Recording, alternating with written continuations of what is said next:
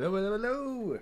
Good evening, Warband, and welcome to the Red Pill Cult meeting. Get your red robes on, sacrifice your goat, and prepare for the offering that we have prepared tonight.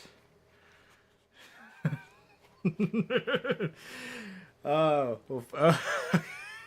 all right, we got Zombie Bob, B Watkins, K6, Awesome Boss in the chat. Welcome, welcome, and Awesome Boss. You heard I love Modern Warhammer 40k. Is that correct? You know what? Yes. Yes, I love Modern 40k. Because if it were not for Modern 40k and what it has done, what it has introduced, I would not have been reminded of why I originally got into 40k 20 years ago. And what I cared about back then. It reminded me what I missed, and so I love 40k the same way that I like modern feminism. It let me see the chains I had bound myself with and cast them off. I cannot be more thankful to Games Workshop and all these writers involved for introducing me to the glories of modern 40k so that I could finally be free of their tyranny and walk away.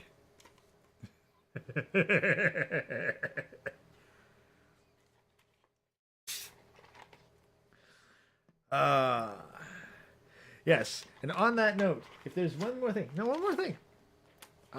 Modern 40k also finally got me to finally invest in a 3D printer. And now I am drowning in miniatures. I now, if it weren't for Modern 40k, I probably would not have an army of the Adepta Sororitas, nor would I have not one, but two large Mortarian models. Entirely different. So thankful to Modern 40k.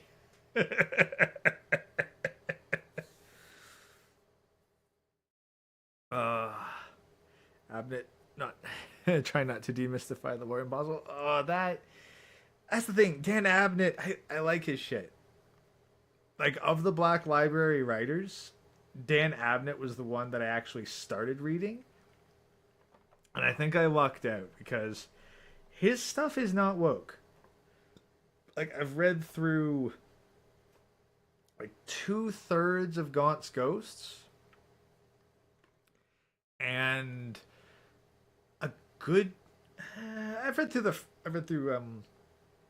I believe two volumes of Ravener and the first Eisenhorn book.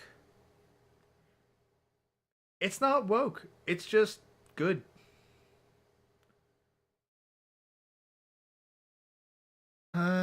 Wilkins, wait, what's your opinion on Black Library making 40k more lore more and more like text to speech? It's frustrating. It's like I'm personally I'm trying to figure out, okay, what's the best parts of 40k? Because I got in via 3rd edition. It peaked about 5th edition. Keep gatekeeping, Grigor. Here is to a halberd and keep printing. Thank you, Ramar. Yeah, no, I'm definitely still printing. I've been printing other stuff too. Still don't have anything printing right now, but I'm reprinting my Gene Stealer Cults army. Found some very good proxies there. And I actually got my airbrush up and working today too to save on primer.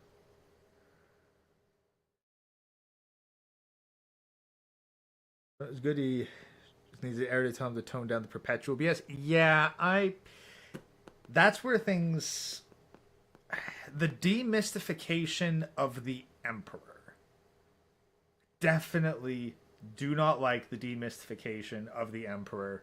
How it went from one super powerful dude and then Malkador as his one friend to like this whole subgroup of perpetuals and fucking Erda.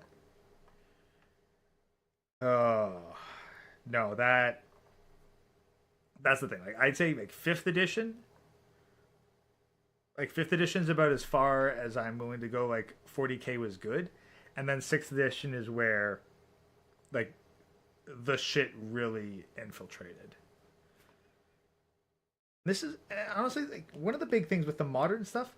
I'm not really sure how I feel about the Necrons because I'm pretty sure that the War in Heaven was a post fifth edition, and I'm on the fence about whether or not to keep that going forward. Because as I've mentioned a couple times, I am working on reworking the lore, though I've been stupidly busy to focus on focus that down recently. But that's an interesting conundrum there. Like how much of it's revealed? Because part of the nerd in me goes, reveal it all. But that's not the point. The point of 40k is not to demystify the lore. You need the mysteries. There needs to be gaps for people to theory craft. If you explain everything, then you get a world that lacks wisdom and wonder. And you have galaxy spanning and millennia spanning events. It would be far better to just have the bare minimum, would it not?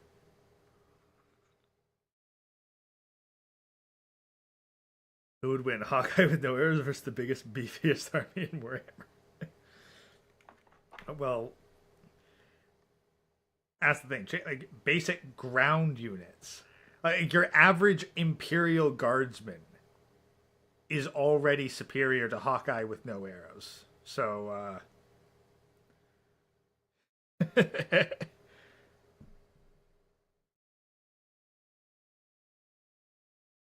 wanted to push make him stupidly evil, but at the same time kind of right with the only real plan. Yeah, honestly, thinking about it,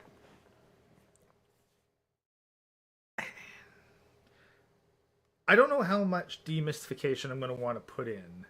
So I'm probably going to go like my baseline guide is 5th edition 40k. That's about as much demystification as I think that I'd want to go with, or at least that I'd be comfortable with. Yeah, bad reveal can ruin the mystique and interest of something. No, that's exactly. It's like better to be silent and thought a fool than to speak and remove all doubt.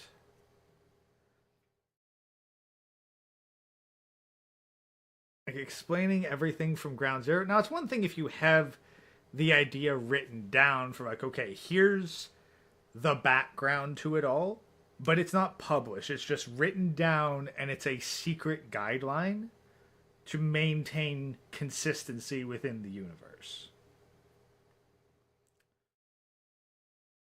A series of hard rules, or even just kind of soft rules that you can follow, and you can be like, okay, look, if you're going to write for this, these are the secret rules of the universe.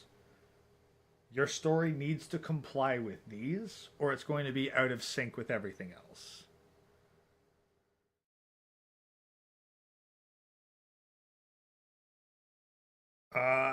Okay, B. Watkins, like, I'll give a bit of a, like, slight spoiler, because one thing that I think was a big missed opportunity was that all the Primarchs were sent away to different planets.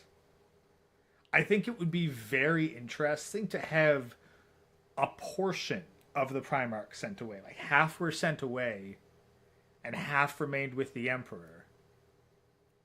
And then you could still have half of them fall to chaos. But that way you could have this internal division, but that's not where the chaos schism comes in. Like it's not like, oh, only the ones that were blasted away fell to chaos. No, some of the ones that did grow up with the Emperor also fell to chaos. I think that could work out rather well too. And so, like that's one of the core changes that I'd make to the lore is that not all the Primarchs were raised off of Terra.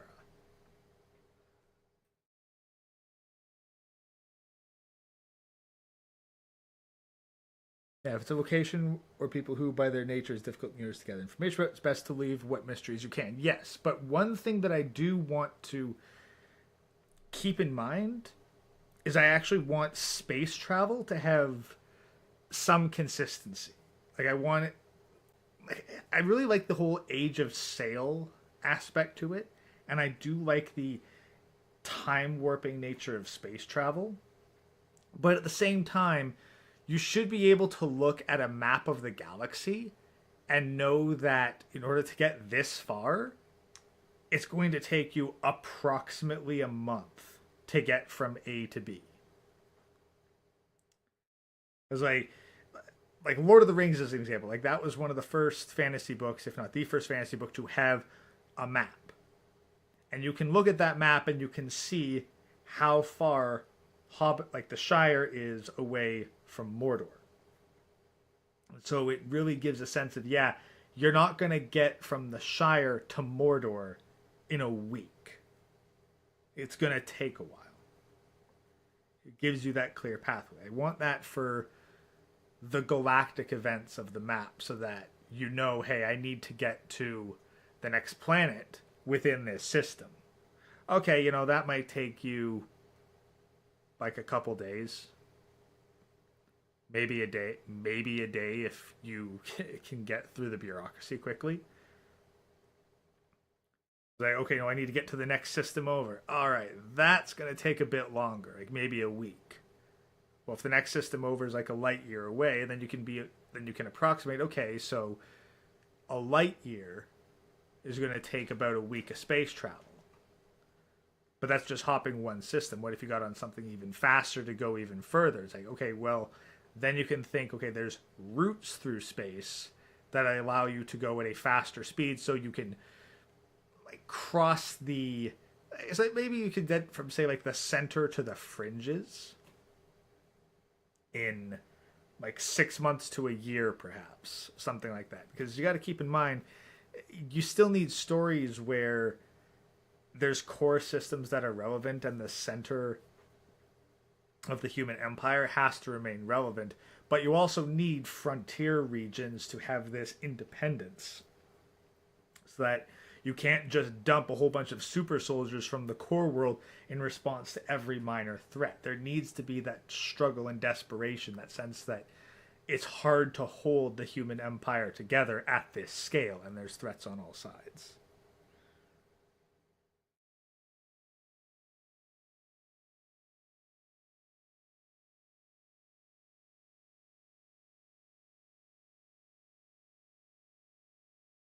Yeah, B. Watkins, the whole Emperor with Angron thing.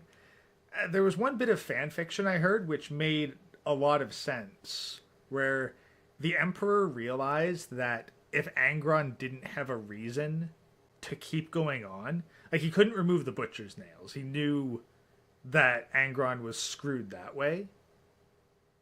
But the reason that he did what he needed to do with Angron was that he still needed someone to be the enforcer.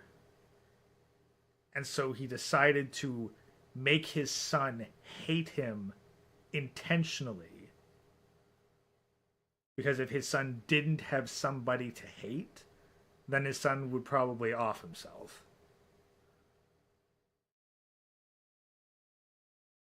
Scurvy Rum, yeah, I'm just gonna spitballing it here off the cuff. Probably not the best intro to the show, but hey, if you guys are interested, I'm here to entertain.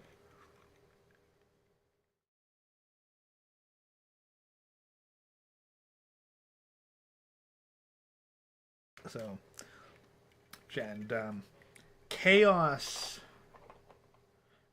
is very interesting.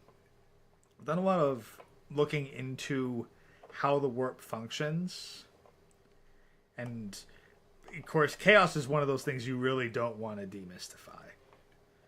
Like between censorship within the Imperium, on the nature of chaos, the mysterious nature of it itself. It's not something that you want to break down and give a formulaic answer to. However, I know that at its core, I want the chaos of the warp to be wish based with willpower. Like the World of Darkness wizards, where you have one's willpower overriding reality. I really liked that aspect of it. And it also makes a lot of sense for such a world. Like for a galaxy, an empire where everybody is suffering, the desire for a better life, a better future, that should be the primary call to chaos. Like that temptation for you can improve your life, but you must sacrifice everything else that you care about for self-improvement. So it is so the core battle with humanity becomes selfishness versus selflessness. And the strength of humanity is its willingness to sacrifice for one another. Whereas the call for chaos is the call to selfishness, where you will sacrifice others to aid yourself.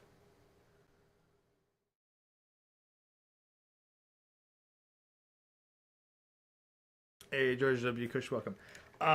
We're just going into some theory crafting on the new 40k, but I really need to sit down and write out the Bible. I've been having some help on Discord and Gilded with the potential for a very new rule system, which honestly I'm still trying to wrap my head around, but that's going to take a while for me to write down and solidify so that I know what the heck I'm looking at first.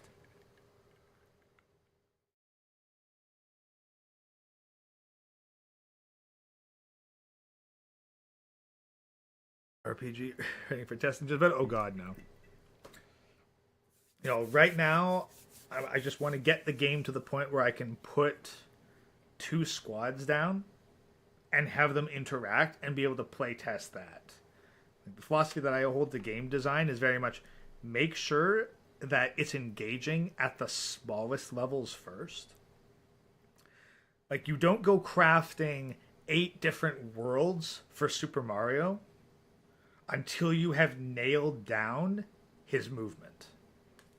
If Mario's jump does not feel good, it does not matter how well you craft the entire rest of the game. The core gameplay experience sucks. Anyone who's played like old Nintendo or Super Nintendo games knows that there are games out there where the movement and core gameplay just feels bad. Heck, there's modern games with that too. Just I don't play that many anymore, so nothing comes to mind. But if the core gameplay doesn't feel good or even right, then it's going to be such a disconnect. Whereas you can have a game that is nothing but just playing around with the core mechanics and it will still be fun. So if it doesn't feel fun to put some miniatures on the table and then have them roll dice to do shit to each other, then the rest of the gameplay is going to suck.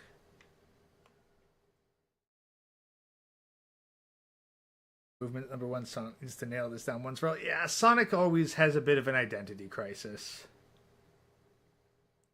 Like, even in the older games, like, Sonic 2 is the one I'm most familiar with. But yeah, Sonic 2, like, they really got it down with the early stuff. Like, what's everyone's least favorite part of Chemical Plant Zone? The water sections. Why? Well, because your movement sucks underwater, and you're constantly under that time limit. It's difficult to go fast. There's those areas where you got to pause and do that precision platforming. Everyone loves Green Hill Zone because there's none of that. There's very few places where you're forced to stop and move through an area slowly. Sonic's all about setting up for a cool spin dash through a large level. Okay, six. If you manage to roll 4 million on a d6, at the very least, you have a guaranteed success. 3D Sonic needs to get it right. Well, the problem is, I just don't think Sonic works particularly well in the third dimension. I think, what was it? Sonic and the Secret Rings. I played that one for the Wii, and I think that one kind of. I think if you're going to have Sonic in 3D, you still only want it to be two-dimensional movement. There's a lot of the times when people run into the frustrating sections on 3D. I'm thinking of a review I saw of Sonic Heroes. It's when it's really hard to judge where you're going and very hard to control, especially your falls or your forward movements. Like you're holding forward and then the camera angle shifts and now you're running sideways into a wall because the whole system reoriented. The problem is it's very hard to get that spectacle and all those neat camera angles while also giving full 3D control of the movement. And Sonic and the Secret Rings fix that by saying, no, you go left, you go right, you jump, but your forward movement is completely predictable. And aside from an acceleration or deceleration, largely out of your control. And I think that works. Like, I promise, Sonic was trying too hard to be Mario, but Sonic's all about. It's a speedrunner's game. It's about moving forward through a level fast, and the faster, like the better you are at the game, the faster you get through each level. The fewer mistakes you make, the faster you get through the level. And it's all about seeing this area that you had to kind of carefully navigate before, zip by as a blur as you precisely time your jumps and your spin dashes.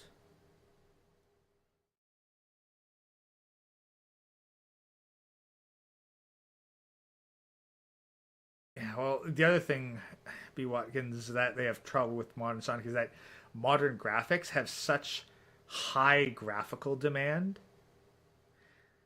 Like, this was a big thing with, like, why Sonic was the face of the Sega Genesis. Because the Genesis had an incredibly fast load speed. So you could load levels extremely quickly, so you could move through levels extremely quickly. It's like the opposite of Silent Hill. Like if you look at Silent Hill, original Silent Hill 2, with the fog removed, it's shocking to see how little of the game is physically rendered at each point. And I think that's the issue with Sonic games, is that you constantly need to be loading and unloading stuff so that you can have all these spectacle moments while also not causing your system to completely chug and your graphics card to overheat.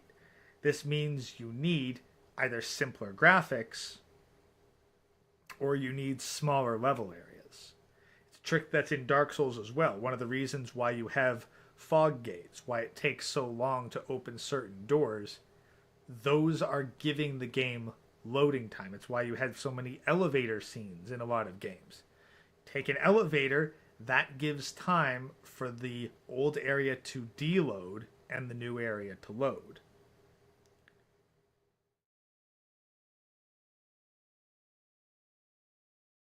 Chaz really hates Sonic. No, Chaz just thinks Sonic is mid as a series, and he's up against the hardcore Sonic fandom, to whom Sonic is basically a religious icon to them. But Sonic has gone far beyond. Like, Sonic is not just the video games. It is a long-running comic series, multiple TV shows over the past several decades. again, of varying quality.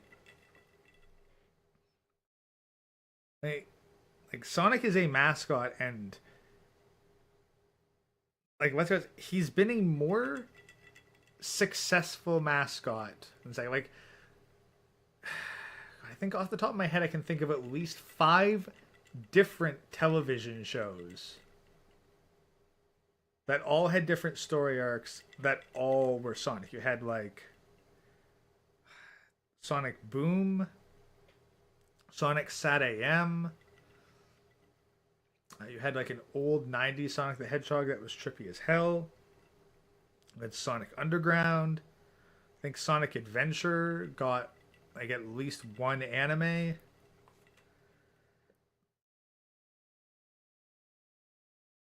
Just there's a lot. It's gone through just a crap ton of iterations.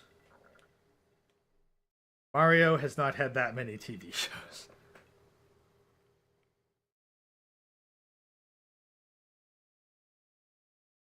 Sonic's become more like a media series than a video game series. Exactly. So you have too many people trying to put together what makes Sonic good, and you have such a variety of people. It's not like Metroid. Like with Samus, on the other hand, fairly limited, and if you step too far out of characterization with Samus, people will get pissed. That's why Metroid, one of the reasons why Metroid Other M was such a colossal disappointment.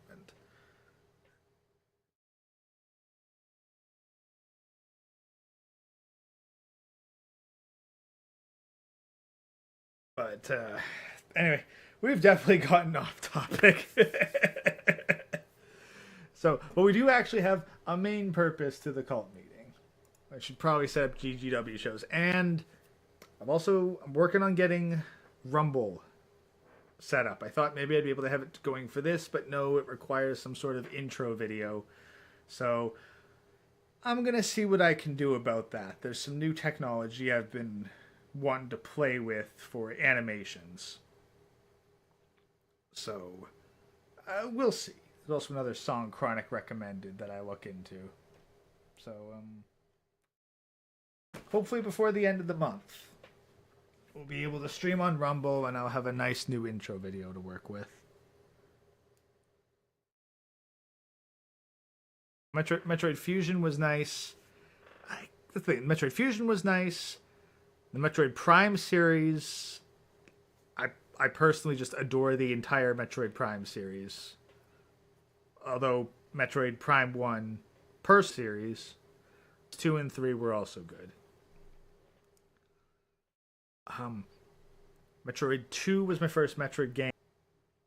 And then they remade Metroid 2 for the 3D.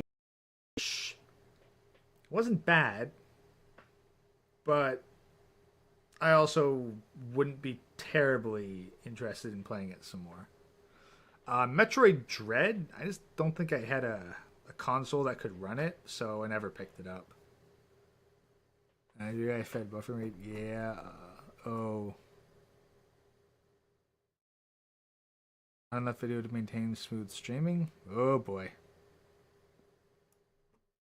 We are still live. I don't know. Maybe, do I need to shut down some of my tabs here? Shut down some tabs.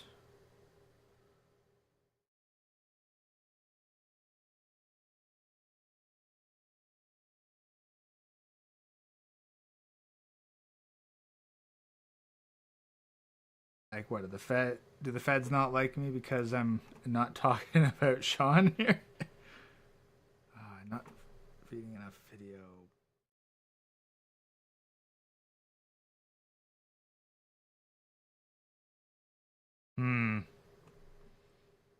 This isn't fun. I don't want the segment to get buggered.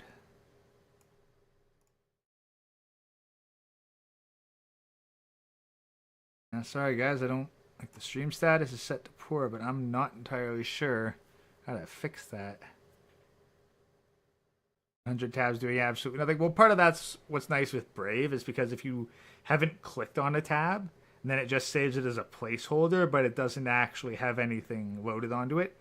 And if you don't use a tab for a period of time, it actually puts it into the background to save on memory. So, like, that's the thing is, like, it's not that I have 100 tabs open. It's probably because I'm running both VBridger and VTube Studio at the same time, and that might be choking my video card a bit.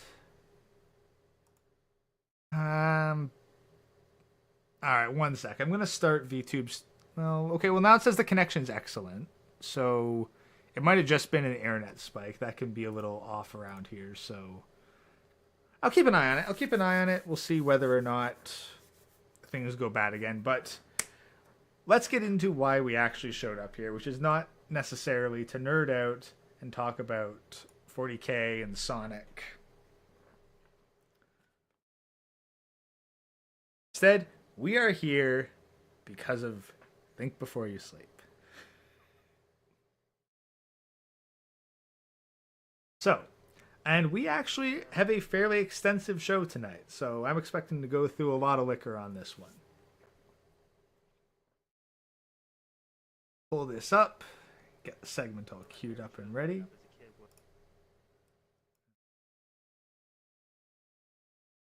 Up.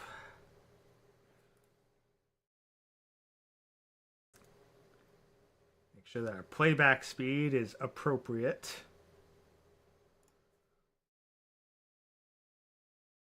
Guys, get your ice cream, get your popcorn. We'll begin the segment momentarily. Record and oh, we are continuing in our series on Sean of Think Before You Sleep, uncovering the past that, well, he tried to bury, but thankfully he was not successful.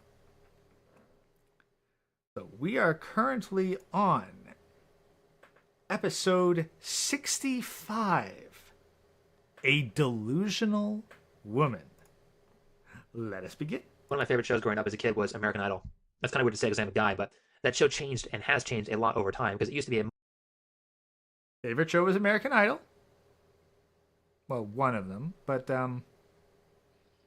okay. much different show for at least the first couple of seasons.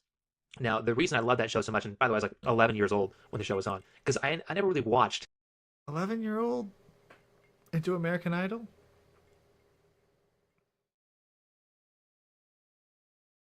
I think I was watching, like Dragon Ball Z at that time, so I'd probably put that a little higher on the list than American Idol. I didn't think I knew that existed at the time. Any more than the first couple weeks of the show, because in the first couple weeks of the show, you'd have the auditions, and you get to see all the people who did really well and sang great, and more importantly, you got... fair enough, August Line. He has always been a reality TV junkie. To see all the people who think they are really good, but are actually really terrible. And I think the thing that actually put this show on the map, the thing that started out reality, well, I think Survivor actually started reality TV and Big Brother, but the thing that started all the talent shows and all the karaoke contests was Simon Cowell. Simon Cowell was the reason that show got popular, because what he would do is he'd watch someone who was really terrible at singing, who thought they were fantastic, and he would say, "You're not fantastic, you're terrible, either get better or don't do this." And it's this utter honesty in that situation that really skyrocketed that show, because Well, that's the thing. I think it's also like not just Simon Cowell, but also Gordon Ramsay. There's something about getting chewed out by a British man that American TV viewers just seem to love.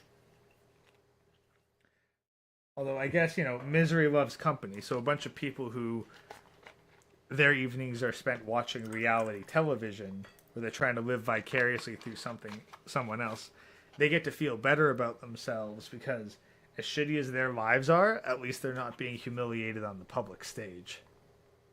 are so many people in Hollywood, or in, well, Hollywood, singing, dancing, acting, all those different like fun jobs. And by the way, if you're going to be good enough to actually get paid to do that stuff, it's not a fun job. There's a lot of bullshit you have to go through to actually get good at stuff. Even teaching yoga, just to teach a 1 hour class. Comparing having to work in Hollywood to teaching yoga, like, Sean, you basically like you taught yoga, but you also found time to espouse your fucking political beliefs. Like you have no idea what it's like to actually be a bloody professional in the entertainment industry. I mean, closest I've been to that was like working with catalog models during photo shoots. That's about as close as I got to the entertainment industry. And no, there's no time during that to have political discussions and give out sermons. You are there for a task and you are on a fucking timer. So you have to complete the objective as quickly as possible, or you're going to be replaced by someone who can do it faster than you. Yoga. There is so much fucking prep work that goes into that, and even doing these YouTube videos or these YouTube radio style videos. There's so much. There's years of prep work that I do in reading books, philosophy, public speaking practice. That Public speaking practice to do this. Like, are you basically going to say that the entire summary of your life was spent training for this? Like, no. No, and because that's the thing, because like, apparently for all the effort you've put into it, well, guess what? You're still fucking suck at it, and you're even worse at live streams. Like, again, my live streams, they're better than yours, and at the very least, they got better fucking production than yours, even if I do worry that I pause too much. But that's beside the point. Let's keep going. I all had to go into this before I'm even worth listening to. And well, let me put it this way, because I actually got this video from a random Tom Likas episode that popped up. This is some old stuff, because this comes back from, well, this comes from when YouTube was very, very new. When YouTube was kind of a joke. This is back in 2007, I think.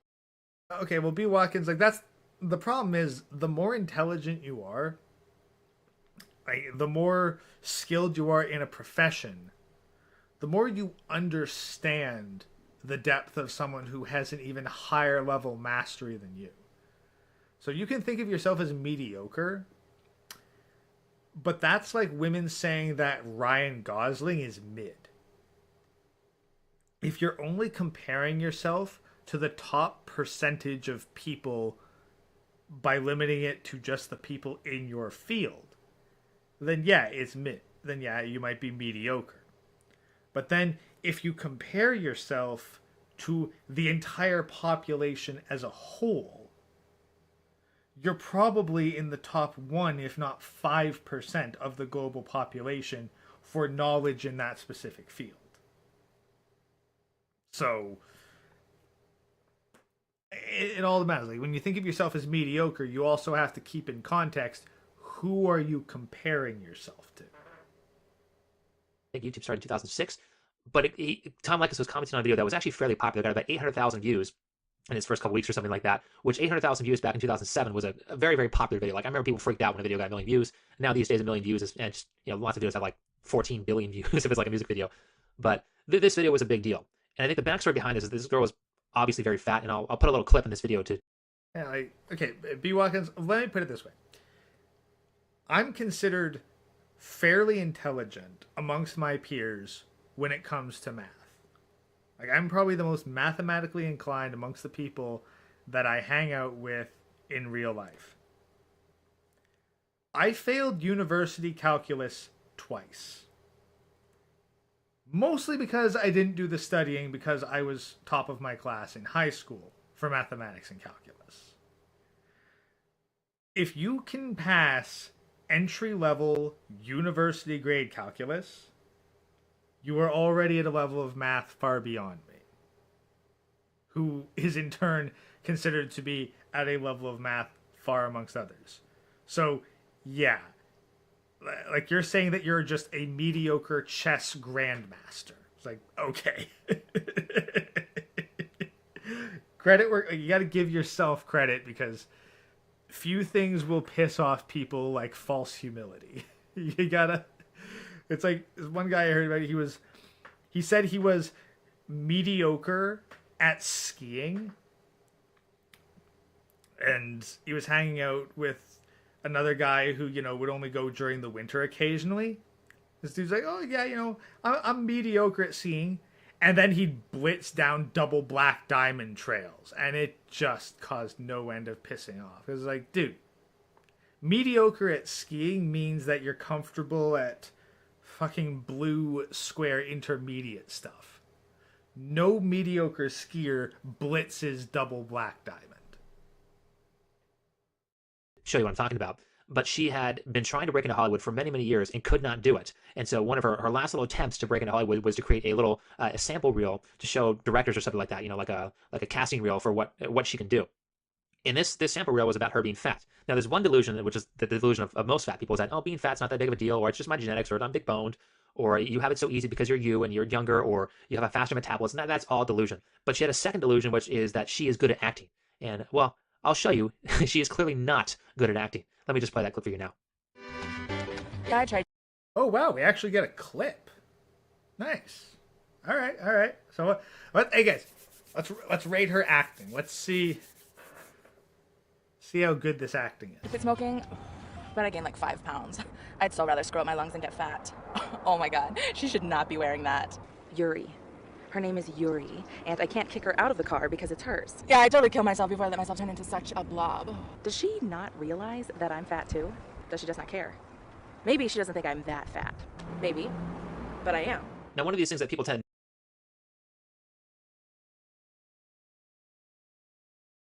That was like... I've seen more convincing skits on fucking YouTube. She sent that shit into Hollywood. Like literally, there's people making more, like, funnier skits. So, like, not only that, like, it's not only that she can't act, she can't fucking write. But, oh, God, no, like... There's literally, like, dudes making skits that are better than that. And, like, hold on, guys.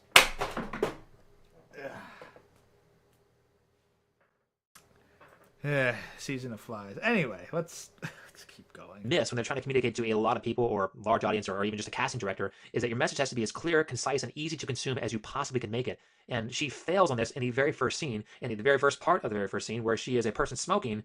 And it took me 4 or 5 different viewings of this video to figure out that when she's smoking, she's supposed to be playing a thin character, and it's kind of ironic that she's smoking and saying, oh, it's so bad to be fat, yet I'm smoking. I completely missed that, and one of the ways she could have gotten around that was just hire somebody else or just get one of your friends to play the thin person. Yeah, no, that's the thing. I'm so used to She was supposed to be playing a thin person. I just thought she was a fat chick coping because she thought that she'd get even fatter. She thought that, like, no, this is who she thinks of. This is what she thinks of, like, when she is skinnier. And the irony is that, like, it's 2 women of equal weight, one complaining that she'll get fatter if she doesn't stop smoking, and the other one being self-conscious about the fat. It's like, god damn. Oh. Person, and then people would get it quite concise, and that would have made her video better. Outside of that, her acting is obviously very terrible. She's Hey, Francois. Oh, yeah, are you able to find someone for those sculpts? Nice.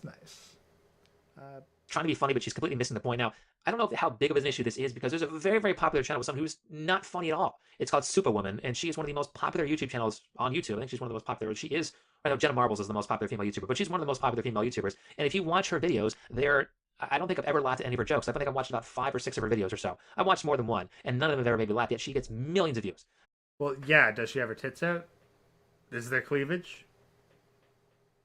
Like, that's why most guys do not listen to female comedians or their skits.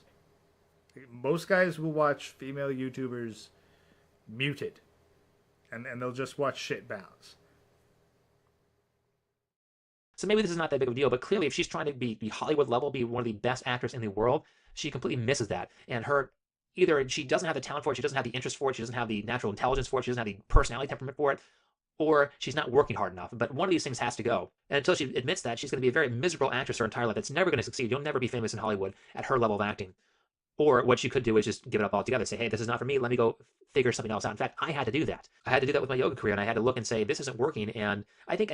Yeah, because you're clearly far more of a spokesman who, and not even a very good one, but like you clearly enjoy being a spokesman far more than you do teaching yoga. Otherwise, you wouldn't be espousing your own personal philosophical shit like during yoga. Like, you've got to separate your work and your hobbies. I really think that one of the biggest lies, and there's been a lot of them, don't get me wrong, but one of the biggest lies that were told was that, hey, find a job you enjoy and you will never work a day in your life. Screw that. The counter to that is like, look, find a job that will give you the freedom to pursue what you want in your free time. People trying to make their passion their job only makes them hate their passion. Like, I don't go into work and start spouting off all kinds of philosophical stuff, and I don't always like rant about all the nerdy shit I like to my coworkers. Like, I'll mention it. It'll be kind of neat, but I'll also just mention random shit that I found. Like, honestly, that thing that SCE sent like last week, 2 weeks ago, about how camels came from Canada, that was fascinating, and I was able to get some nice conversation with a couple of my coworkers from that shit. But that's about it. You got to separate your work and your hobbies. And people who love their job, they don't love it because they love the daily bit of work. They love it because it gives them the ability to do what they want when the workday ends. If you can't separate what you do for money and what you do for pleasure, you're just going to hate what you used to do for pleasure, because you need to do shit that you hate so that it can become monetizable. You know, only make your passion your job if you don't need a job. Like, no, your passion should be your passion. Like, maybe you can monetize that a bit, but the problem is you need to be able to be professional about it. Like, there's a bunch of quote-unquote professional artists who like take on just a crap ton of commissions that they'll never be able to deliver, and they're basically running a massive scam. But they're trying to be like, oh no, I want to take on all these commissions. Like, no, you need to take on what you can take, and then you need to be able to work through the hard shit. You need to be able to like work even when you don't feel inspired. Like, Michelangelo is a key example of that, because he did not want to work on the Sistine Chapel. He did not like working on the Sistine Chapel. He was on a fucking time crunch because of the medium of paint that he was using. He liked being a sculptor. He just happened to be a good painter. And he didn't even really want to work for the church. He kind of had to if he wanted to like ever work anywhere that the church had influence again. You don't say no to the Pope back in the 15th century. 14th or 15th century, I forget which exactly. But he did not want to be painting upside down while pigment and freaking wall plaster was constantly dripping on his face and probably into his eyes. It was bloody miserable, and he had to do that for ages. But he did it because that's professionalism. And it gave him the freedom to do what he wanted and buy those big ass chunks of marble that he was able to work on his true passion, which was sculpture. That's the difference. You gotta be willing to do shit you don't like so that you can do the shit that you do like. And if you can make some side money doing the shit that you do like, great. But if you depend on that to make your bread and butter, you're gonna run into points where you're gonna have to do shit that you don't want to do. You don't need the money. Monetizing your hobby becomes less straining. Yes, that's why like I'll monetize some of my 3D printing stuff, but I'm not under immense pressure to do it because I have my standard 9-10 hour a day, 5-day a week job, and I love it because I don't have to fucking take that shit home. At most, my body's beat up at the end of the day, but I don't gotta get worried about getting a call at 3 a.m. because somebody fell off their bike and now has, well, a bike tire where their pelvis used to be. I don't got to worry about that. As soon as I'm off the clock, I don't gotta give a shit.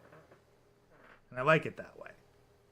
Anybody who's successful at anything has to say that. It says that multiple times. Like I've heard tons of success stories. People are just like, I absolutely quit, or things aren't going right, or whatever it is. But I think there's a part of this reassessment that goes on every so often. Hey, this isn't working. What needs to be done? Is this it, or is it a time to make changes? Now, fortunately, what I did with yoga, and I perceived this quite early in the time period that I started teaching yoga, was that if I'm going to create a skill called yoga teaching, I should also make a skill that, or should also be building skills in that field that relate to other fields. And I'm so glad I did that because I added something into my classes that no other yoga teacher does, or that I've seen in the area that I was in, is I added speaking and speeches to my yoga classes. Yes, and that's probably why you fucking failed at yoga classes, because yoga classes are not the place to be giving fucking speeches and lectures. People don't go to yoga to be fucking lectured about politics and philosophy and lifestyle choices. They go to yoga to have a guided stretch. That's what they do.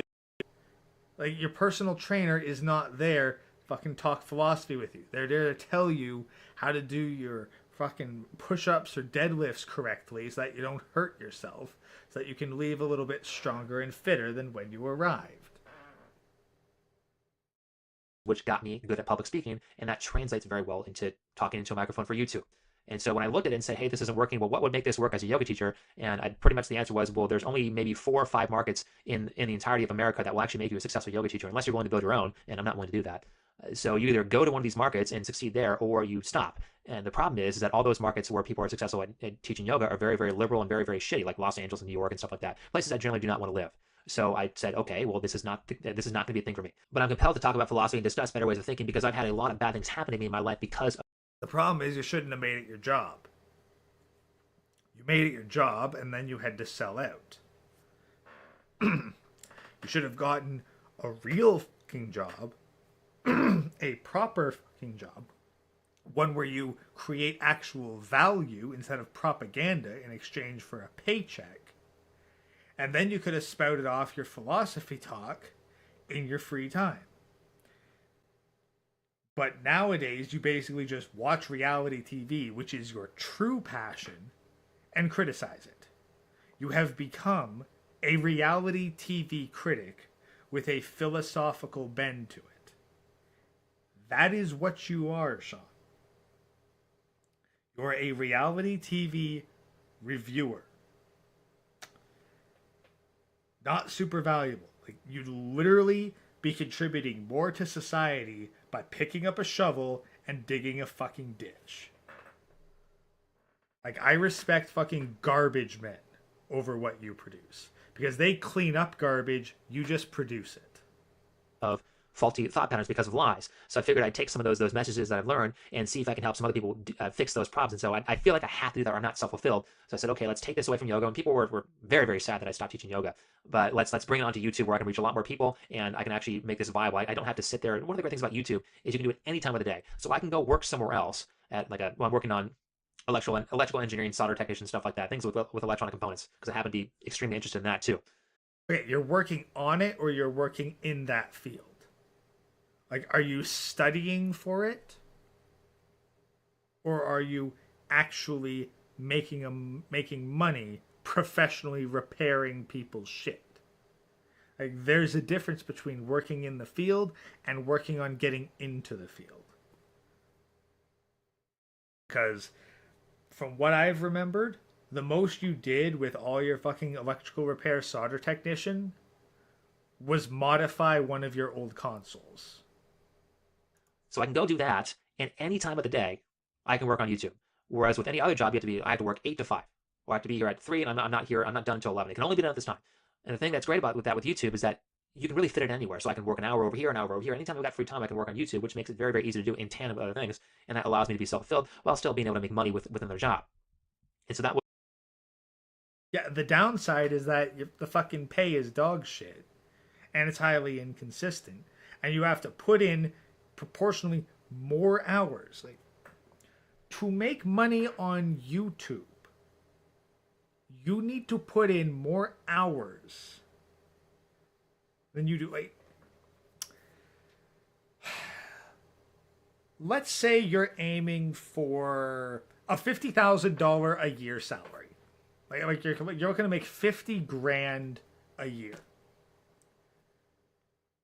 The amount of hours that you have to put in on YouTube versus the amount of hours that you would need to put in working a 9 to 5, you need to put in more hours to do that on YouTube than you do to get it during your 9 to 5.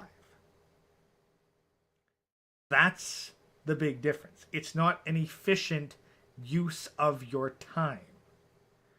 It's like, oh, whenever I have free time, I can go work on YouTube. It's like, well, Kurt, when I have free time, I'm painting miniatures. I'm building shit. And because my daily 9 to 5 grind gives me a predictable schedule, I can work around other people's predictable schedule and create predictable scheduled events.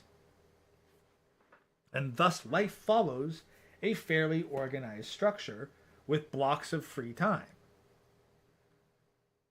Like, that, to me, at the very least, makes a hell of a lot more sense than basically every moment constantly having to choose between what fucking side hustle you're pursuing. Wait, you're running electrical engineering? Are you doing that yourself? Is that also a free time thing? Are you just unemployed by this and you're just trying to grind money off of YouTube? What do you do for a living here? If you don't do a 9 to 5, were you seriously making enough money off of YouTube to pay your rent?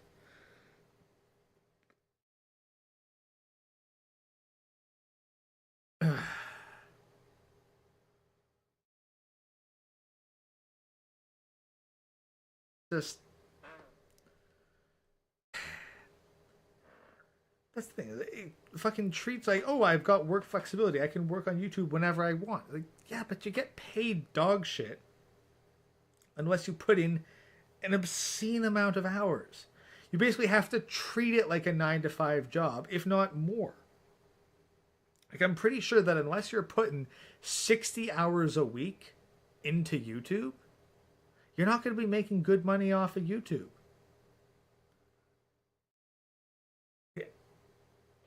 I'm open to being proven wrong on this. But this idea that it's better to work YouTube than a stable job because you can work YouTube whenever. It's like, no, I don't want every second of my day to be feeling like, oh, I could be making more money right now if I wasn't working on the things that I like and I was instead working on my YouTube channel. Now, screw that. I like being able to leave work behind, get out of work mode, pull out the airbrush, and fiddle with some shit. I also like having, fucking disposable income that I can actually enjoy.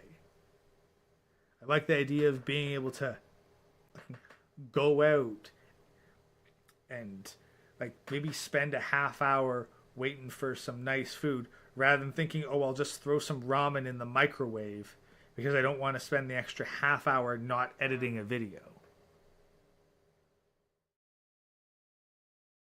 Girl Choke Chronic stream was cut shorter. What happened to it? What, you mean tonight's stream? It cut off early? I don't know.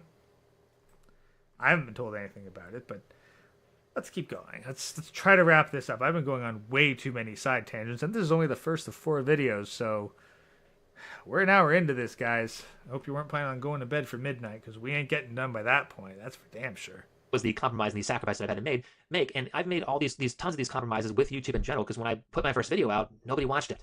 In fact, I had it out for 2 weeks, and there was not one view on it. And I'm not fucking with you. There were 0 views. And the people think I like to exaggerate, but if you put a YouTube video out now, record yourself saying something and put a YouTube video out now, nobody will watch it. Unless you happen to pick a good topic. So I just say, well, why are people not watching this? Okay, well, my thumbnail sucks.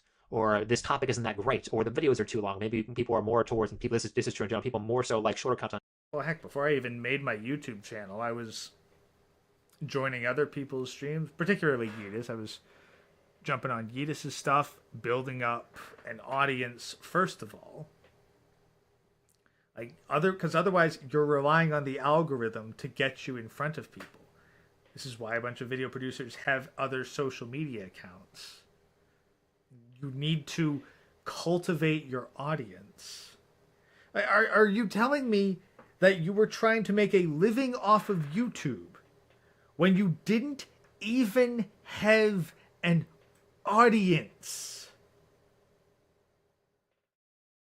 Like, holy shit. That's the thing. It's like, this should have been your fucking hobby, dude. Not your fucking primary method of income.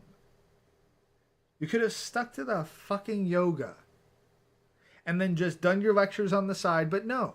No, you had to give your lectures during your fucking yoga because apparently you can't separate your passion from your work. Just, jeez. Like, seriously. Just, I can't even say it blows my mind, honestly.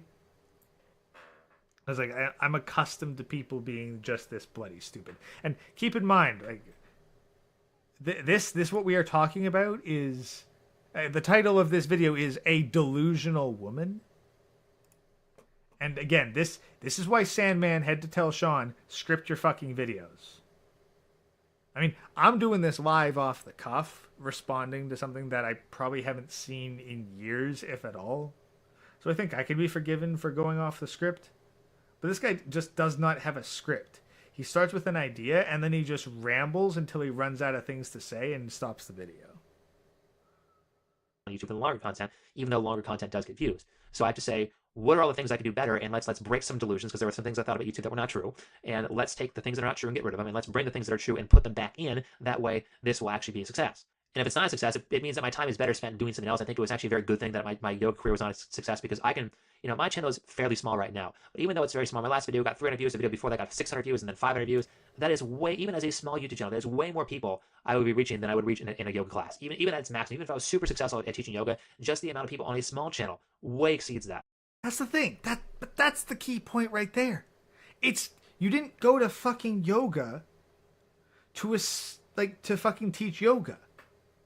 You went to espouse your political shit or philosophical shit or whatever in front of a captive audience. That's why you failed as a yoga instructor. Because you didn't give them what they wanted. You gave them what you wanted. And you didn't give a shit about your fucking customers who made sure that you were fucking paid. Cater to your audience. That's the whole reason why I fucking roast you in video after video. Do I enjoy it? Sure. But I primarily do it because my audience fucking loves it. I got 25 people watching me right now. Shout out to everybody there. So basically, I've got the equivalent of your yoga class here. And unlike your yoga class, who you brought in under false pretenses and then held hostage because they'd already paid in, I got 25 people here who are willingly coming here to listen to me tear a fucking strip off of you. So I'm going to at least try to deliver something that they enjoy. So I'm glad I got pushed out of yoga for that reason. But if it's not successful, either it's not the right path, or it means I'm not putting enough work into it. And I always assume I'm just not putting enough work into it before I assume that I'm not right for it. So I give things their fair shot. And of course, I'm going to bring this. No, you're not. You're not right for it. But you should have kept with that one. It's not about putting more work into it. It's not about the effort you put in. You have to intelligently put the effort in. And if your effort is going to be reliant on pleasing a client, your audience, then you need to find what your audience wants and give your audience what they want. And when people come in to your yoga instruction class, they don't want to be lectured on fucking philosophy. They want to be taught yoga. Back in you, because everything we project out. So if I'm going to project this thing onto this chick who thinks she's an actor, I probably noticed that she's a terrible actor for a reason. I took an acting class from a very successful actor, and I really don't want to say who it is because that might give too much personal information about me. But yeah, and then you go and show your face a while later. So honestly, you may as well hand out your fucking name and social security number. I had no interest in being an actor. But I thought, teaching is very close to acting, so I'm probably going to learn something that's useful in this class. Even though I have zero, I even told the person who was teaching the class, like, I don't have an interest in acting. But I think there's something useful here. And so, about 6 hours. Yeah, you're trying to act like a man. So no, you like acting. You just suck at it. Into this class, it was an all-day class. And he kind of said to us, well, now that you've seen everybody act for about 6 hours or so, you probably notice certain things that they're doing right and certain things that they're doing wrong. Probably more so on the things that they're doing wrong. Now, for me, as someone who's teaching this, there are about 30 things you're doing wrong. But you as a viewer are only going to pick like 1, 2, maybe 3 things. if you're doing that, there's a reason you pick those 1, 2, or maybe 3 things. Like, as a viewer of your content, I am your client. As your client, because I am the one whose attention you require in order to make the ad revenue. If I, your viewer, do not watch your content, then you, as the producer, do not make your sale with ad revenue, and therefore do not make the money. So if I, as the viewer, can point out the thing that I don't like, it doesn't matter what the other 29 fucking things you think are wrong are. I'm giving you the feedback about what I do not like and what I want to see you correct in order for you to continue to get my business, which is my attention. So fuck the other 29 things. You need to focus on the things that your clients want. That is how you make a successful business. Not making it the way you think it should be, but the way that your clients will be satisfied by. If you don't appeal to your fucking audience, then this is not a job. This is a hobby. one of the things I picked out when I was watching these people is that people weren't loud enough when they spoke, or they weren't verbally clear. And turns out I have that problem too. So if you're going to sit there and pick out these same things over and over and over again in other people, you can use that and throw it onto yourself and say, is this actually true about me? And a lot of times it is true about you. And in the case of the class, if you see that in them and they figure out how to get past that thing that you point out that was wrong with them, copy what they did. You can use that as a way of ridding yourself of all the hard work it takes to figure out how to get past that problem. And of course, you can use that to get past. Okay, so your idea, if I'm understanding this correctly, is listen to how other people criticize you.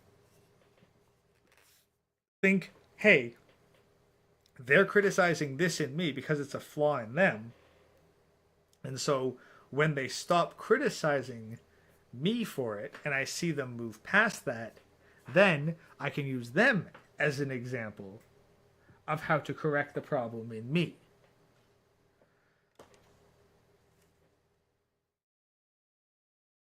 Or you could just fucking appeal to your audience. You could just fucking listen to the criticism, take it to heart, and adjust appropriately. You know? I mean, people here are not largely complaining about the amount of gaps that I put into my sentences. And yeah, partially that's because my mouth isn't working fast enough. My brain's not working fast enough to keep up with my mouth. But the other part is that I give gaps in my speech because I don't like the whole constantly talking. I don't like the idea that you're just constantly speaking and not giving people a moment to think. I like giving people moments to think and absorb, so I end up breaking down my thoughts into more digestible chunks. How much of this is good? How much of this is bad? I don't know, but audience doesn't seem to complain about it. So I'm going to keep going with it. However, that's enough side tangents right there. This is only 12 minutes, 17 seconds, and I'm playing at 1.5 times speed. And this segment's already gone on for about 40 minutes. So let's at least try to wrap this up before I hit the 1 hour mark. Master delusions. I'm going to bring this video yet again back to this channel that I really love. It's called Totally Not Mark. And he's really good at breaking down stories and breaking down hero stories, and Dragon Ball and Pokemon, I think, are his biggest videos. But there's an essential part to a hero story that works, is that every hero must have some type of lie to believe. They must have something to overcome. So what do they believe about themselves that's actually incorrect? And one of the examples that he uses is a character in Dragon Ball named Trunks. Sorry if you're not a Dragon Ball fan. I'll try to explain this as easily as possible. Okay, Dragon Ball's been said a couple times in less than a minute. Where's Chaz? Chaz? Beetle Griga? Sean's talking Dragon Ball again. But Trunks is a character who doesn't really believe in himself. He's got this problem. These people are destroying the world. There's not very many people left. He's the only one who has the strength to fight them, but he's not strong enough to defeat them. And so his lie that he believes is that he needs people to solve his problems for him. He actually repeats this in Dragon Ball Z, and he repeats it in Dragon Ball Super, is where he goes back in time to a different universe to bring people to go solve this problem for him. I can't do this by myself. You need to solve this problem for me. Not only is it a very powerful lie, but it's also a powerful lie in general. I think this is why Trunks is one of the most interesting characters in the show, because a lot of people believe that they're incapable of doing things on their own, and they go and branch out to see if other people will solve their problems for them. Well, I mean, I get where you're coming from with that, but the problem is Trunks is not the main character. Like, what problem was Trunks actually able to solve on his own? Like, he had to go back in time trying to save Goku. Now, he was just trying to prevent his future from coming into existence. Which, yeah, good, but he was too weak to take on the androids in his timeline. Gohan prevented him from taking a suicidal attack on the androids. Everyone who was capable of taking out the androids, well, there wasn't anyone. Like, they all died because they didn't know the androids were coming. And Goku died of heart failure. So Trunks went back, prevented Goku's heart failure, and then was able to train with his dad in the hyperbolic time chamber, which, yeah, gave him the strength to go back and take out the androids after everything. But Trunks was not able to solo Cell. He tried. He genuinely thought that he could solo Cell in his powered up form, but instead all the extra muscle bulk just resulted in him being way too slow to hit Cell. So Trunks did not solve any major crisis by himself. He powered up enough to be able to contest Cell, who was far stronger than the androids, and then he was able to wipe the floor with the androids back in his own timeline. But it's not like he overcame that kind of shit solo, because he was dependent on at the last minute for it. So maybe I'd need to hear this argument worded a little bit better, because I'm not thinking that this is particularly good so far as Hero needs to overcome a delusion in order to grow as a person. And the essential part of Trunks' story arc is that he is figuring out how to solve his problems for himself. He is going and meeting a different group of people who have different ways of thinking, and those people make him strong enough to fight his own battles. In this type of plot structure, and this type of plot point, he spent a compressed year inside an alternate dimension with his uber-powerful, uber-confident dad, and they beat the shit out of each other and trained for a whole year, learned a new form of Super Saiyan. Well, actually, no, they just really powered up their existing Super Saiyan forms, and that was enough for Trunks to go and solve his own problem back at home. Wasn't necessarily a mindset change. Like, he just powered up so that he was strong enough to deal with the shit that he couldn't deal with before. It's the equivalent of like, oh, hey, I can't lift this heavy boulder because I can't squat 500 pounds. Well, I'm going to go into another dimension and I'm going to do weight training for a year so that I can squat 600 pounds and then I can go back and move the boulder. That's not character fucking growth. are compelling because it's actually true. These things actually work. If you're going to be the hero in your own story and you're going to overcome something, you have to realize that there's some lie that you believe that you have to get past. And what it may look like is that something's not working out in your life. And well, if you believe this thing and this thing doesn't lead to results, then there's something about that belief that's incorrect. And so that might be how you identify that. And another way you might identify is that what do other people say about what's going on with you? Like if you really want to know if you're a good chef or not, well, you make food and you give it to other people, and the other people either like it or they hate it. And even if they lie to you, you can kind of do things like, well, if they take a bite and never take one, they say, oh, this is really good, but they never take another bite, they probably didn't like it. So things like that will help you become more aware of. Or, and this is fucking amazing, how about you make some food and then you eat it yourself?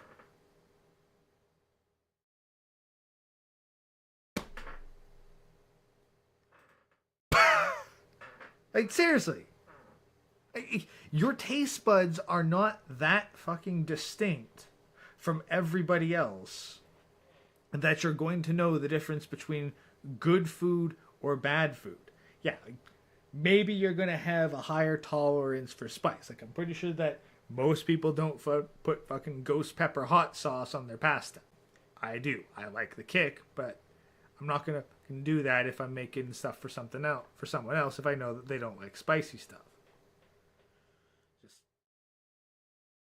You can eat the food yourself and adjust the food yourself. This is why so many chefs are fat. Because they're constantly experimenting with food and then eating it. And they're trying to enhance it, trying to make it better. And they're constantly studying what does it take to make this better. But they don't always have somebody else to feed, so they feed themselves. And they end up eating a lot. And thus, they're probably fat. That's how you know, hey, this cook's good. How do I know that? Well, the dude's fat as fuck. So he's clearly had a wide amount of... He's clearly sampled a lot. He knows his food. Like, you don't start with other people. You know what good food tastes like. Maybe you don't know how good it is to encourage people to fucking pay for it. But considering the shit that people will pay for, so long as it doesn't taste like absolute ass, chances are it'll sell. Just a question of for how much and to what grade of client. What lies you believe and what lies you believe that are holding you back that you can get rid of that would make you stronger. These are things that all of us go through. And the sooner you learn this lesson, the better. Otherwise, you're becoming that person who's like, 45 years old, broken, homeless, and still thinks they're going to make it in singing or acting or whatever it is. And well, you don't want to be that person. But that'll be it for this video. If you would like to, please hit the like button, subscribe. I'm pretty sure he doesn't have this video up anymore. So you can subscribe to his channel if you want. If, I don't know, somehow maybe I've been making a good marketing case for him somehow. Otherwise, commentary is going to have to go below this. And yes, I do plan on uploading this to my own channel sometime when I stop being such a lazy fucking get around to it. Oh God, 45 minutes for a 15-minute video. God help us all. All right, so that was that one. I apparently had a lot to unload on that one, so I do hope that at the very least it was entertaining, and the numbers have fluctuated between 20 and 30 for that. So, hey, to anyone who's just dropping in not knowing what the hell this is, welcome. Thank you for stopping by. To everyone who has been a long-time viewer, y'all been keeping the comment section going, so thank you. I do appreciate that. It looks far better for the video when you've actually got people who are actively commentating and chatting. A couple hours ago, I got a And it's also encouraging to see people actually engaging in the chat.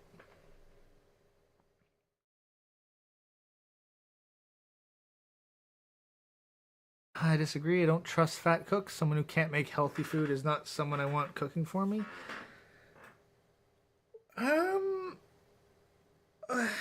Well, okay. No, that's actually a bit of an interesting side tangent there, because just because food is healthy doesn't mean you won't get fat if you eat enough of it. It's like steak. Like a well-prepared steak, that's healthy. But if you eat a lot of steak and you don't exercise because, well, let's be honest, being a chef is not the most physically strenuous activity. It's all calories in to calories out. If you are eating a lot of food and you're not putting in a huge amount of work, then you're going to get fat. It doesn't matter how healthy the food is. You can still put away like 3, 4, 5,000 calories a day.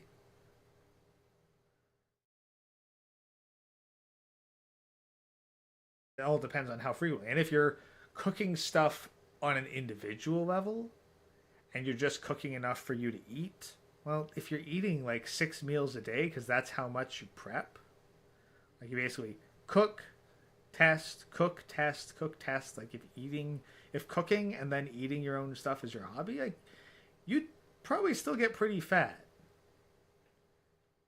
And I could see it. That's the thing. I wouldn't necessarily... Now, it all depends on the degree of fat.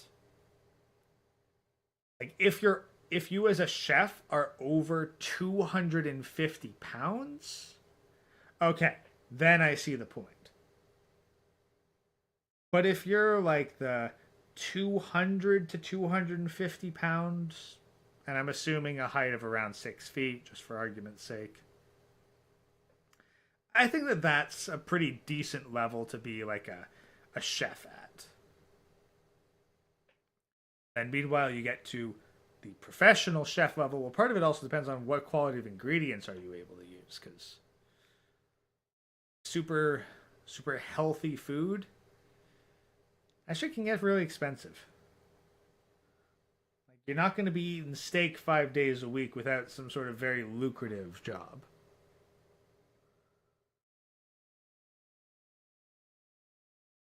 If the cook is obese, the food is like filled with butter, cream, and sugars. I'd rather a gym bro cook meal. That is a very good point. Like, I think that bakers would probably also. Bakers are in a weird position because on one hand, their stuff would definitely have a lot more into the sweets, like the sugars, the butters, the creams. Very calorie dense food, not something you want to be eating on a regular basis. However, being a baker does require a lot of calories. Like, you're often lifting heavy stuff, unless you're using machines for all of your mixing processes.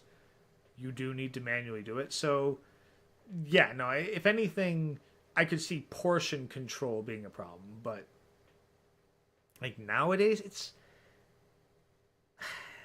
it's not that hard to cook a decent meal. It's really not that difficult to cook a decent meal.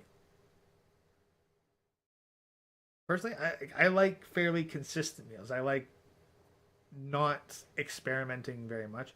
Not because I wouldn't like to experiment, because I get back from work and I'm like, look, I'm not here to make some fancy shit that's going to take an hour to prep.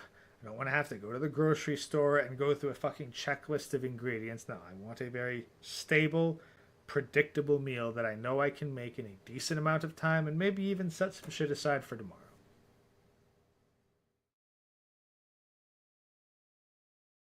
That's why you've been a cook. If you're good at your job, you don't need to taste everything. Yes, that's the thing. That's where I'd put the difference between a cook and a chef. Like, the cook knows how to make the recipe well, and they know when stuff's going to be, like, good. The chef is the one who's trying to invent new recipes, and so they require continuous experimentation because they're working on the frontier of what they know. Whereas a cook is largely working with a recipe that has already been established and tested, so they just need to follow the instructions and not fuck up.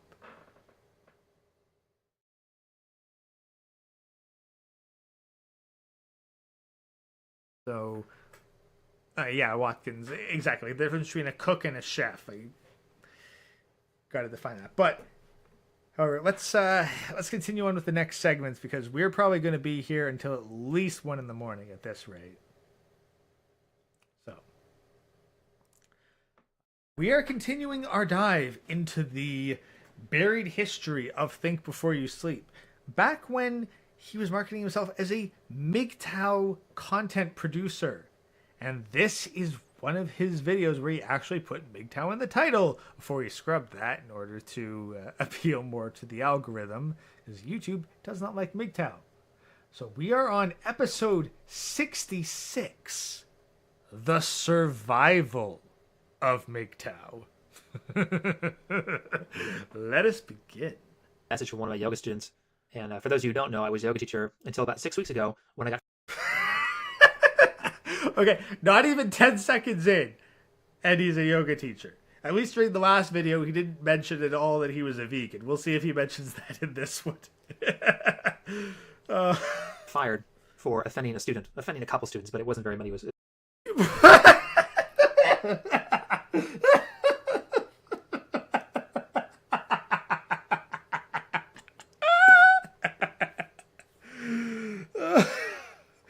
You got fired 6 weeks prior to this for offending a couple students because you couldn't fucking just be a yoga teacher. You had to espouse your own personal philosophy bullshit because you couldn't do your job properly. Okay. Let's keep going. There's about 4 and 6 months had complained about my class because much like I do here, I taught about different topics that have to do with philosophy, and no matter what you say, like the things Yes, teaching about philosophy during a yoga class won't go over well because you're not there to teach fucking philosophy. You're there to teach them how to do the downward fucking dog. I got in trouble for were some of the most non-offensive things. Like I got in trouble for talking about Paradise Lost. Someone said, "Oh, you said Satan, he said devil, so that means he must be pushing the Bible." That this Paradise Lost is a fan fiction, which is not even a part of the Bible, though it is very popularly used and popularly. That's a word. It's used a lot, like in that movie Dogma. It was a take on Paradise Lost. And the second thing I got in real trouble for was talking about a rat study that had to do with cocaine use and how to maybe get a bigger perspective on what. You're teaching a yoga class. Why the fuck are you talking about Paradise Lost and the Rat Park cocaine experiment? That is not the place for that. That is the place to be pointing out how someone's hip is not angled correctly. How to achieve a better point of balance so they can hold a pose for longer. That is what your focus should be. Not on fucking literature and sociology. Causes people to use cocaine, what causes people to not use cocaine. Some of the most non-offensive things you can think of, yet some chick found a way to be offended by something that was really not offensive to almost everybody. And here's the end results of that. And I'll put this as a little warning to people who think it's a good idea to follow feminism. It's a good idea to meet the demands of these bitches and these cunts, and these horrible people. Because what happened with these classes, as they've been reported on, is that in order to save the spirits of 4 people in 6 months, every single, well, not every, but most of my students have been constantly bothering management. Where's Sean? Where do you go? What happened? Constantly complaining to the immediate management at the particular place, complaining to upper management, complaining. Okay, maybe, but guess what? All you had was not be fucking philosophy during your yoga class. That's all you had to do. I've been bugging up your ears. Where's Sean? How the fuck do you know? How the fuck do you know? Were they telling you? Shit about when we were asking, well, where are you? Where's the fuck you going? No. How the fuck do you know? I'm calling bull. To every person you possibly complain to that's relevant to me and working at that place, nonstop for the past 6 weeks, just to save 4 people. Not only that.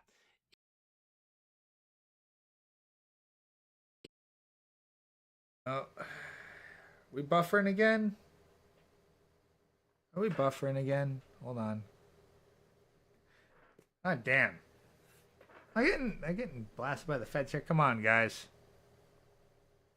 Mid bloody stream. There's only so much shit I can turn off. It's got to be an internet thing.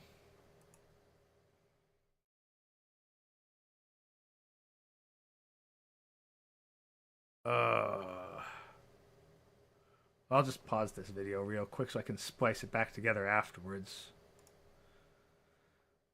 Alright, guys. Take a brief intermission. See why is this not buffering? Not receiving enough video to maintain smooth. Like, I know the weather's been kind of dog shit here, but I didn't think it was this bad. Alright, tech support. Let's see, is that what is eating up the most memory?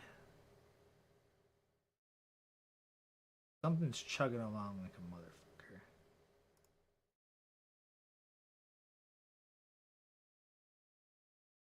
The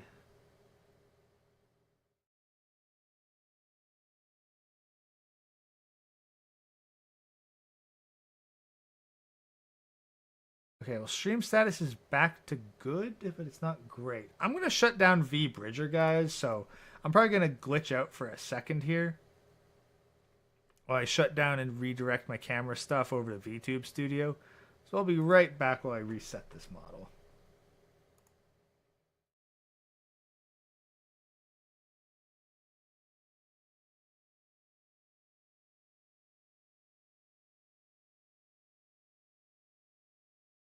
this.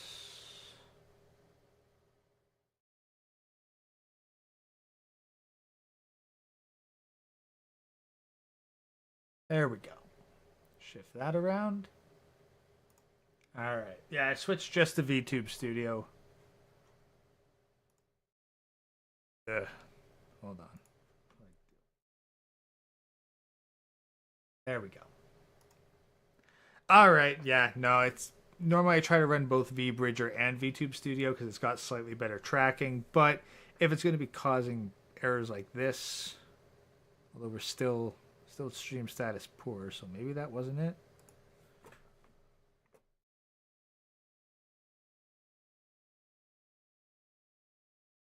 Memory and CPU aren't bad. Everything else is just the stream itself. It's got to be an internet problem then.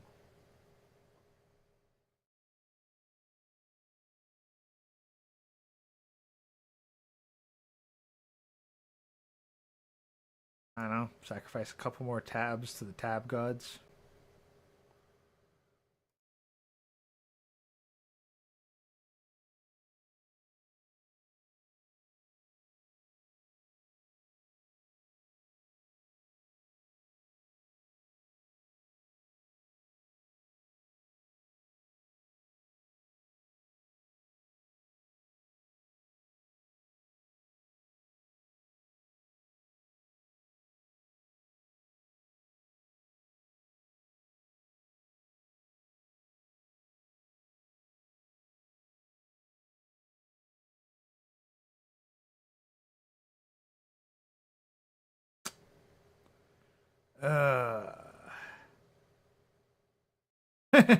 As an F. Super weird, the face tracker.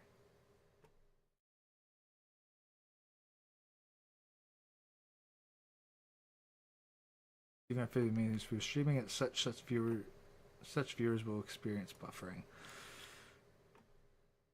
I'm not sure what to do, guys, but just kind of keep powering through this and hope that everything goes. So I'm just gonna resume the recording, keep criticizing, and I don't know, try to fix it in editing. If it becomes untenable, then maybe we'll figure something else out. I'm looking at CPU usage, memory usage, network usage.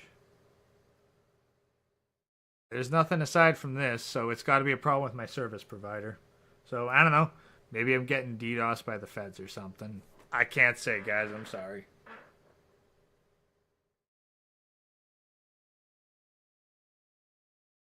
I ever Google all things in the process tree? Sometimes. If I see something that's unusual or stands out, I'll double check what's going on. I'll double check something in the process tree and delete it. It saved me a couple times. But regardless, let's keep going.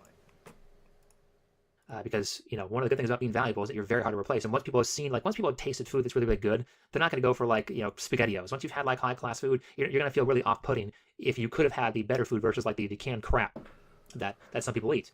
And so I'm going to compare myself to high-class food. I've shown you what a good teacher is like and what a good teacher can do. And so if you... Good teacher? No, you're supposed to be a yoga teacher, not a philosophy teacher, not a fucking life coach. You are supposed to be teaching yoga. That's what you're supposed to be doing. Like, you are not a good yoga teacher if you are interrupting your yoga lesson to lecture your class on your own fucking philosophical takes. Frankly, if your company, your parent company, your management cut you loose, then clearly they thought that they would lose more money by keeping your ass on staff than by... This guy's fucking untenable. You need to remove him. Well, unless those people who want you are willing to quit in exchange for... then I'll take my business elsewhere. If there aren't at least 4 people willing to say that, then your company has no financial incentive to keep you on staff.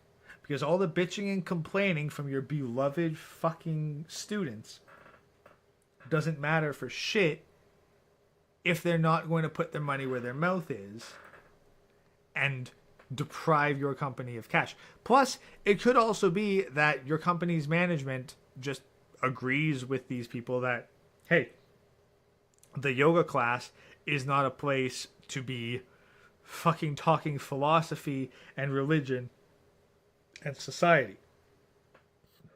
That's not what people come here for. We've wanted you to shut the fuck up for a while. And now we finally have an excuse to let your ass go because this is no longer tenable or sustainable.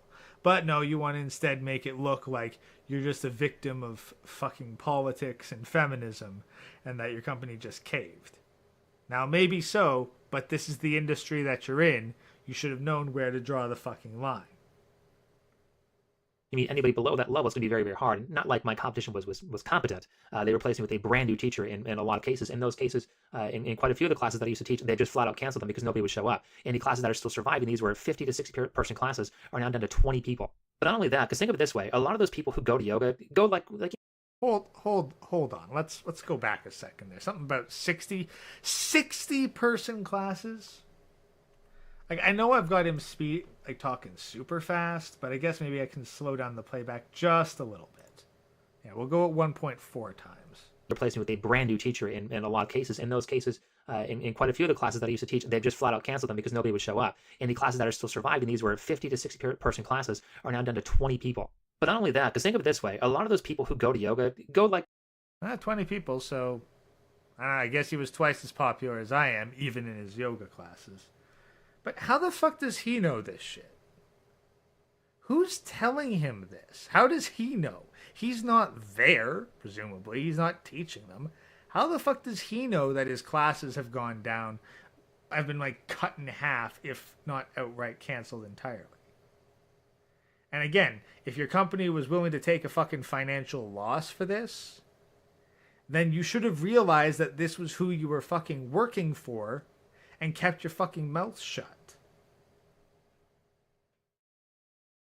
Like, you don't go working for people who hate meeting them outside of class. Are they talking to you on social media? Like, how many people are you having this discussion with? Are you talking with all 60 buddy people? Or is it just a handful of your more ardent supporters? And like the classes are cut down. Is that because you stopped teaching, or because, well, maybe it's fucking off season, maybe people's New Year's resolutions ran out, or they decided to stop renewing their subscription, and it's just a coincidence that your ass was let go. Heck, maybe they took this as an excuse to let your ass go because they needed to cut costs because they were anticipating a drop in customers. Who fucking knows? I certainly don't think I can take you at your word for this. Result when you supplicate to these people. This is a pretty small scale. And by the way, this has worked in my benefit because yoga wasn't going to work anyway for me. Yoga is only viable in a couple of specific markets. I feel like I've been saying this every video. And the market that's closest to me is Los Angeles. And I absolutely hate Los Angeles. So I'm kind of glad, even though how hard this has been to not teach and how much work I put into it, I'm much better off not being a yoga teacher because I'm a lot more economically viable. And think of it this way, because I'm working towards a solder technician, but eventually towards like electrical engineering. I'm not sure if I'll actually have to go to school for that. So you're currently fucking unemployed. How nice it must be to be fucking unemployed and not have to worry about where your next fucking paycheck's coming from, to not have to worry about making ends meet, to not have to worry about putting food on your table and a roof over your head. How fucking nice it must be to be at that point where you can lose your fucking job and go, you know, this is actually good. I was thinking of switching careers anyway. Motherfucker, I lose a fucking job. It's like, look, okay, I gotta pick where the fuck I'm going and what the fuck I'm doing. And I don't got the luxury of waiting 6 goddamn weeks to figure shit out. I mean, if you can, ideally, you should have enough money stockpiled that you could make it 6 months after losing your job. Bit harder to do in this market, but that is the more financially responsible place to be in. So, Stream Connection's healthy again. Hopefully that lasts. that. I'm going to avoid school if I can, because I think a lot of the shit you can learn on your own. It depends on what companies accept and what they don't accept. But because of that, you can be an electrical engineer in a lot of places. You can only be a yoga teacher in a very select few markets. And the fact of the matter is, I can't just give yoga up. Yoga is a part of who I am as a person. If I don't fill the void that yoga filled with something else, I'm not going to feel very. You are clearly not a fucking yoga instructor. Yoga is clearly not a major fucking part of your life, because you couldn't focus on the yoga. Clearly, espousing your fucking thoughts like they're actually worth a damn is what your life is. Yoga was just the way that you could hold people hostage long enough for them to pay attention to your bullshit. And since they're probably all a bunch of fucking soy-ass smooth brains like you, then you were able to get such. Because you have not continued to make, in the years since this video, shit about yoga. What your passion, what the fucking shit you do is, who you are, is not a yoga instructor. You are a consumer and critic of reality television. That is what you are. Yoga is not as important. Like, if you had to choose between fucking being able to watch reality TV and yoga, you'd clearly pick reality TV. That is your shtick. Self-satisfied. So one of the ways I've done this is just to YouTube, and YouTube is another thing that can be done from literally anywhere. I can be in California, I can be in Texas, I can be in South Dakota, and I can still have the same YouTube following as I have in any of those other states. And the great thing about YouTube is that even as a small channel, I can I can reach more people as a small channel than one of the most popular yoga teachers in America. Again, that's the point. Right? That's the thing. Like, you are not a yoga instructor. You are you're not a good philosopher, but you are a speaker. The thing that you are doing, the thing you want to do, is fucking lecture people.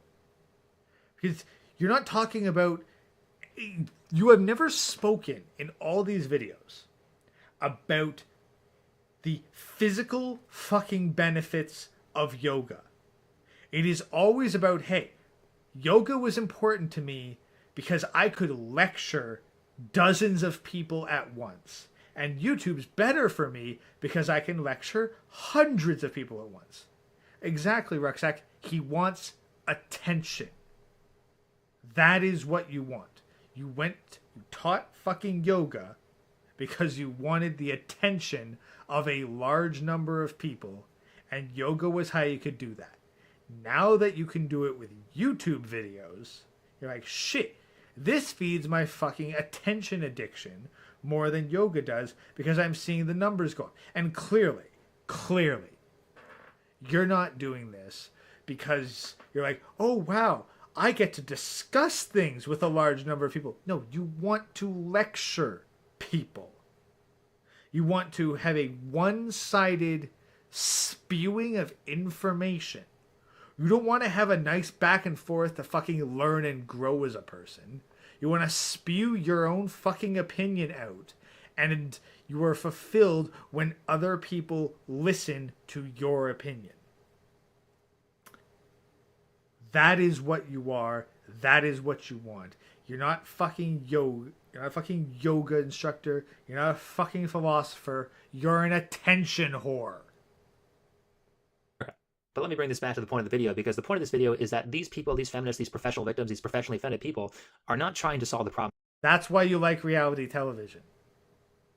That is why you like reality television, because you fantasize about being the kind of person who goes on fucking TV and has millions of people tuning in to watch you do shit while not being able to give you any sort of critical feedback because you don't want to grow as a person. You just want to lecture people because you think you're fucking good enough. Wouldn't say you're fucking perfect because you're going to deny that. But you clearly think that you're better than enough people, that your lectures are fucking worth a damn. They're trying to make things worse. This is what happens to a person when they become miserable, because one of the true facts of life, this is actually a principle of yoga, is that life is suffering. Now, there are two big routes you can take with this life is suffering. You can do one, you can take the Carl Panzer route. Carl Panzer was a murderer. Is he realized that life was suffering, life was awful and terrible, and so the way he was going to help the world is by killing absolutely everybody. Then the world's over, suffering's over, and nobody has to deal with problems anymore. So that's one way to go about it, and that's the way that these people are on, which is, why it makes sense why they do the things they do. Everything they might say, we're here to help, we're here to make things better, but every result is that things get worse. It's because these people are not trying to make things better; they're trying to make things worse. So, in the second route of that is you have the life is suffering, so let's make it suffer. Let's make suffering less bad. And that's been the prevailing concept for the past couple thousand years at least. And look at how much things have gotten better. If you were a poor person in America, you lived better than a king did 1,000 years ago. You live vastly better than a king did 1,000 years ago in every single respect. And that's so the worst of us live better than the best of them because people. I've said this much before, but at the same time, the problem is a king still had to fucking work for shit. A king had to earn what they did. Like, a poor person, like, oh, well, they're not skinny. Yeah, well, guess what wasn't a problem back in this mythical era of 300 plus years ago? You didn't have people so fat that they physically could not leave their sofa. You didn't have people eating so much shit that it hurt every time they had to stand up because they were 300 plus pounds. You didn't have all these problems that people now make reality TV shows about. You had fucking standards. You had shit that you were expected to do. But you know what also people didn't also have? A crushing sense of futility. They were largely either content with where they were in life, or they had ambition and social mobility. That is shit that people do not have these days. That's why people are trying to make it fucking rich on YouTube by appealing to an algorithm, making fools of themselves, being a public nuisance for clout.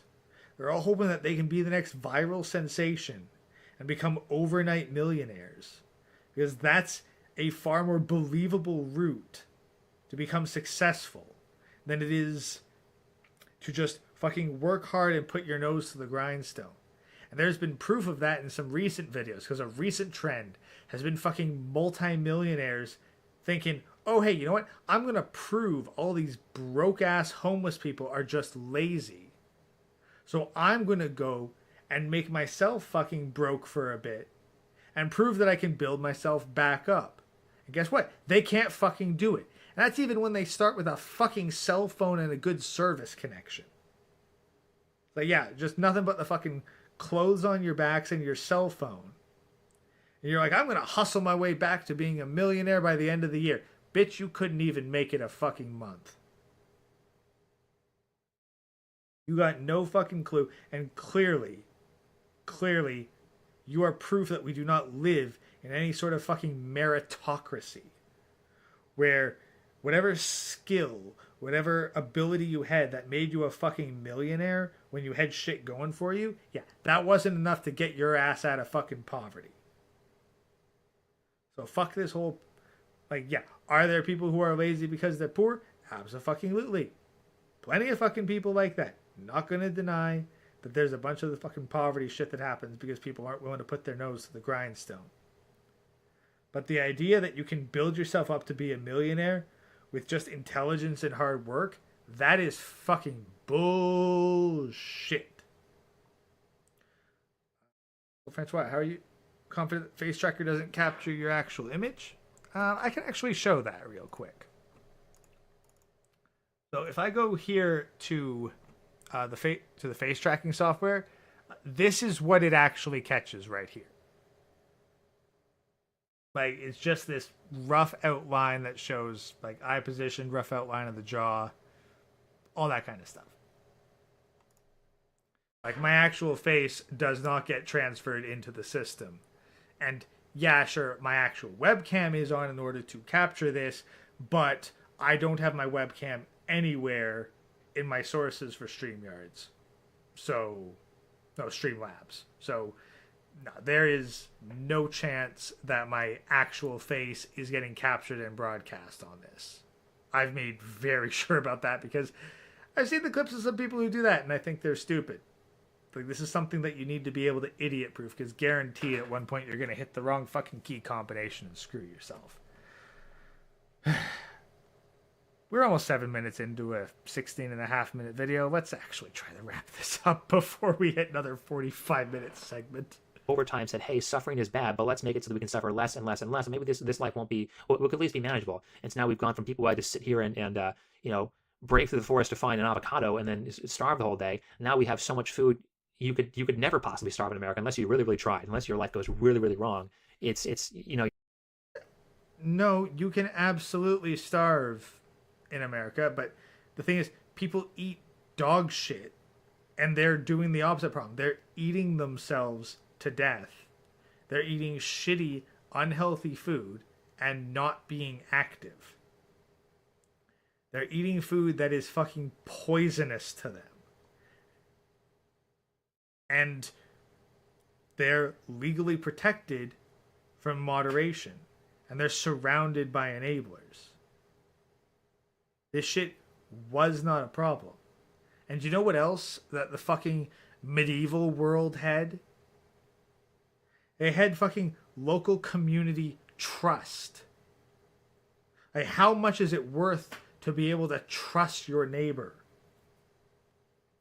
Nowadays, we live in a low trust society. We're so fucking disconnected from everybody around us. We don't trust anyone for shit.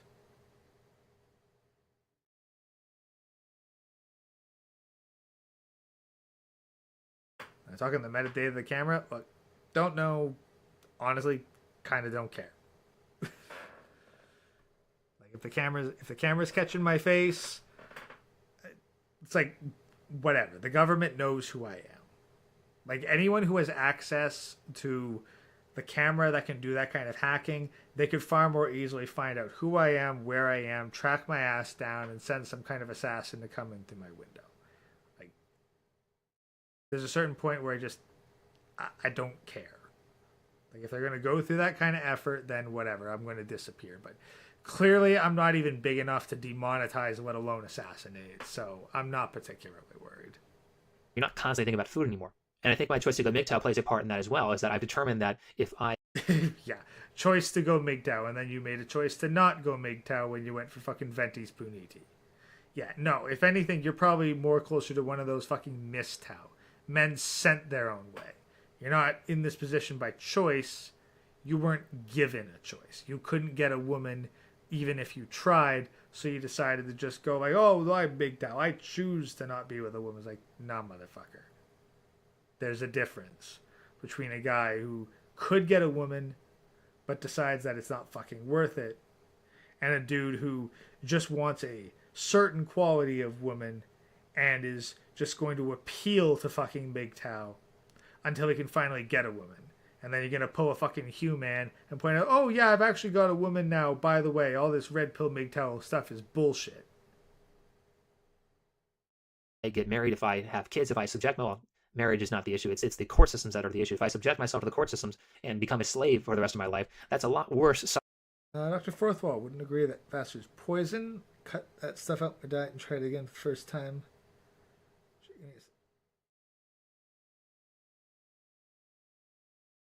Couldn't agree that fast food's poison. I cut that stuff out my diet, try it again for my stomach. Getting a headache. Honestly, yeah, I've largely cut fast food out of my life.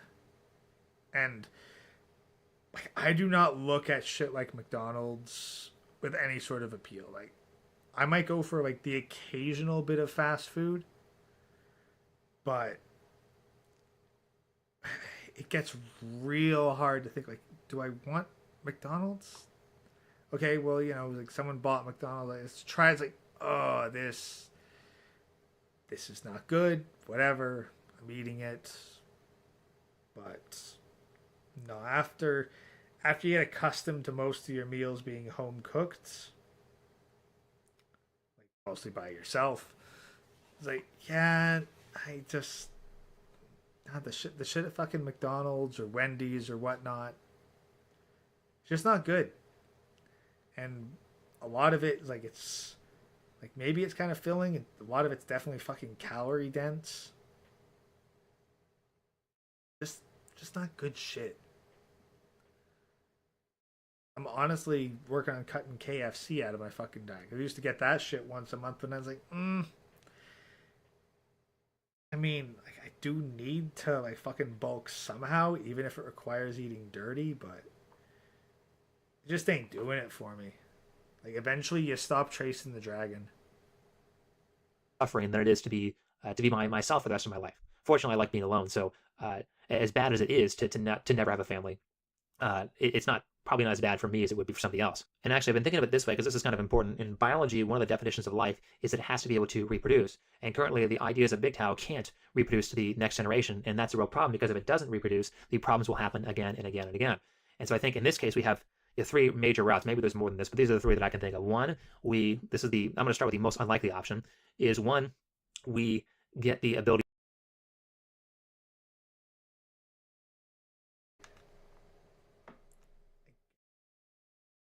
Artificial wombs and surrogacy.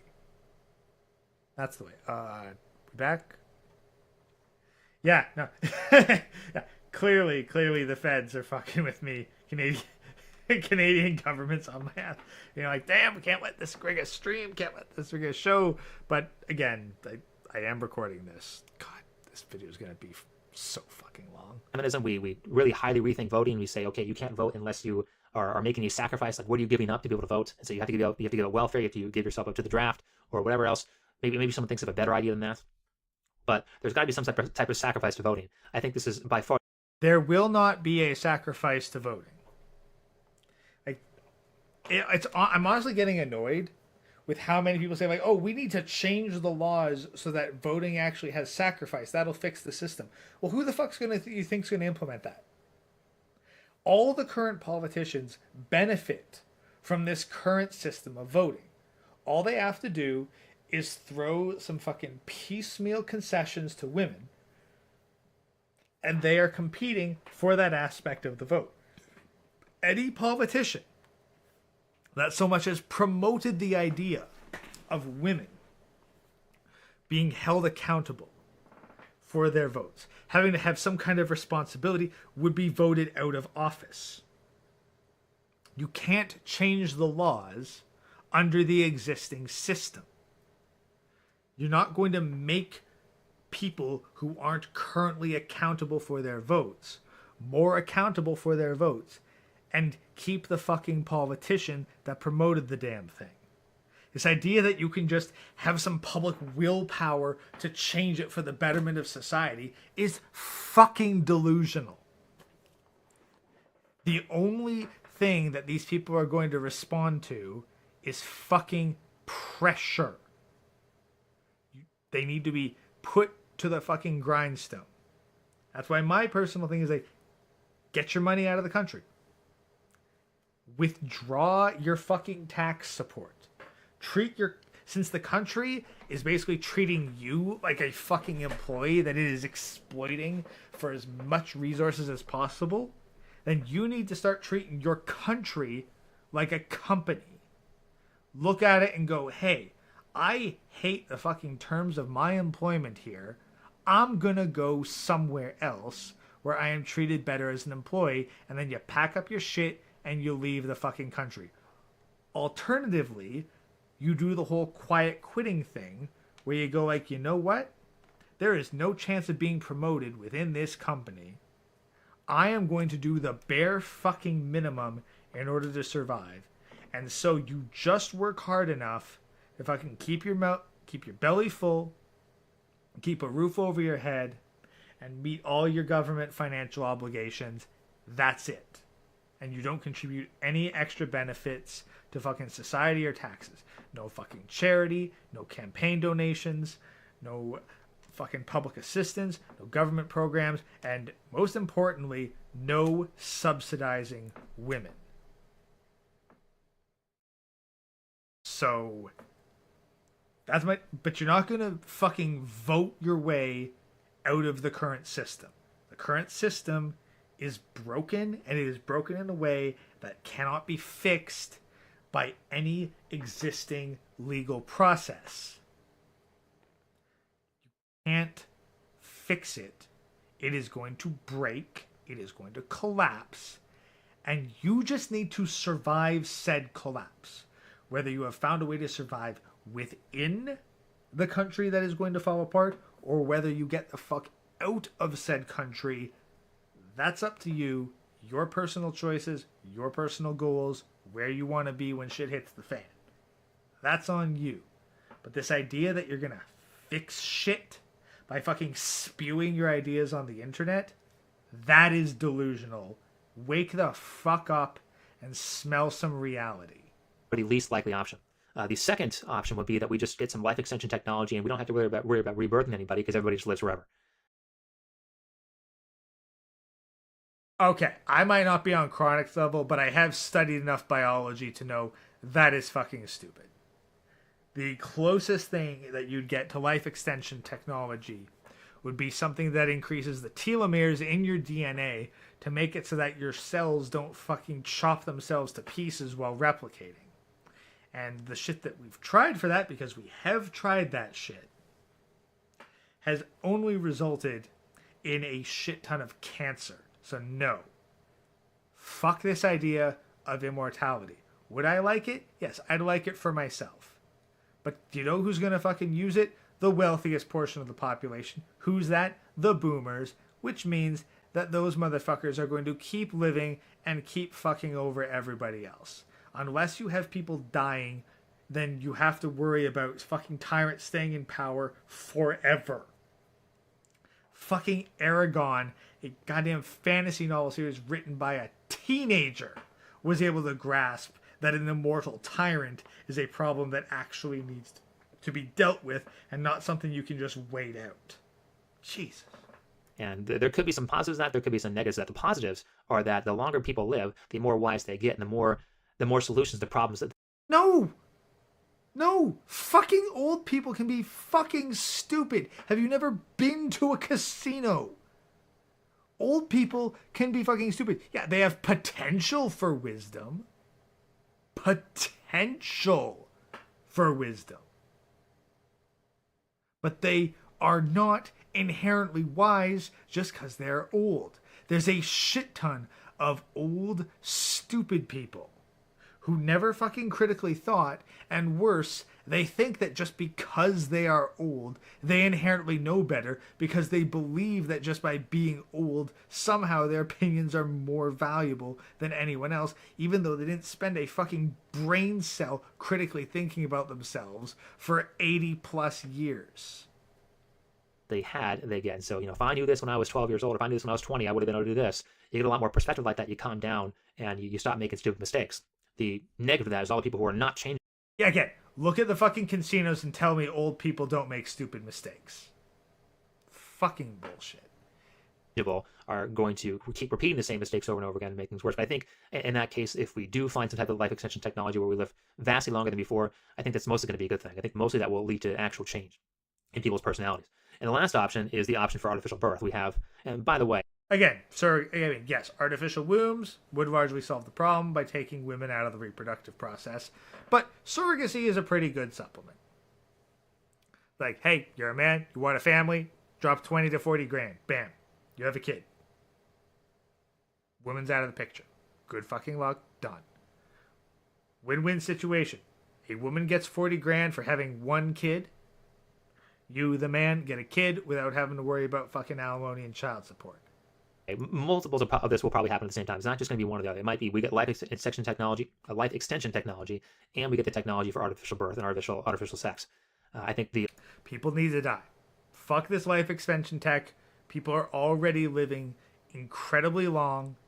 You look at the fucking political office and be like, no. Fucking life extension technology is just going to make the Peter Principle work. People need to die. We need to be having a continuous renewal of shit in the system because,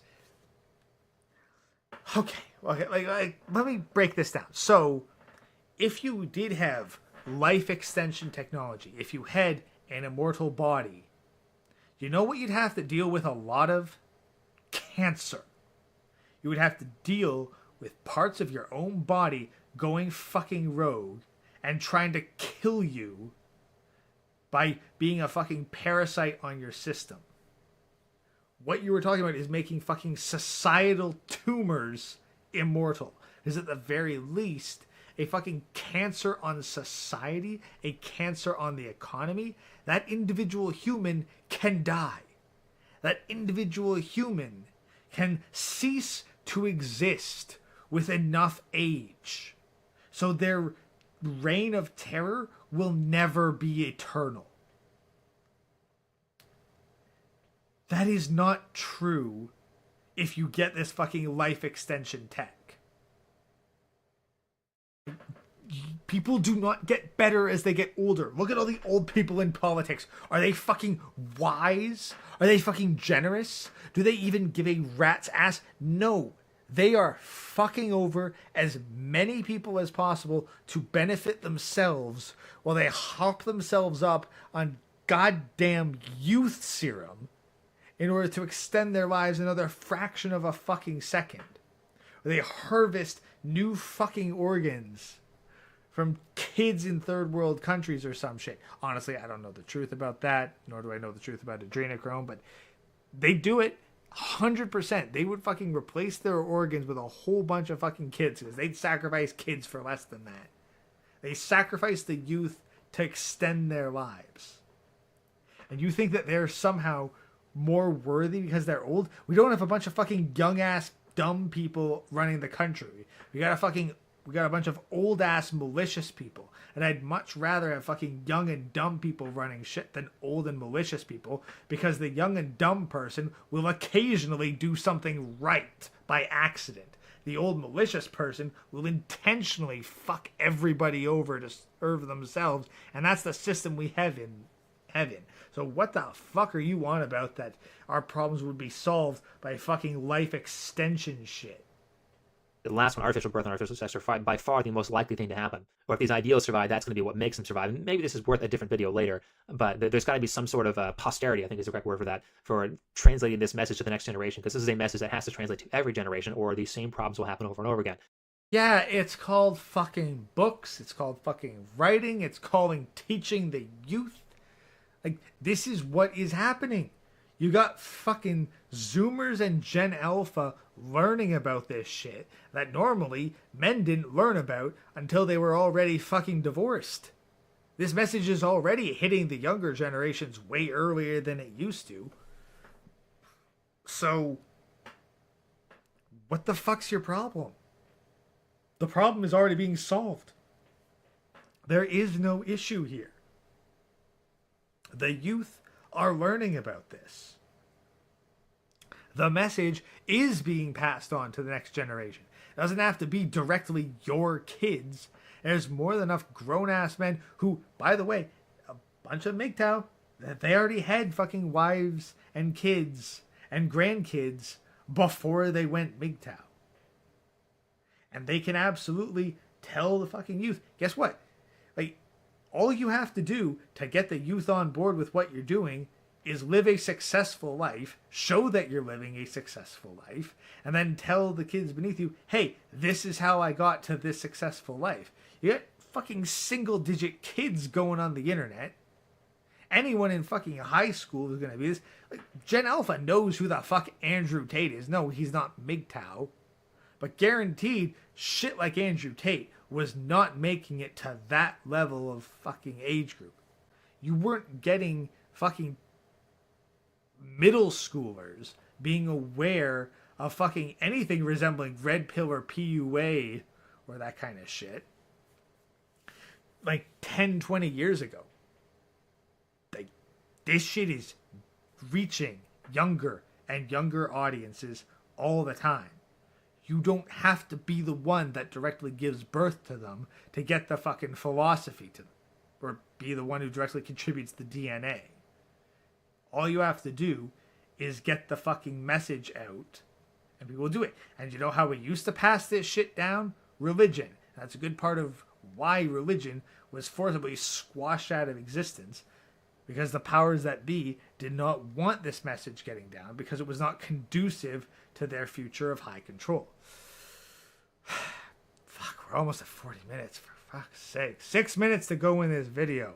which basically is it's a mistake to give women power. And think of it this way, because men are supposed to be leaders from a very young age, and women are supposed to be people who are supplicant. And you can tell us this way because they prefer things to be this way. They will naturally say, well, if I'm going to take a person on a date, I've got to, I as the male have to be the one who asks the female. Women rarely, if ever, ask men out. And the only time a female asks a male out is if he's like, like Robert Downey Jr., if he's someone who's really, really rich and famous, and he's Oh shit, I guess I'm Robert Downey Jr. because I've actually been asked out before. Neat. super, super valuable. Otherwise, men are the ones who ask women out. And so they're already taking leadership there. Men have to decide where all the dates are. Men have to pay for everything. Men have to do all the leadership qualities are being ingrained in us at the very, very basic level. Nah, if you're hot enough, a woman will pay for your shit.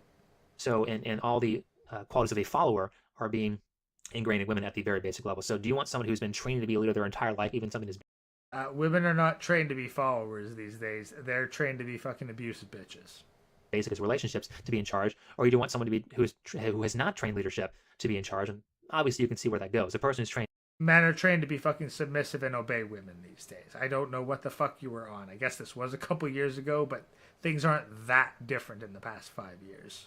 is going to be the one who does better. I think the second message of this is to not listen to a very, very small minority of loud complainers who are offended by everything, because those small minority of loud complainers are miserable. Like, look at their lives. I had a student who was who was someone who created a problem for me every single class, but she complained super loudly, and every other teacher who tried to manage her could not get rid of her, because she would complain to management, she would complain to upper management, and then they would say, well, she can stay here because blah, blah, blah, blah, blah. When I finally got to her, I got her ass out of the class, and she complained very, very loudly. And I talked with management and said, well, 10 of the people have complained about this person. So you're taking her one complaint and over matching them to these 10 complaints. And this person is just a miserable person. She started, basically, when she got kicked out of the class, she started telling the manager her whole life story and how things are so terrible. And well, that's the type of person that does these things. And I think because of these people are running feminism, the ultimate... Yes, miserable people try to make other people's lives miserable because it's easier than being critical of their own behavior and improving themselves. Yes, flattered, that's the thing. I'm not even on Chronic's level of fucking Chadness. But, like, I'm proof that, like, you don't even need to be a fucking... I don't know. Like, if I'm an 8 out of 10, I'd be fucking flattered. I think that best case scenario, I could be an 8. But, like, I'm proof that, like, you don't need to be fucking 10 out of 10 Giga Chad in order to get women actually approaching you. At the very least, I didn't think I was an 8 out of 10. I don't fucking know. And I ain't fucking showing you guys to have you judge. resistance is, well, we can say this as MGTOW, and women can certainly throw this at men as well, is that you can't cook, you can't clean, you don't want to take care of children. What the fuck are you good for? There's no point in marrying you. You're not going to be used to me. And whereas women could also say that, well, men have become pussies, men have supplicated everything, men have become basically... Yeah, well, guess what? Despite all these fucking men supplicating and being pussies, they're still going to provide their part of the marriage by actually going out and fucking selling their bodies via, labor in order to make money. So a man, no matter how much of a fucking pussy he is, can still probably hold up his end of the marriage rule. Whereas women fail completely. Like, the worst of men are still... Like, here's the thing, guys. What would you rather deal with? A woman who can't cook, clean, look after kids, or a pussy of a man who is a cuck? Because I would say this, at least the pussy of a man who is a cuck is still probably going to go out and work and bring home a fucking paycheck. The woman is not going to bring home any fucking value. The women, they're crying now, they're expressing their emotions. Well, what do I need that for? That's all by design. Feminism is not just there to weaken men, it's there to weaken women as well. And so the ultimate resistance to that is to not be weak.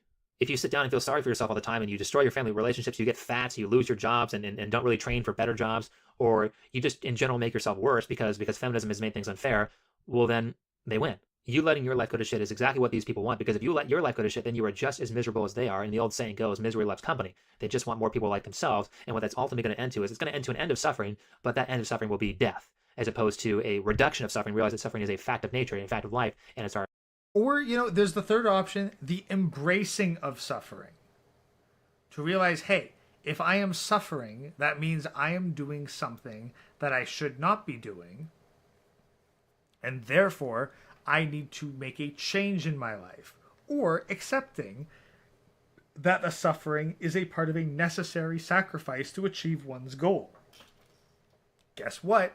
And Sean, you might not know much, but going to the gym and actually doing shit that improves your body hurts. Going outside your comfort zone to get stronger or smarter hurts. It doesn't feel comfortable. It feels like suffering. But that suffering is a necessary prerequisite to improvement. So if you are suffering, you need to separate that into two categories. Am I suffering because I'm doing something that I should be doing, that I should not be doing? Or am I suffering because it is a necessary prerequisite to improvement? This idea that we should reduce suffering, period. No. People don't need less suffering right now. People are too fucking comfortable. They don't suffer enough. They need to suffer more. They need to experience consequences and suffer more so that they can use that pain in order to rewrite their fucking brains so that they stop doing stupid shit. Because right now, we've been so focused on trying to prevent people from suffering that they get caught up in all these bullshit self-destructive behaviors that ruin their lives far more than any minor bit of suffering earlier in life would have that would have gotten them off of this stupid self-destructive tract. It's like, I saw this clip, this one dude, like fucking streamer, like walks up on a dude who's got like a foot on him and like 50 pounds of fucking muscle on him, takes his hat off. The dude gives him a good open-handed slap in response and gets his hat back. And it's like, that guy did you a fucking favor. That guy giving you a minor slap, the first bit of discipline you probably ever had in your fucking life. Because him giving you that slap then, if he hadn't given you that slap then, chances are 5 years down the line, you're going to be catching a fucking blade or a bullet when you pull that kind of shit against the wrong person. If you are not taught minor consequences, minor pain earlier in life, then you will do stupid shit that gets you fucking permanent and probably fatal consequences later in life. So no, stop trying to reduce fucking suffering to get people to live a life of passive comfort. Life is suffering. If you are not suffering, you are not living. You are dead. Whether or not you're still breathing is irrelevant. It's in our best interest to reduce it as much as possible. And it's been a couple weeks since I've said this, and there are a lot of new people that are... No, it is not in our best interest to reduce suffering as much as possible. It is proof that you're a fucking pussy. Life is hard. Life is suffering. Improvement requires suffering. Education requires suffering. Wisdom requires suffering. Reduction of suffering just makes everybody stupid and soft. On this channel, so let me just say it again. If you are at that point where you are depressed, if you're at that point where things are shit, because a lot of times when things happen, or bad things happen, a lot of bad things happen at once. So it's not just that your car breaks down. It's not just that you lose your job. It's not just that your relationships end, whether that's a breakup or a family relationship, maybe like you lose your car, you lose your job, and a family member kills himself or kills herself. You know, all those things tend to happen at the same time. And so if you're at that point, or if things are not going very well for you, just start doing stuff. You know, maybe you're not ready to solve the world's problems, but you could do something. So just start cleaning stuff. Because I know one of the big parts of depression, because, you know, I may or may have not been depressed before, is that it kind of saps all your energy. It's like, may or may not have been depressed. That means you have been. Like, I quit the fucking may or may not. No. Either you've experienced it or you haven't experienced it. None of this fucking may or may not bullshit. You have. You have. It's clear you have. And it's clear you're not fucking dealing with it very well. You're a lot more satisfied staying in bed the entire day than doing stuff. And so to break that cycle, you have to do something. So clean something. That's pretty easy. And once you clean something, you'll feel a little better. Your mind will be a little bit more... Look, if I'm spending all day in fucking bed, it's because I'm goddamn exhausted after a week of work. Off of what bad things are happening. So how about you do like a 30-minute workout? Go pop on a DVD, go to yoga class, go do something, go run, or go walk around the neighborhood, or walk around the apartment complex, or whatever it is. And then you might feel good enough to, if you've lost your job, you might feel good enough to feel... Yes, exercise gives you dopamine, which can help break you out of depression. Hey, surprise fucking revelation that you'd only get from a fucking internet philosopher such as Sean of Think Before You Sleep. Being physically active has positive mental health benefits. Holy fucking shit.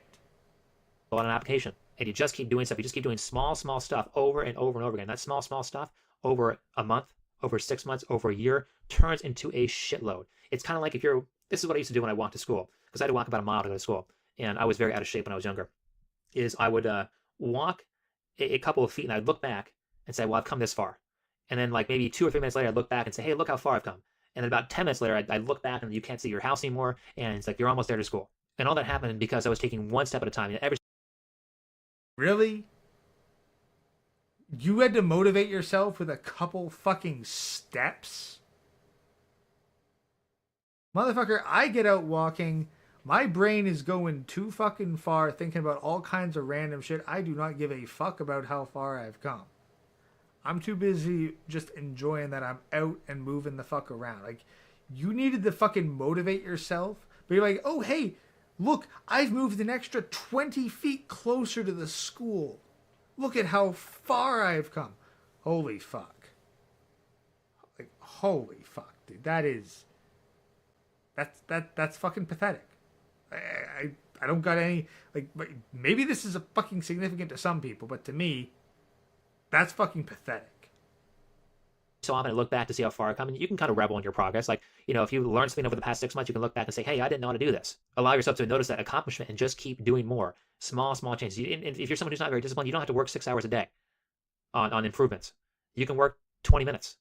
No, what you need to go get a real fucking job where you don't have to worry about being like, oh, I gotta, like, figure out my own fucking schedule for all this kind of work. It's like, no.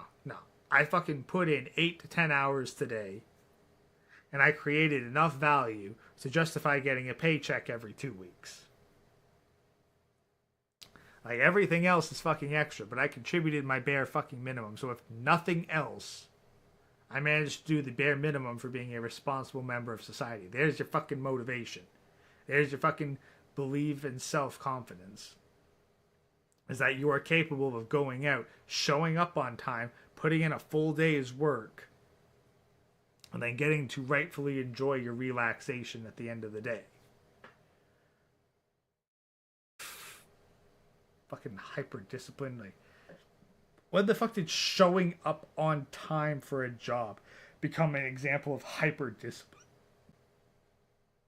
If you can't work 20 minutes, you can work 10 minutes. Just do more than nothing. And if you keep doing that, 20 minutes will seem like it's insufficient, so you do 30 minutes, and 30 minutes will seem like it's insufficient, so you do an hour, and an hour will seem insufficient, so you'll do 2 hours, and you'll progress from there. But if you try to go from no discipline to 5 hours a day, you're going to set yourself up for failure. It's too much. You're not competent enough yet. You're not skilled enough yet. Yeah, no, it's called getting a fucking job, having a fucking boss looking over your shoulder, who's not afraid to fucking call you out for being a lazy piece of shit every time you start fucking around. That's going to make your ass fucking disciplined. If you got to 100% do that shit yourself, yeah, you're probably going to fail.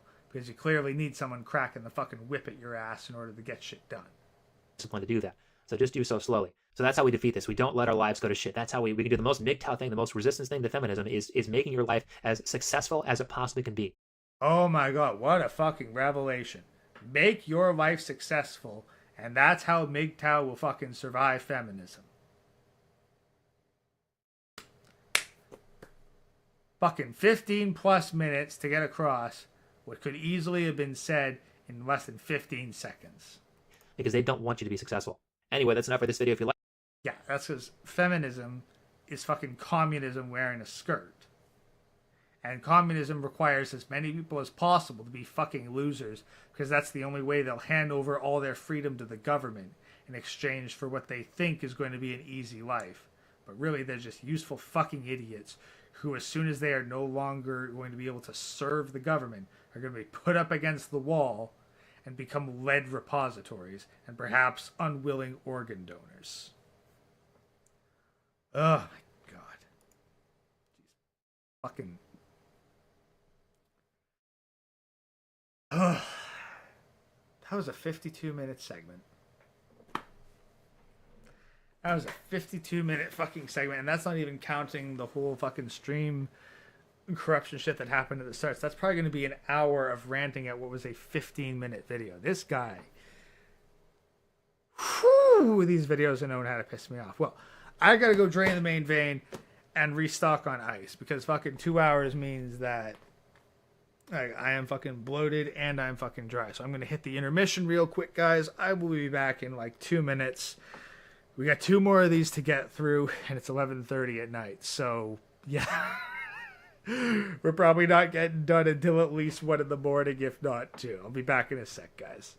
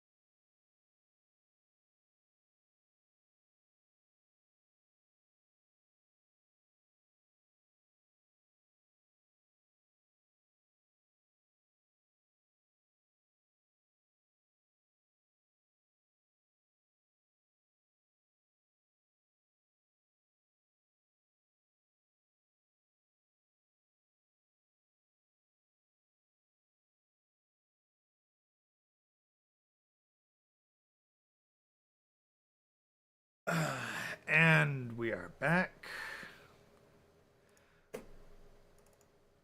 I'm going to make sort of an Oh, boy. Oh, I think, honestly, his segments on MGTOW are probably going to be the ones that, for lack of a better term, trigger me the most. Or, I guess, just piss me off the most.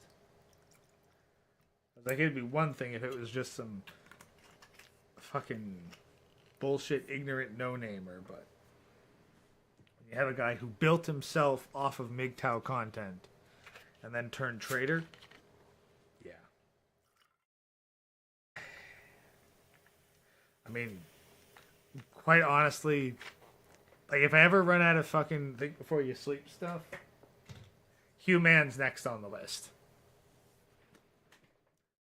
Like, I'm honestly less familiar with his stuff than I am Think Before You Sleep, but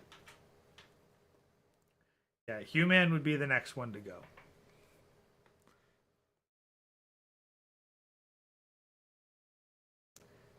Is listening to Think Before You Sleep for hours what you meant by life is suffering? You know what? I'm going to say yes. Because it's not as though there isn't any value in listening to this. Because he's presenting his arguments here. And that at the very least forces me to confront, do I agree or disagree with what he's saying? Because he can point out stuff that, you know, hey, maybe normally I wouldn't think of. Stuff I normally wouldn't discuss. And I actually have a reason to bounce off and think, okay, do I be critical of this? Do I agree with this? And by essentially having an argument, I guess, via telephone, or via letter almost, yeah, probably close to a letter, I can actually refine my own thoughts and solidify more of figuring out what I actually believe and what I actually value. Now, it's not something that I'd experience far more than I'd really like to, but it's kind of the difference between, like, look, you might do squats and be like, oh yeah, this is actually extremely valuable, even though it hurts. But were you to add like an extra 100 pounds and carry that shit around all day, you'd probably just grind out your fucking spine, and that wouldn't be beneficial. So it's important to moderate the doses. And hey, if I'm able to entertain a couple dozen people at the same time as learning a bit about myself, and, you know, be able to vent. It's nice having an outlet to vent. I'm not hurting anyone. Apparently I've got a willing, non-captive audience who's willing to put up with all the shit I put out, so like, I do appreciate the hell out of you guys for it.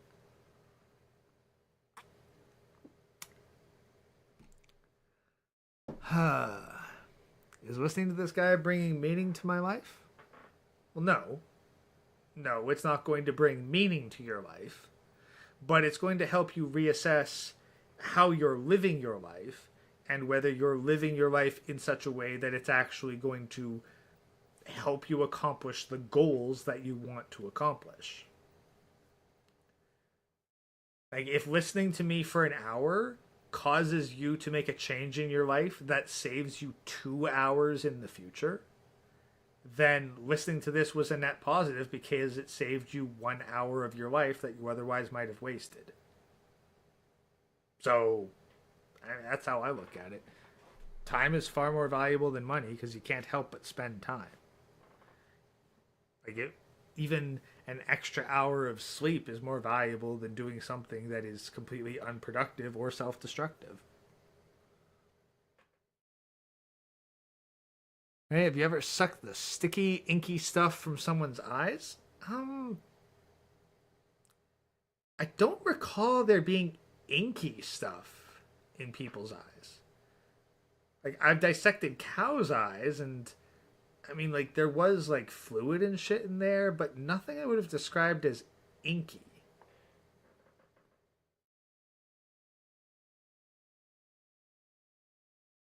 Listening to this made me not rope.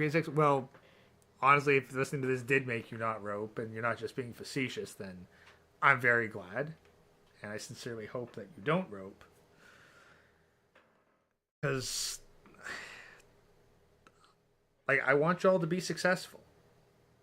And that's probably going to mean one day that you will stop listening and find a bunch of success in your lives, and you'll be too busy or too involved in other stuff. But the more successful a lot of you guys are, in my opinion, the better the world's going to be.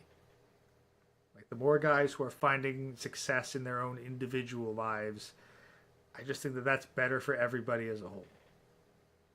I don't know whether that's true. It's just what I think. So if me getting drunk and ranting at old videos from a fucking grifter is going to help benefit that, then hey, it's a worthy use of my time. If I wasn't doing this, I'd be either sound asleep or painting miniatures, so I can spare a couple hours a week to try to entertain you as best I can.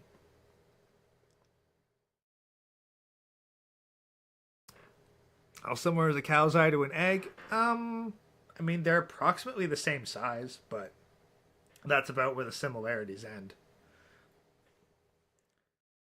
Like, cow's eyes are, well, especially when they've been soaking in formaldehyde for a while, they're pretty tough to get through.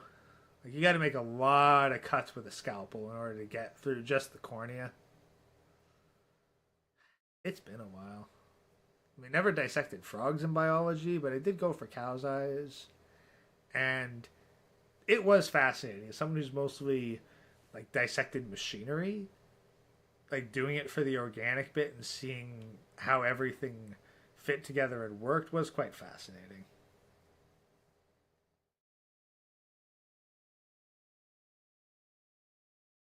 Did I suplex the cow before I cut up the eye? Well, Honestly, no, okay, no, but the thing is, I did grow up around cows, and they are not something to be fucked with. Like, if any of y'all grown up among cows, like, you gotta respect the shit out of them because they are strong. They are big, they are tough, and they are strong, and you need to know how to be careful with them, especially when they're pregnant. Because a pregnant cow will 100% kill you, even by accident. Especially peds. So, like, you gotta respect them, but you also gotta know when to give them a good smack on the ass to get them to know where, to get them to go where they need to go. So, I ain't never suplexed them, but they were kind of valuable. So, you know, you don't fucking damage the property that's gonna make you money.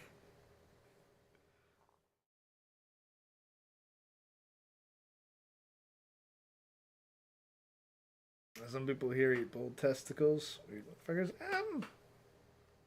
I mean, hey, like, waste not, want not. It's better to eat the bull testicles than to have them rot.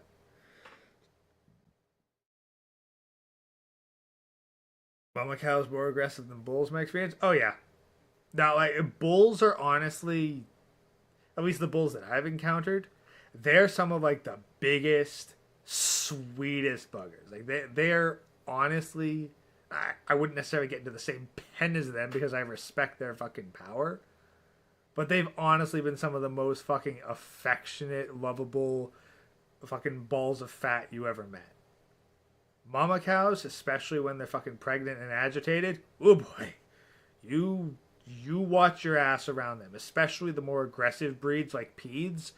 You do not get into the cage with them unless you know what the fuck you are doing.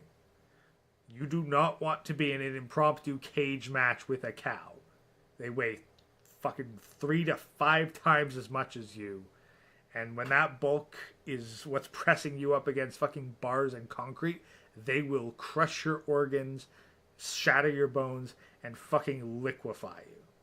So, you treat a fucking cow with respect. But, you know, if you needed to get it to go, a good fucking smack on the ass with your hand will do the job.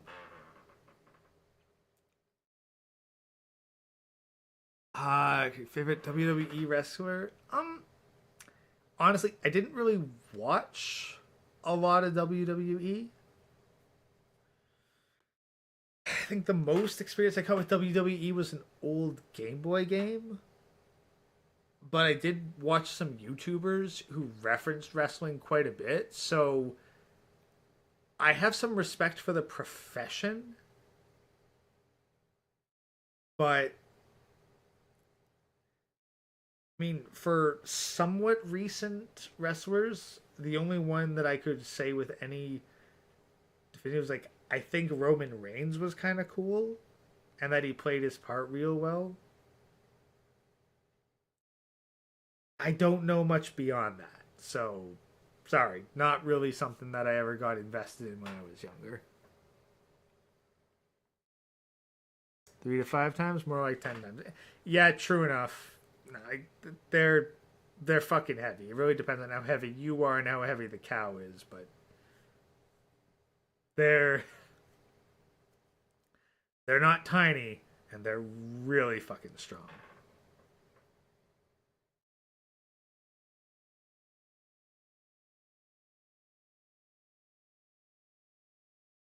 Respect cows for the strength, not so much for their smarts. Yeah, they're not the sharpest tools in the shed. I'll give them that. But, you know, they eat primarily grass, so you can't really expect a lot of high-end brain power. However, I'm going to take another sip here and hit the record button.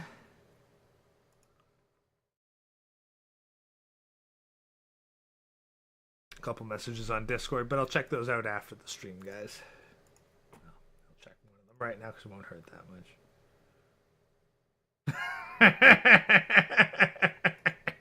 Okay, Dr. Forthwell, that SpongeBob scene's pretty good. I'll give you that. All right, so let us resume. We continue our examination into the hidden past of Think Before You Sleep with episode 67, which is titled MGTOW and Its Limitations. Let us begin.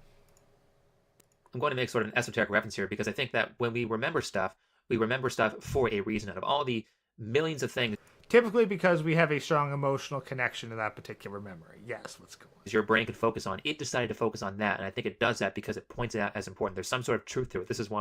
No, it's because there's a high level of emotional connection. I believe modern psychology has determined that the stronger our emotional connection with a particular memory, the more likely we are to remember it. So don't describe any sort of fucking fate or higher power reasoning to why we remember something. We have a stronger emotional connection to it, therefore we remember it. Right? You can watch certain movies and they'll be compelling and they'll help you remember stuff. Like one of the movies that really changed the way I think, oddly enough, was Doctor Strange. Because Doctor Strange. A fucking Marvel movie.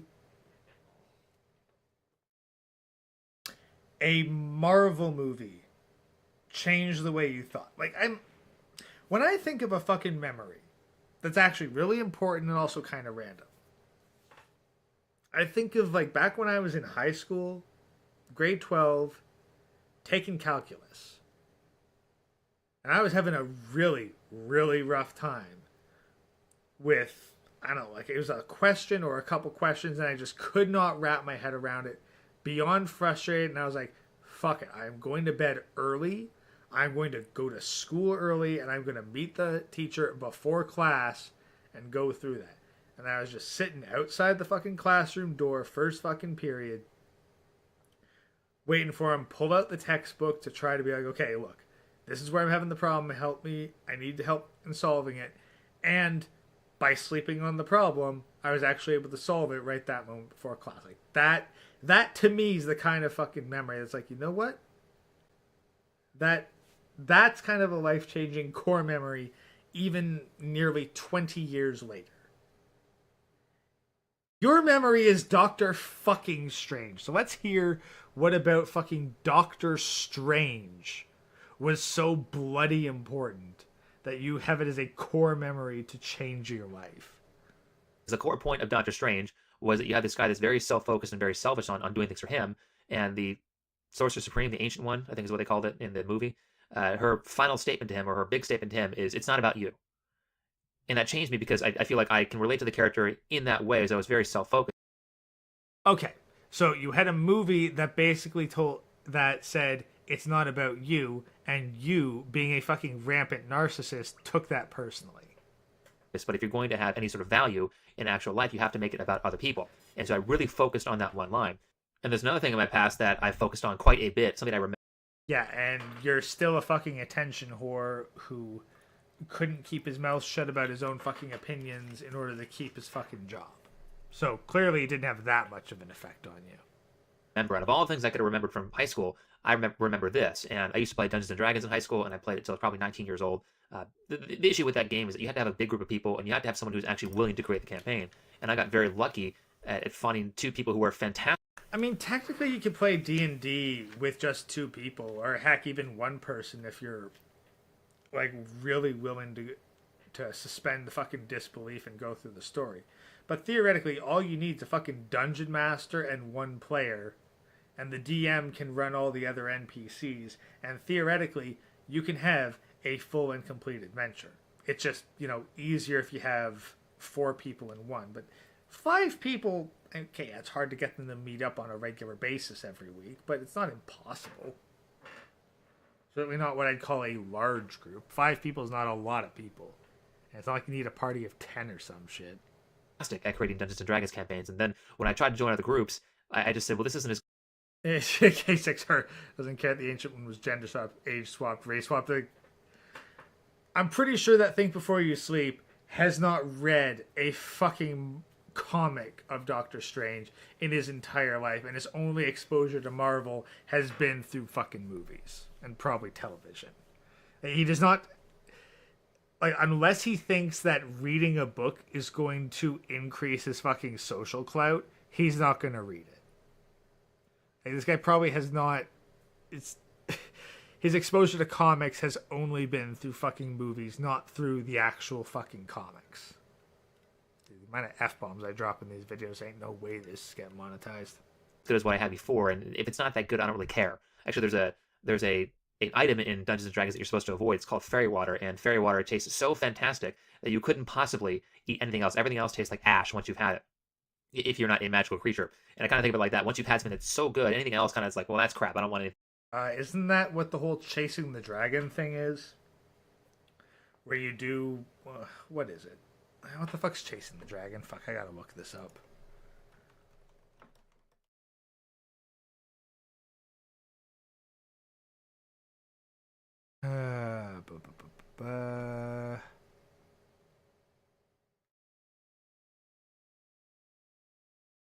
Yeah.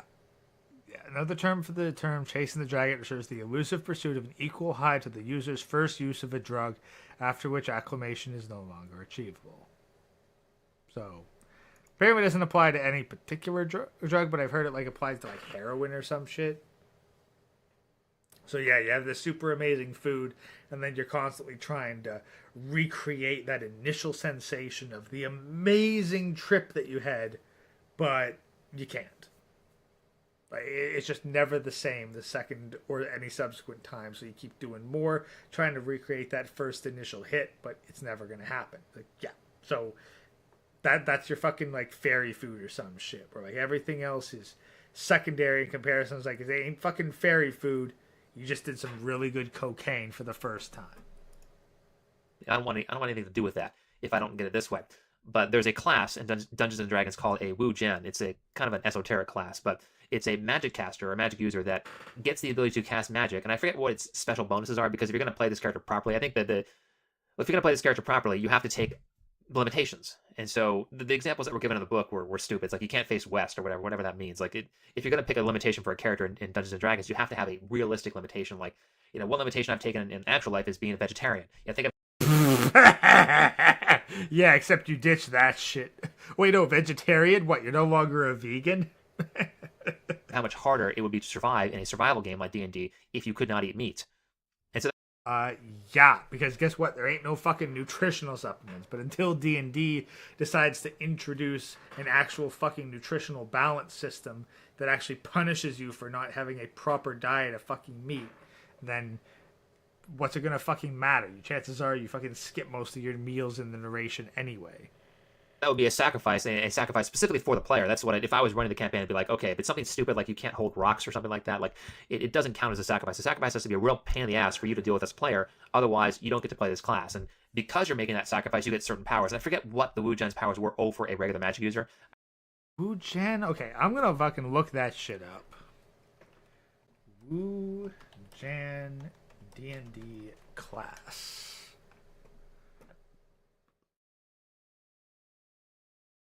.5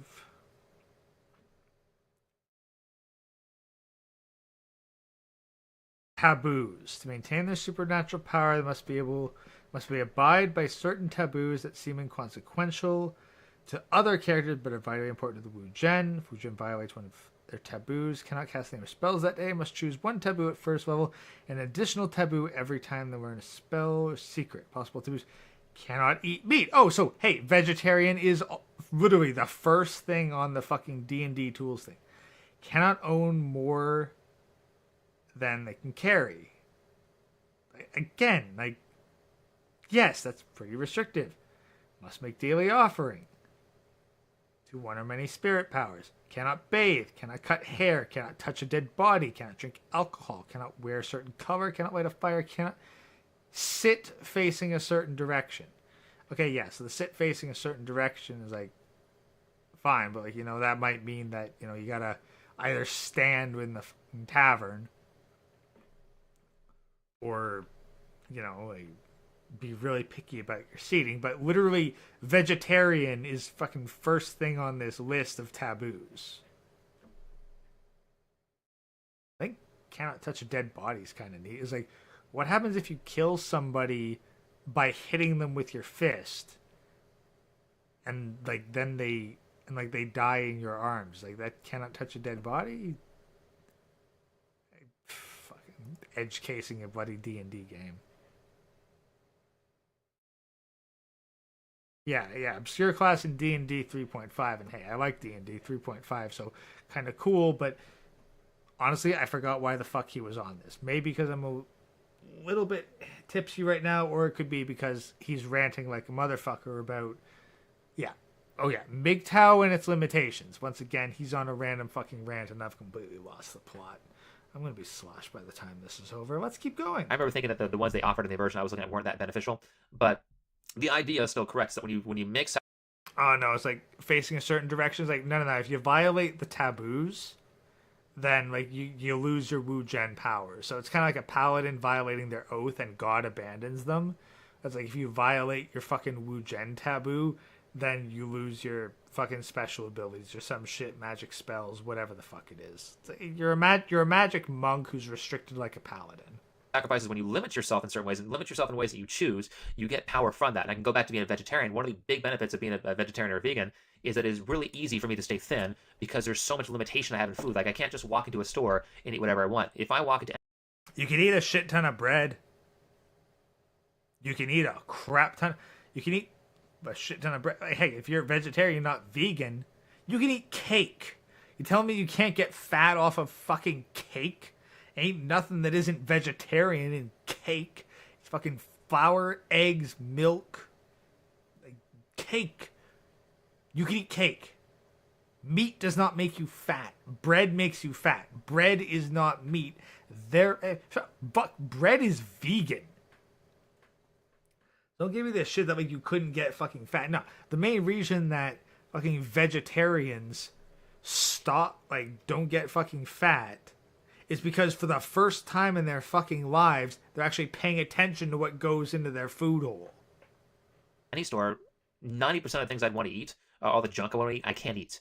And fortunately, for at least for right now, there's not very much vegan junk food. There's a lot more than there used to be, but in terms of all... What the fuck you mean there's not a lot of Okay, again, back to vegan.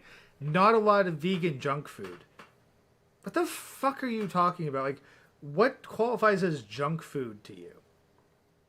Like, is it McDonald's? Like, what is junk food? It's like, okay, does it mean, yeah, you take out fucking cream and bread. Like, you take out cream and milk, okay. Like no eggs, no milk, okay, fine. Now we're to the vegan, not vegetarian. You can still eat a shit ton of fucking bread. I mean, yeah, maybe it's harder. Because, yeah, surprise, surprise. Plants are less calorie efficient than meat. Fucking shock and awe right there. But, like, what? You could take, like, I don't know, fucking bread and then fry it in olive oil. And I'm pretty sure that's still vegan.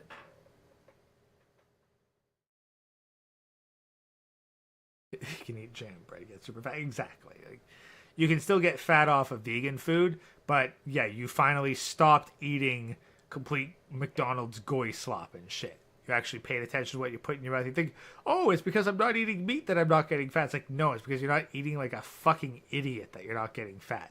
If you'd actually paid attention to shit while not being vegan, A, you'd still be fucking healthier, and B, you wouldn't get fucking fat anymore. Junk food, So what? Are you willing to bet that this dude was like super fucking fat?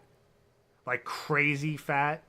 And then he went vegan and got super skinny and thought that this was an amazing lifestyle change because he was finally paying attention to shit they put into his mouth. They thought like, oh no, it must be the fucking meat and shit making me fat.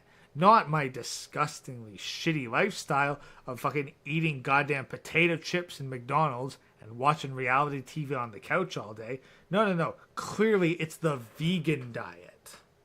there's way more junk food if you have an unlimited diet, which makes it way harder to stay thin. And so this choice, this limitation I've taken as a vegan, is something that has made me more powerful because I get to be healthy. No, it has not made you more powerful. It's made you fucking weaker and skinnier. There are no powerful vegans. You don't have the fucking nutrients to make yourself powerful.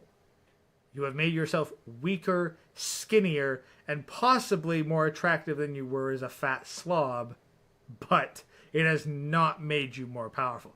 I guarantee there's some chunky dude twice your weight that is stronger than you. And he doesn't eat near as healthily as you do, but he's physically fucking active and he's way stronger. Healthy, because honestly, before I went on this diet, my diet was extremely unhealthy. I think if I carried this diet into my late 20s, I'd be experiencing a lot more health problems than I currently do.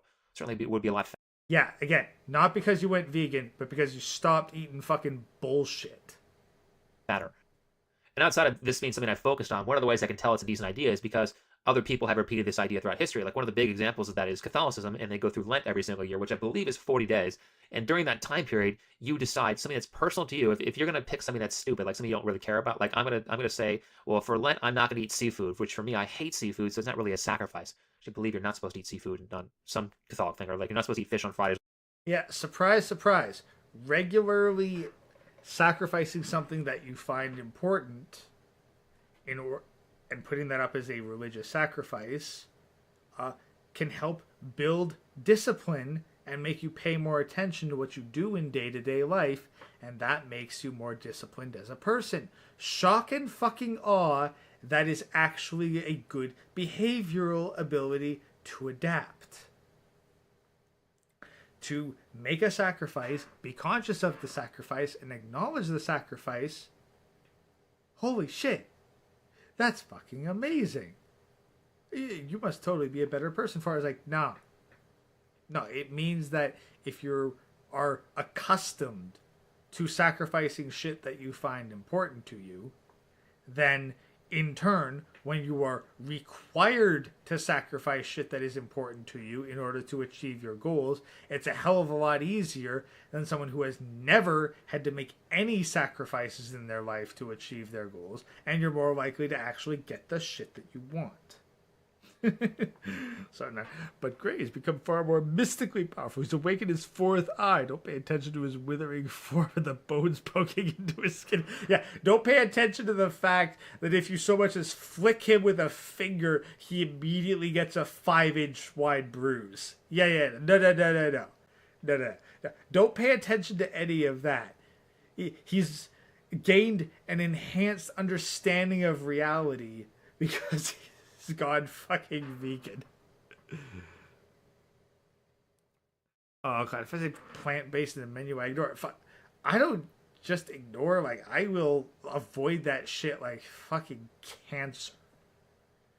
Like, anything advertised as plant-based, like, I don't need my salad to be to have fucking plant-based in it.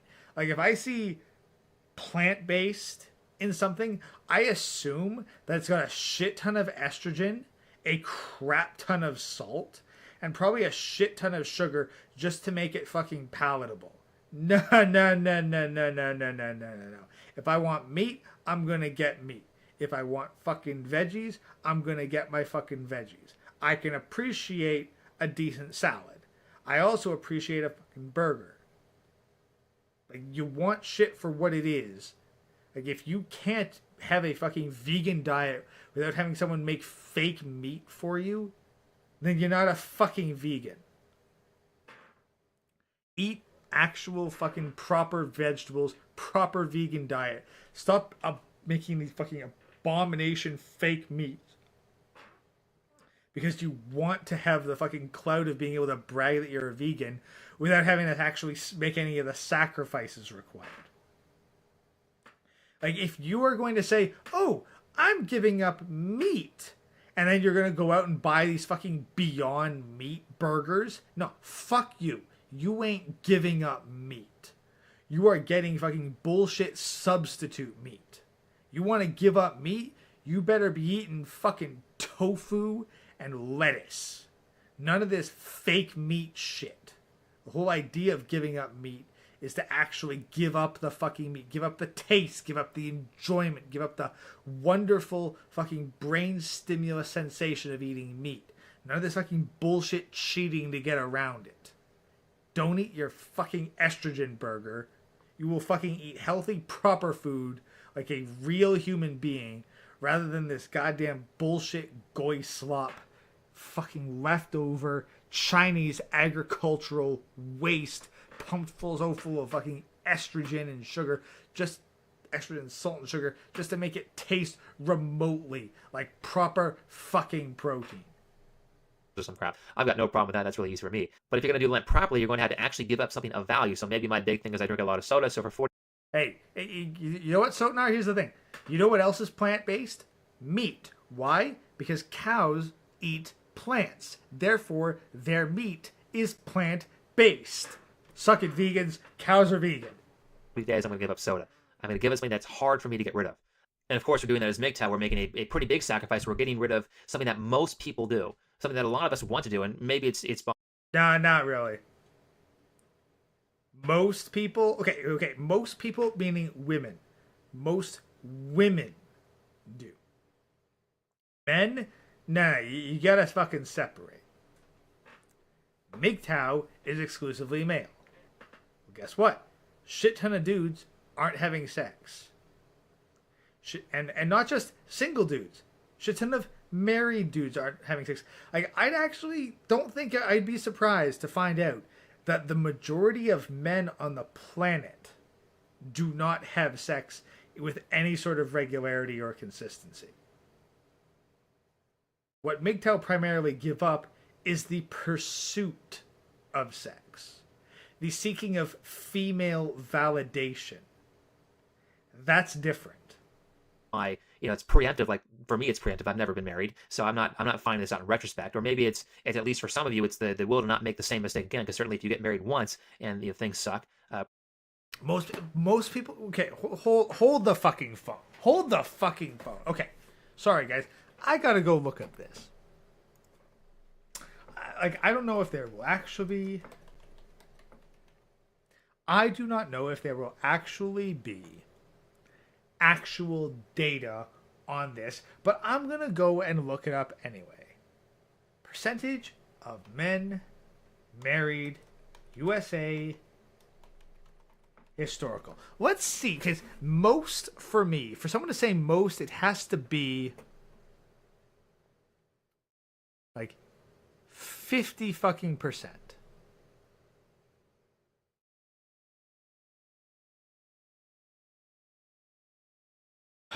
Historical marital status tables. Marital status of the population, 15 years and older, by sex, race, and Hispanic origin, 1950 to present. Okay, this... Oh, God, I gotta open a fucking Excel sheet. Why do I have to open a goddamn Excel spreadsheet for this?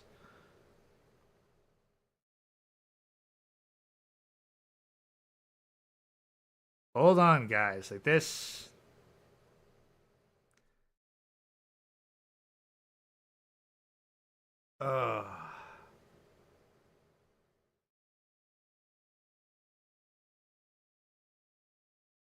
Men. Never married.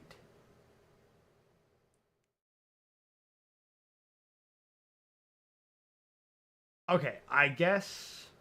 Wow. Apparently in 1970, 17.08. Hold on a second. Hold on. Is this a percentage or is this by population? Numbers in thousands. Hold the fucking phone. Okay, let me go back to like that 1970. So, all races. So let's go back. All races. There's an asterisk between 1970 1960. So let's go to 1970. Never married. Out of 81,947, 24,227 were never married. So that's a little over a quarter. I'm just going to do like 82 divided by 24 just to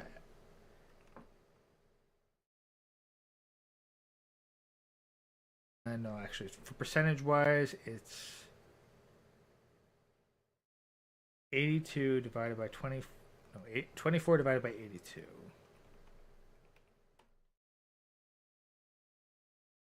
Okay, 30%. So apparently, 1970,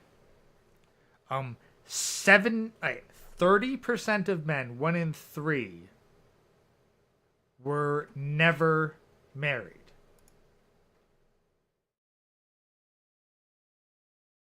Let's try this for the modern day, where it's 49 divided by 133. 36.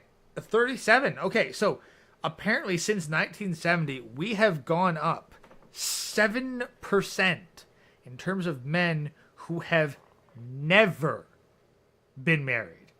I'm not counting divorced or anything, or widowed.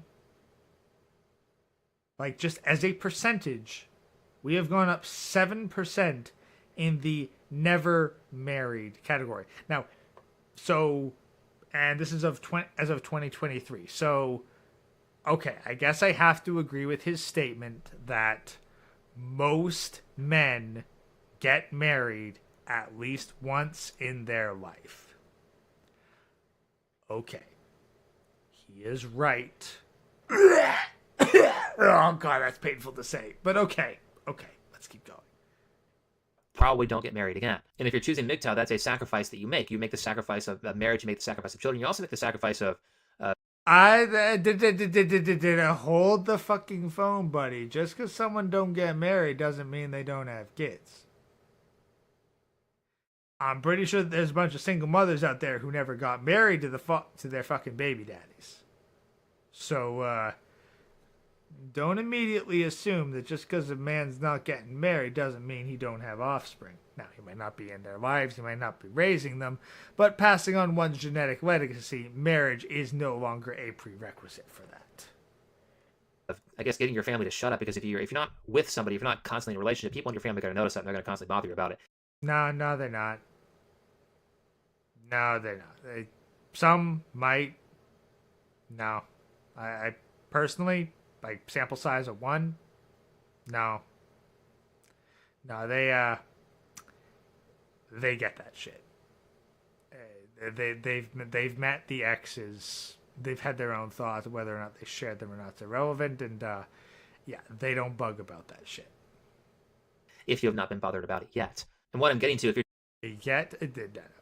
Look, my family does not give a fuck about grandkids. They are too busy enjoying their own fucking lives, because boomers do not give much of a shit about grandkids. In my experience, they're primarily focused on their own fucking hedonistic bullshit, not about caring about who the fuck's had kids. They'd enjoy them if they were there, but they ain't pushing for them. Doing this properly, the sacrifice of marriage doesn't come without benefits. You're going to get some benefit, and the main one being free time. And actually, that can come... What? Marriage is going to give you free time. More free time than being single? Now, dude's fucking lying or is beyond stupid. Sorry. Dude's lying and maybe beyond stupid. It's not an or thing. It could be an and.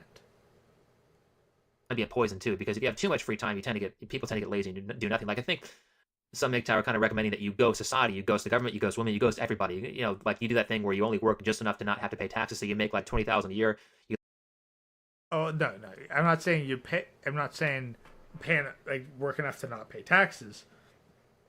Work enough to meet all your obligations.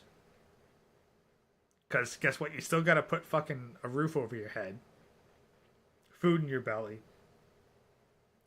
And, hey, maybe if you have a cheap hobby, great. I don't. My hobby is not cheap. It's fucking miniatures and shit, so it ain't cheap. So, like, you make sure that you can enjoy life to a reasonable degree, and you make sure that you pay all your bills. You do all that, you don't need to work a fucking bit beyond that, although it would be beneficial to work enough that you can stockpile enough money that you can survive on it. Like, you should not be living a minimalist life and living paycheck to paycheck. You should be able to at least stockpile some money so that should you lose your job, you can survive more than 2 weeks without it. You live in a shack or you live in a trailer out in the middle of nowhere, and you just kind of be on your own. Now, that could work for a couple people, but I don't think that's going to work. And I'm totally fine if you do that, but I just don't think that's what most men want, or most.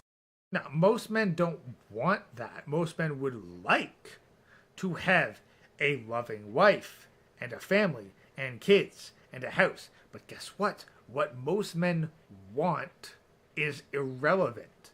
What matters is what most men can get. And if most men cannot get that, then they fucking accept reality and instead work for achievable goals rather than fucking bullshit fantasies. Men particularly need in their lives to feel fulfilled, to feel happy, because I think most of us see male happiness. Stop pursuing happiness. Happiness is temporary. Pursue peace.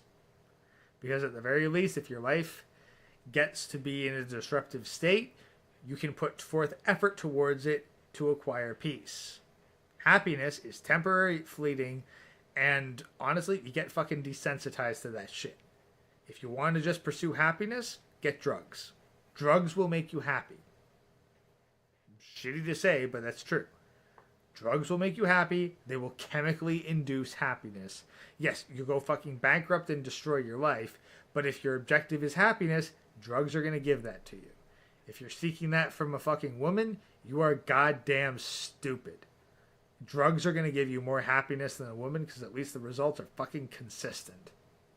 Happiness based off of providing something. So we have to be giving something to society, or for some people, men, it's giving something to women. Otherwise, they don't feel like they're valuable. That's probably where it goes. Is that if I'm not providing. Okay, so female validation, yeah, if you're pursuing female validation, you're absolutely fucked.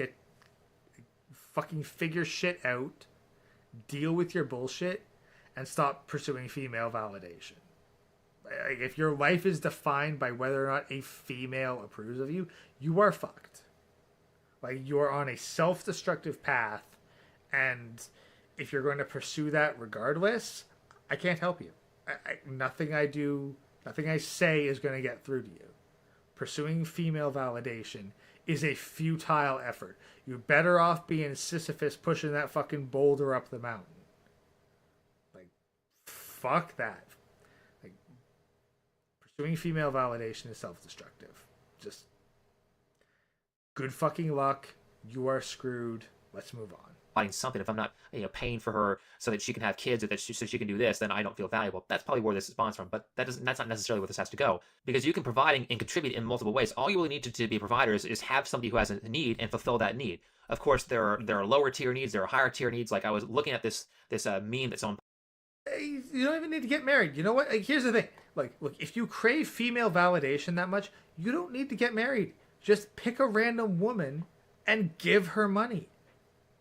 Just hand over a chunk of your fucking paycheck, everything that you can afford to give every week. I guarantee you that will be less destructive than getting married to her. If you just literally pick a random woman and give her a couple $100s in cash every paycheck. You'll get more fucking appreciation, all your fucking validation, and you won't have to worry about fucking divorce. If you really, really need female validation that much, just hand a random woman a couple $100s and ask for nothing in return. That's basically being married without all the legal ramifications. Post on the internet, or this kind of like inspirational thing that someone posts on the internet, and it says a bar of iron costs $5. Made into horseshoes, it's worth $12. Made into needles, it's worth $3,500. Made into balance springs or watches, it's worth $300,000. Your own value is determined also by what you are able to make of yourself. And so this picture is saying is that there are things that are high value. Okay, but the difference is, in order to make all of those varying things, requires other bars of iron and steel to be made into various other bits of machinery. Have you ever tried to make needles by hand? What's it easier to make? Fucking needles? Or horseshoes? Balance springs for washes? Or fucking horseshoes? They require a complex manufacturing process that requires a shit ton of upfront investment in highly precise, highly engineered machines. The raw fucking iron itself is not the value. It's the manufacturing process. If you could just fucking pull a Full Metal Alchemist, clap your fucking hands, press the bar of iron with your hands, and transmute it into $300,000 worth of fucking balance springs, guess what? The price of fucking balance springs would fucking crater because you no longer need millions of dollars in advanced machinery, engineering, and software in order to make your fucking balance springs for watches. It's the difficulty in making the shit, not the value in the raw goddamn material. Those things that are low value. Of course, I think not only do we want to provide something, but we probably want to provide the most high value thing. Okay, he's like, so now, like, maybe you could make it by hand, but then it requires a time investment, not just the time required to actually make the highly precise thing, but also the years of experience required to be able to precisely create such a precise thing. Like, here's the thing, like, I can make a lot of stuff via resin. I can make valuable shit via resin. Does that include all the fucking print failures? Does that include everything lost to the fucking wash-off process? Does that include the value of the person who actually went in and not only made the actual physical item in a 3D STL file, but also the person who went to the effort of pre-supporting it? No, like, people's time is valuable. The more time you have to invest in something, the more it's going to cost on the other end for people to actually think that it's worth spending their time to manufacture such a thing. So, yeah, I was like, oh, no, it's what you make of yourself. I was like, okay, but you have to put in fucking exponentially more resources in order to become more valuable. Like, what you make of yourself, the bar of iron does not make itself. Other people make the bar of iron into other shit. Not just that, but then you can bump the price up because you can say it's artisanal, handcrafted work. You know what? You're not wrong. You're not wrong. Fucking handmade horseshoes probably sell for a hell of a lot more than factory horseshoes, even though they're probably of lower quality and have a hell of a lot more imperfections. Let's keep going. This is only a 12-minute video. Let's try to... Oh, God, we're already 37 minutes in. Fuck! We can provide. That way we not only get the ability to provide something, but we also get the ability of status. And so we're helping ourselves on two different levels. And of course, the MGTOW community is highly in need of stuff. You know, if we want this thing to succeed, I think one of our biggest chances of success are three things: artificial intelligence, sex robots, and artificial wombs. No, we don't need artificial intelligence.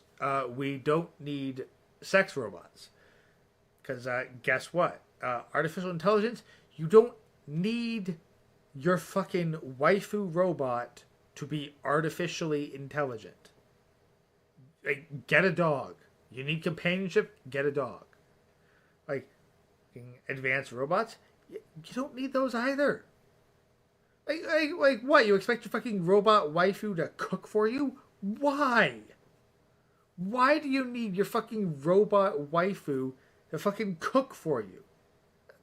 That's insane. That's nutty. Like, either A, cook for yourself if you don't have the time. Like, there's plenty of fucking rent-a-bitches that are cooking for you right now at fast food joints, at restaurants. You don't need a fucking robot to do that shit. Oh, clean your house? Hire a maid. Pay someone else to do it if you're not going to do it yourself. You don't need a fucking robot to do that shit for you. Artificial wombs? Okay, yes. That definitely makes things worthwhile, but you know what? There's still surrogacy. You can still go the fucking surrogacy route. Just send a fucking vial of your sperm or whatever it is. Bam, done. Congratulations, you had a kid of your own fucking bloodline, and you didn't have to pay for a bitch to live in your house to do it. AI smart enough to suck your dick is enough. Like, dude, fleshlights are a thing, okay? Like, why the fuck does it need to be some fucking ammo? Look, I've seen enough machine fuck-ups to know that I am not trusting anything that is artificial intelligence near my goddamn genitalia. I am not trusting anything that could fuck up catastrophically near my dick. Look, all I need is the goddamn fucking silicone. Like, maybe in the female form, I guess the thing, like the fucking doll with enough fucking holes, and I will manually deal with that shit myself. I do not need some fucking artificial bullshit that could fucking hit some goddamn glitch and decide that now is the right time to bite. No, fuck that. I am not going to deal with something that can unintentionally bite my dick off at a moment's notice. Screw that. Screw all that bullshit. I will deal with fucking static silicon or anything that TFM reviews. Fuck that. Anyway, fucking 4 minutes to go. And so if you can help in one of those areas, and by the way, if you do help in one of these areas, this is not just a MGTOW need, this is a society at large need. You will make shitloads of money in that. No, not necessarily. AI is largely not going to be used for MGTOW shit, but yeah, it's a fairly advanced industry.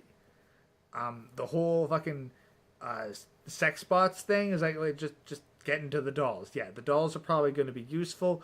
Look into like silicon making technology, so double check your fucking chemistry homework. Or maybe get into 3D modeling and work on the silicon molds. Or heck, 3D printing molds. The whole thing doesn't need to be made out of silicon. Maybe you just want a resin body to work with. That can 100% be useful. And then you just silicon the important bits. Artificial wombs, yeah, good luck manufacturing that shit outside of places with very loose ethics. Female lobbyists are gonna shut that shit down in the heartbeat, and the government ain't gonna want it because they need men to be subsidizing women. So, no. Unfortunately, AI is probably the most lucrative part of it. Robotics are robotics. You're probably not going to be making a waifu. Chances are you're going to be making a robotic fast food worker long before you make a robotic waifu.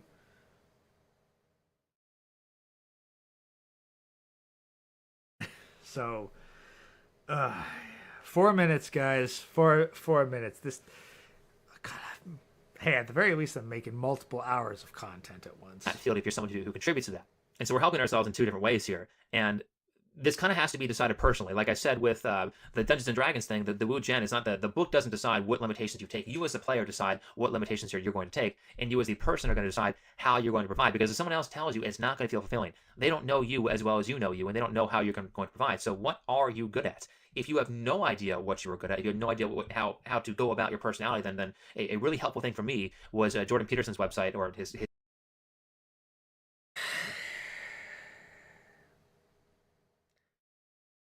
Jordan Peterson.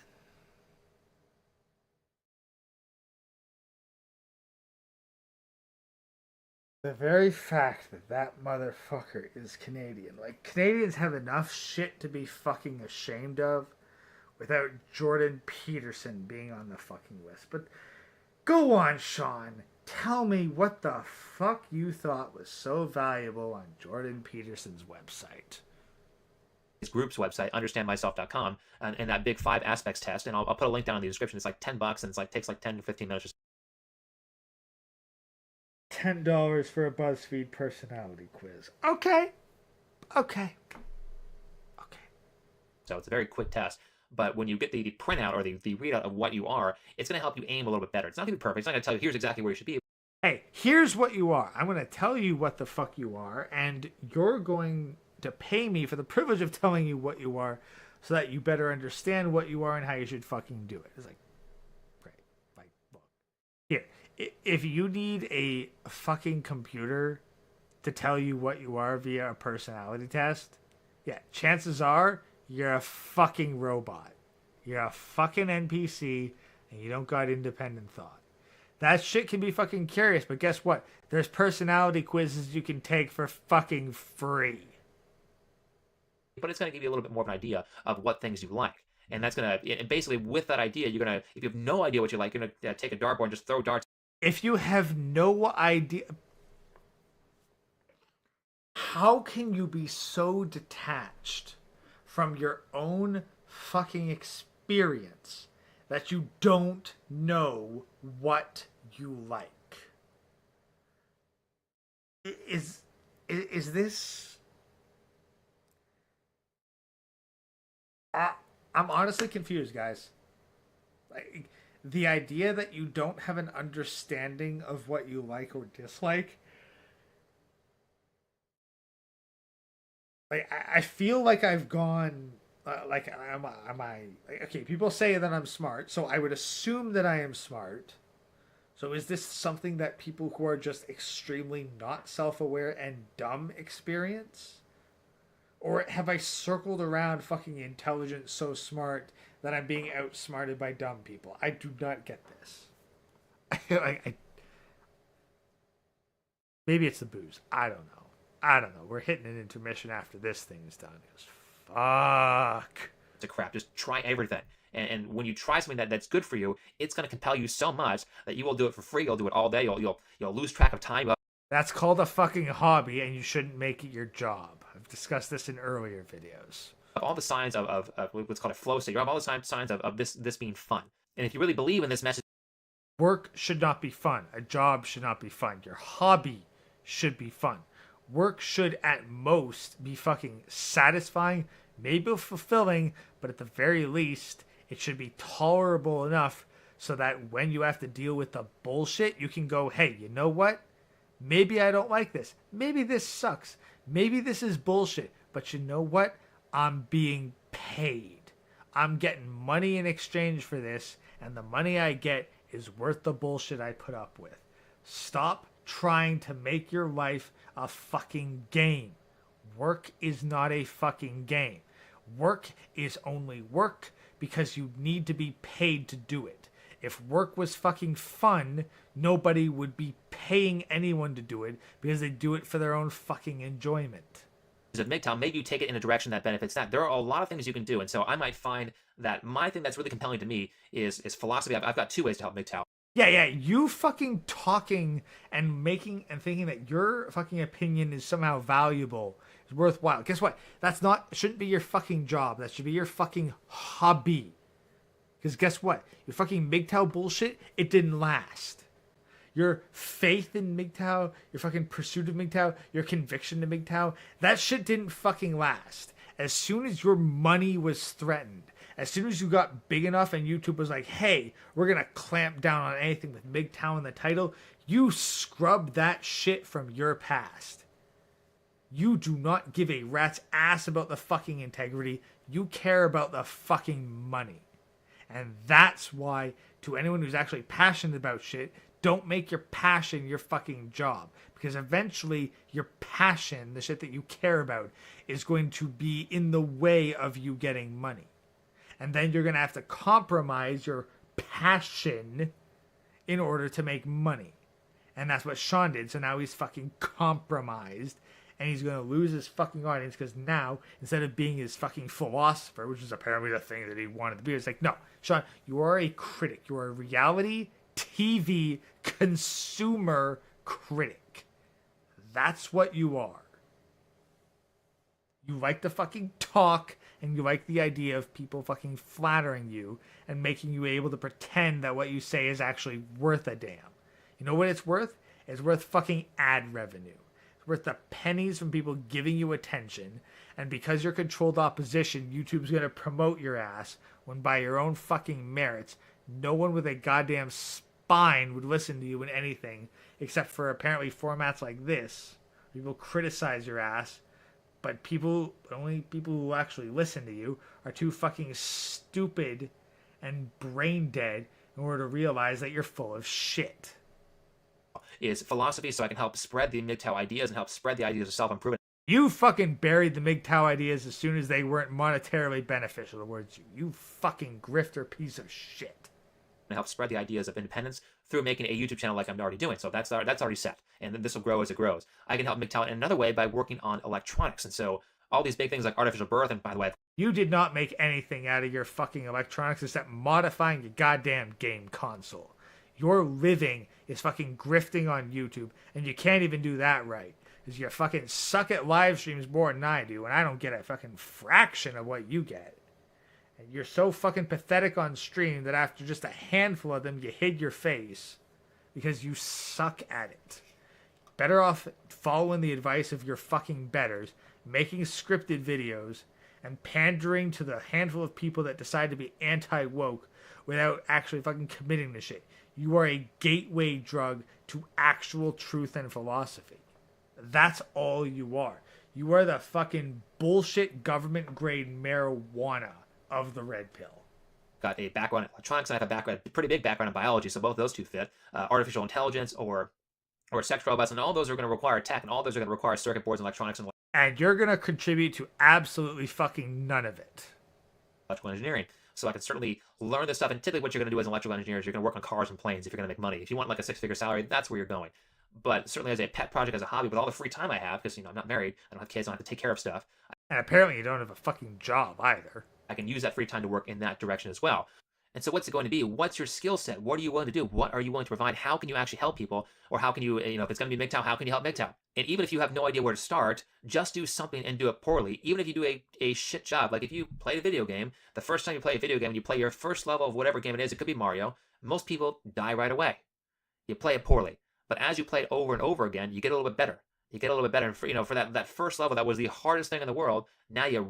Yeah, and you fucking failed, because as soon as people started roasting your ass once your pathetic face was shown on fucking camera, you got through a handful of live streams, failed repeatedly, and then decided to go back to hiding behind not even a bloody avatar. You just went to hiding behind fucking still screens and video clips while you criticize fucking reality television, talking as though you know a damn thing. It was like, no, the only thing you have is an abundance of free time to watch shitty reality television and then criticize reality television. Well, guess what? If you didn't like reality television, then you wouldn't watch the damn shit. But you do. Because you like it. You just realize that you can make more money off of criticizing reality TV than having any fucking integrity. I'd trust a fucking building in China to have more integrity than your spine. And if you're familiar with tofu dry construction, you know how much of a bloody insult that is. Run by it like it's nothing. And you only get that from at least initiating something. And so that can start by taking the understandmyself.com test. That can start by trying different things. That can especially start with limitations. How are you going to limit yourself? What are things that mean something to you? And how are you going to limit things that are, particularly things that are bad for you, so you can get power from things that are good for you? I guess if you've made the choice to go red pill, to go MGTOW, you've already made one decision that is a limitation. So just go from there. But that's enough for this video. If you liked it, please hit the like button, subscribe. He fucking deleted the shit out of this. You want to like and subscribe, it's going to have to be for this video. And probably for this channel, because you ain't getting anything close to this level of quote-unquote quality from him anymore.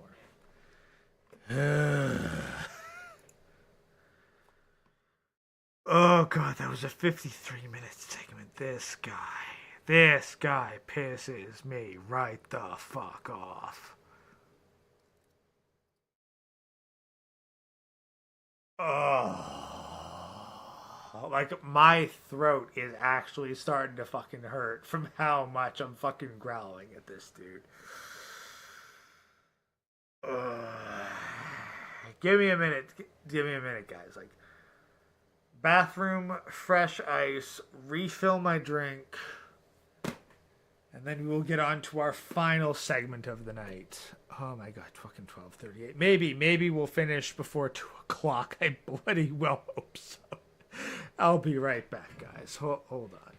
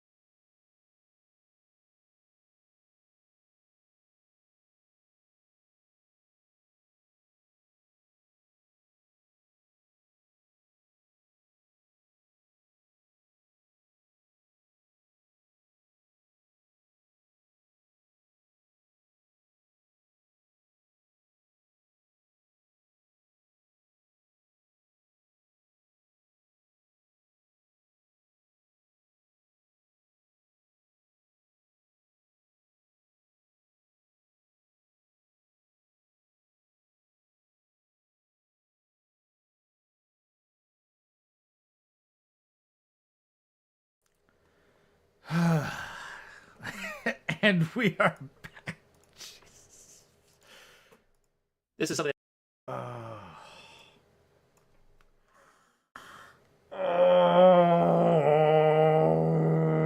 this next video is 20 fucking minutes.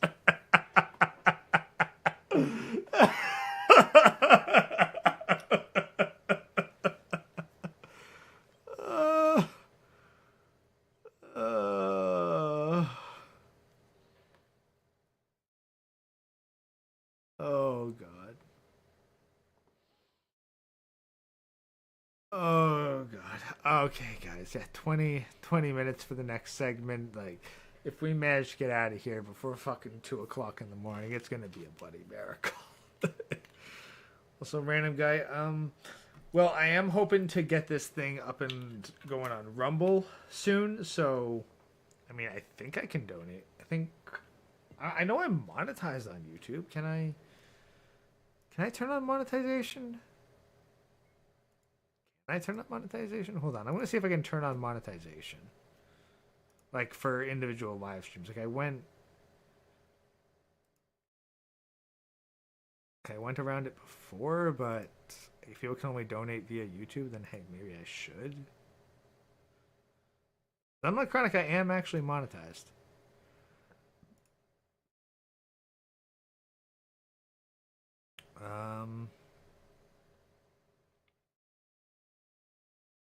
Oh. Oh, yeah, no, I still need to, like, sign up for AdSense and get reviewed, so, yeah, I don't know if it's going to work out, but, yeah, so for now, but I'll focus on trying to get up and running on Rumble, because I'm pretty sure that as soon as YouTube reviews this channel for monetization, I'm going to be demonetized hard. Rumble is banned in Brazil. Can't donate when you the other message to watch. Does the Streamlabs link work?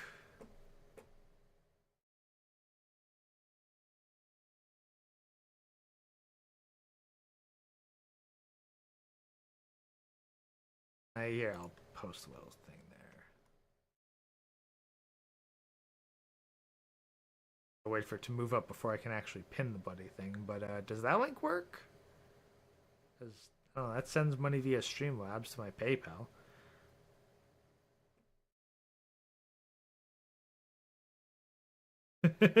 You're not seeing my time. What's great because you're probably not wrong.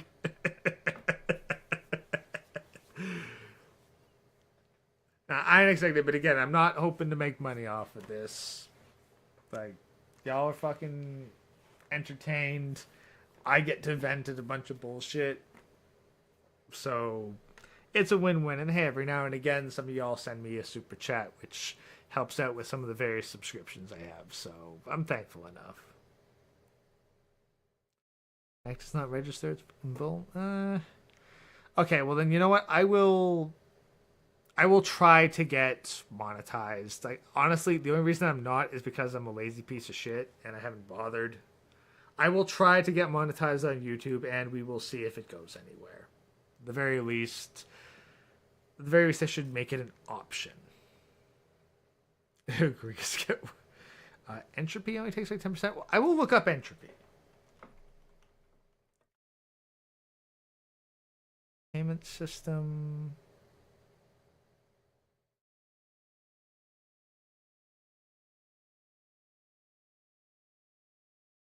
I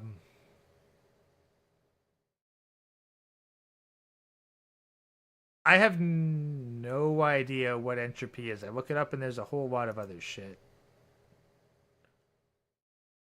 Be international?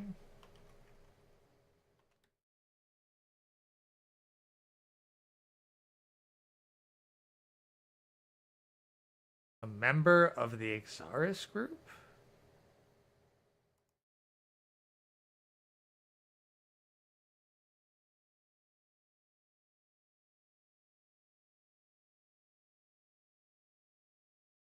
I have no idea what this is. Yeah, send me a link. Like, I mean, if it's an alternative payment system, I'll look into it. I'm curious to try new shit that way. All right, but let's try to get through this 20 minutes. Oh God. I mean, I'm not out of booze yet, but I haven't been going through this shit that hard. Like, I spend too much time ranting to actually drink. Oh boy.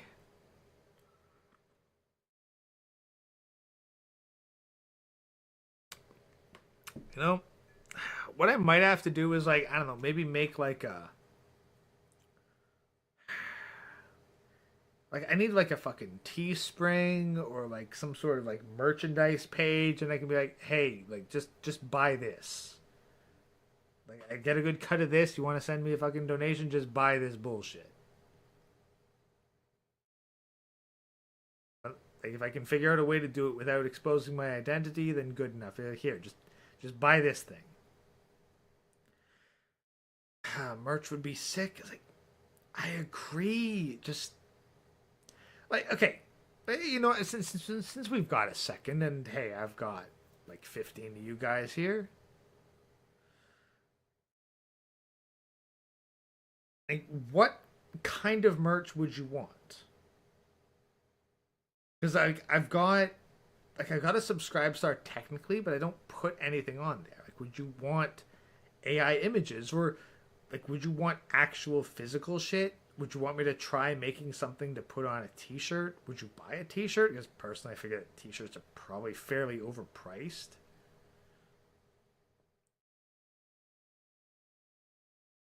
I don't know. What do you want? Like, would you want 3D models? Would you want STL files? I don't know. 20-foot statue of Gray punching Megatron. I mean, if I learn like fucking Blender's sculpting shit, or maybe like reacquaint myself with ZBrush, maybe I could make something like that. Cap with a gray ghost avatar. I'm gonna have to pay a percentage to Gecko Ninja because he's the one who made the original avatar. Physical things would be impossible. So is a huge tax for anything foreign. Did from I say to a text that says Britney Fenty on a shirt.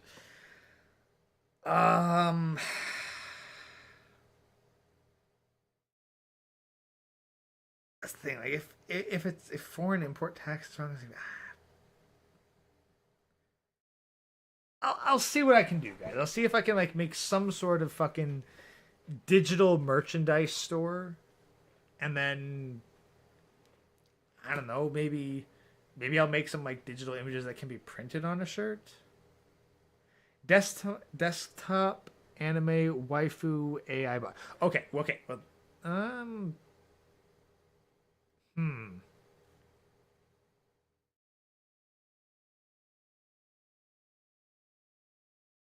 just the production time on that thing is going to be expensive. Like, I could give you wallpapers. Like, what if? Okay, like, so here's the thing. So like, I've got the monthly waifu thing. What if I like just gave you like, hey, here's all the monthly waifus for this month, and it's like a monthly subscription. Like, hey, here's all the waifus I'm releasing this month. They're all in one big zip file, all like desktop size quality. Like, would that be something that you'd pay a fucking monthly subscription for? So, that's the best I can come up with the top of my head, guys. Like, I really don't have a shit ton of free time to make merch, but like, at the very least, I can make you a whole bunch of desktop resolution AI waifu images and pump out one for every day of the year, like once a month. I can do that. Spicy art, again, it would have to be AI generated. I just don't have the time to physically make it. I'd like to, but I don't have the time. I am I'm just really busy on a million fucking things. But hey, maybe in the future. One thing I am working on actually is I saw that Koikatsu. To those of you familiar with Illusion's products, uh, someone's actually used Koikatsu to make like some animated shit. So I thought, you know what, like let's get a copy of Koikatsu and see if that can work, and maybe I can make like some animated waifu shit for video segments.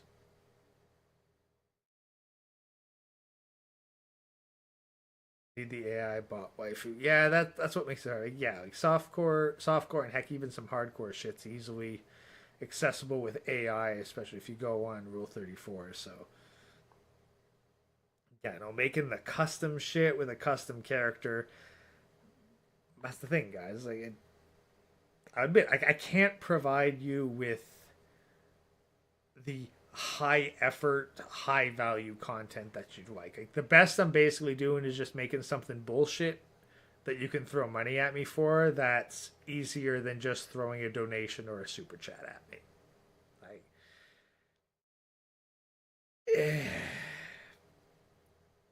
like I wish I could do better, but realistically, I can't. Kickstarted the AI waifu bots. Kickstarter ain't gonna accept someone like me. Kickstarter is not gonna accept someone like me. They've kicked out people fucking softer than me for less. A female comment.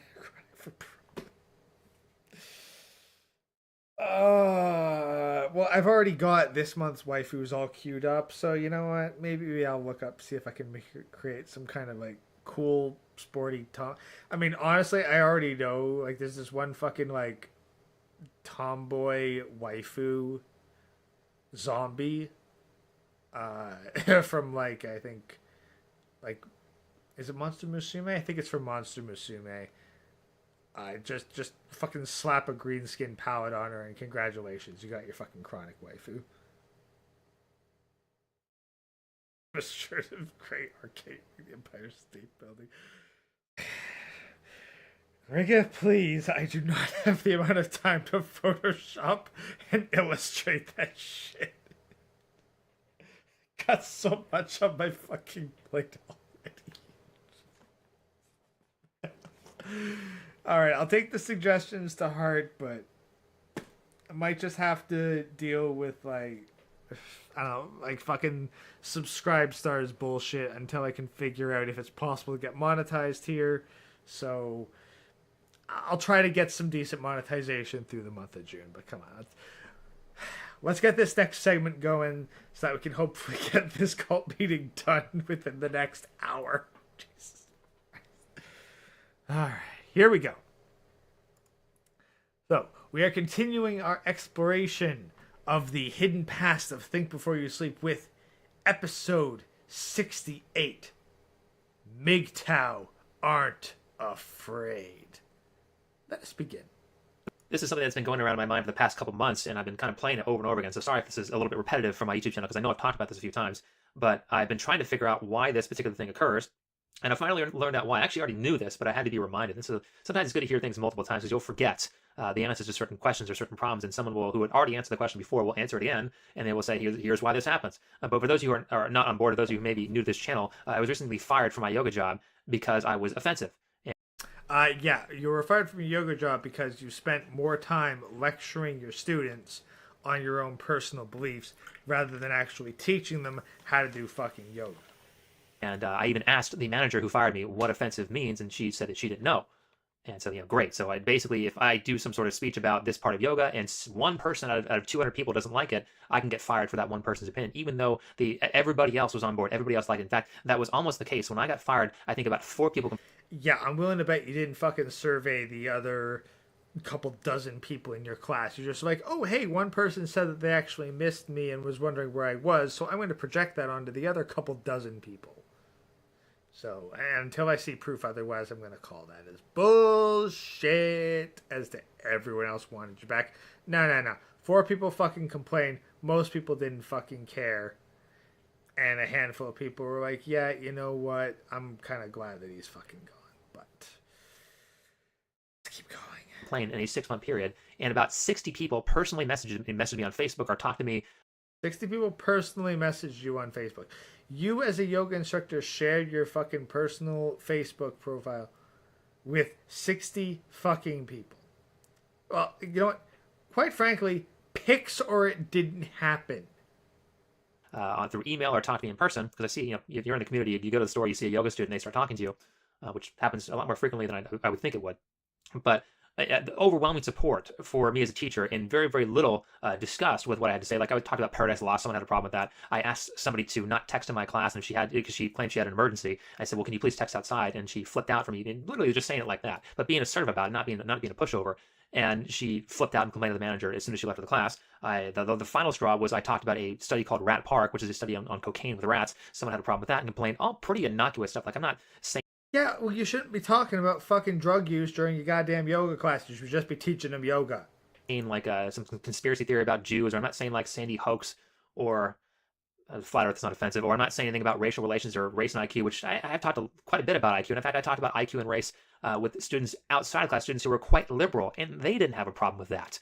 Yeah, that's because most of these quote-unquote fucking liberals are racist as shit. They only appear to be not racist in public because they're doing it for social clout, not because it's what they actually believe. So this is really catering to the smallest crazy crowd. And I was listening to an episode of Stefan Molyneux's show, and I think it's unfortunate. I wish this show was a lot more popular because it's been so helpful, but I think it's hard to get long-form YouTube content in there without celebrities and stuff like that. So anyway, this Stefan Molyneux's call-in show is kind of his biggest gift to society, because he will sit there and stand there actually and walk somebody through their problems for 30 minutes, an hour and a half, 3 Hey, as long as you get enough money to do it, you'll do whatever the fuck you want. The hard part is making enough money off of doing it.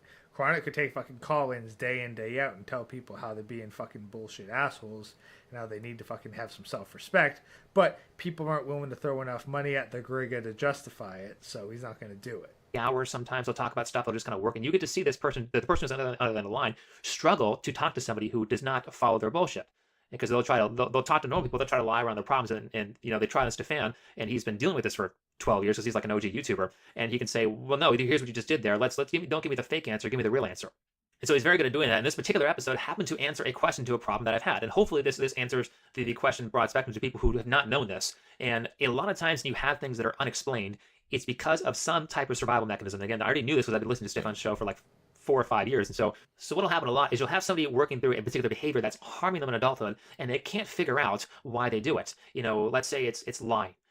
Does it matter why you do it? Just don't do it. Like maybe I'm just not getting it.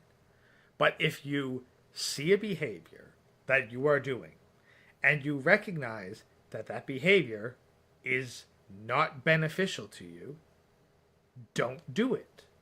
Like, well, I don't understand why I do it. It's like, okay, well, just don't do it. Well, I keep getting into situations where I just do it without thinking. Okay, then don't get into those situations. Like, if you can't solve it in the middle of it, like, the way I see it, okay, let's imagine this for a second. Imagine you're like, oh, every time I have a large quantity of food in front of me, like, I'll use bird thing. Like, I get a big bowl of pasta. Like, I cook a big bowl of pasta, and then I can't stop until my bowl is completely empty. Doesn't matter if it's so much that I'm physically sick by the end of it, I need to empty the entire bowl. It's like, what do you think's a more effective fucking thing? Like, well, how about we go through your history and childhood to figure out why you do not leave any food left in your bowl, or how about you just cook less food?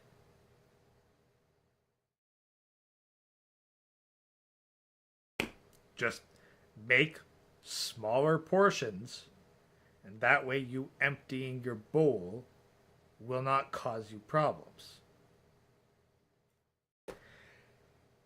Well, let's see what he has to say. Let's see what he has to say. Maybe I'm completely off base with this. Lying can be very beneficial. It can be very destructive. One of the issues with lying.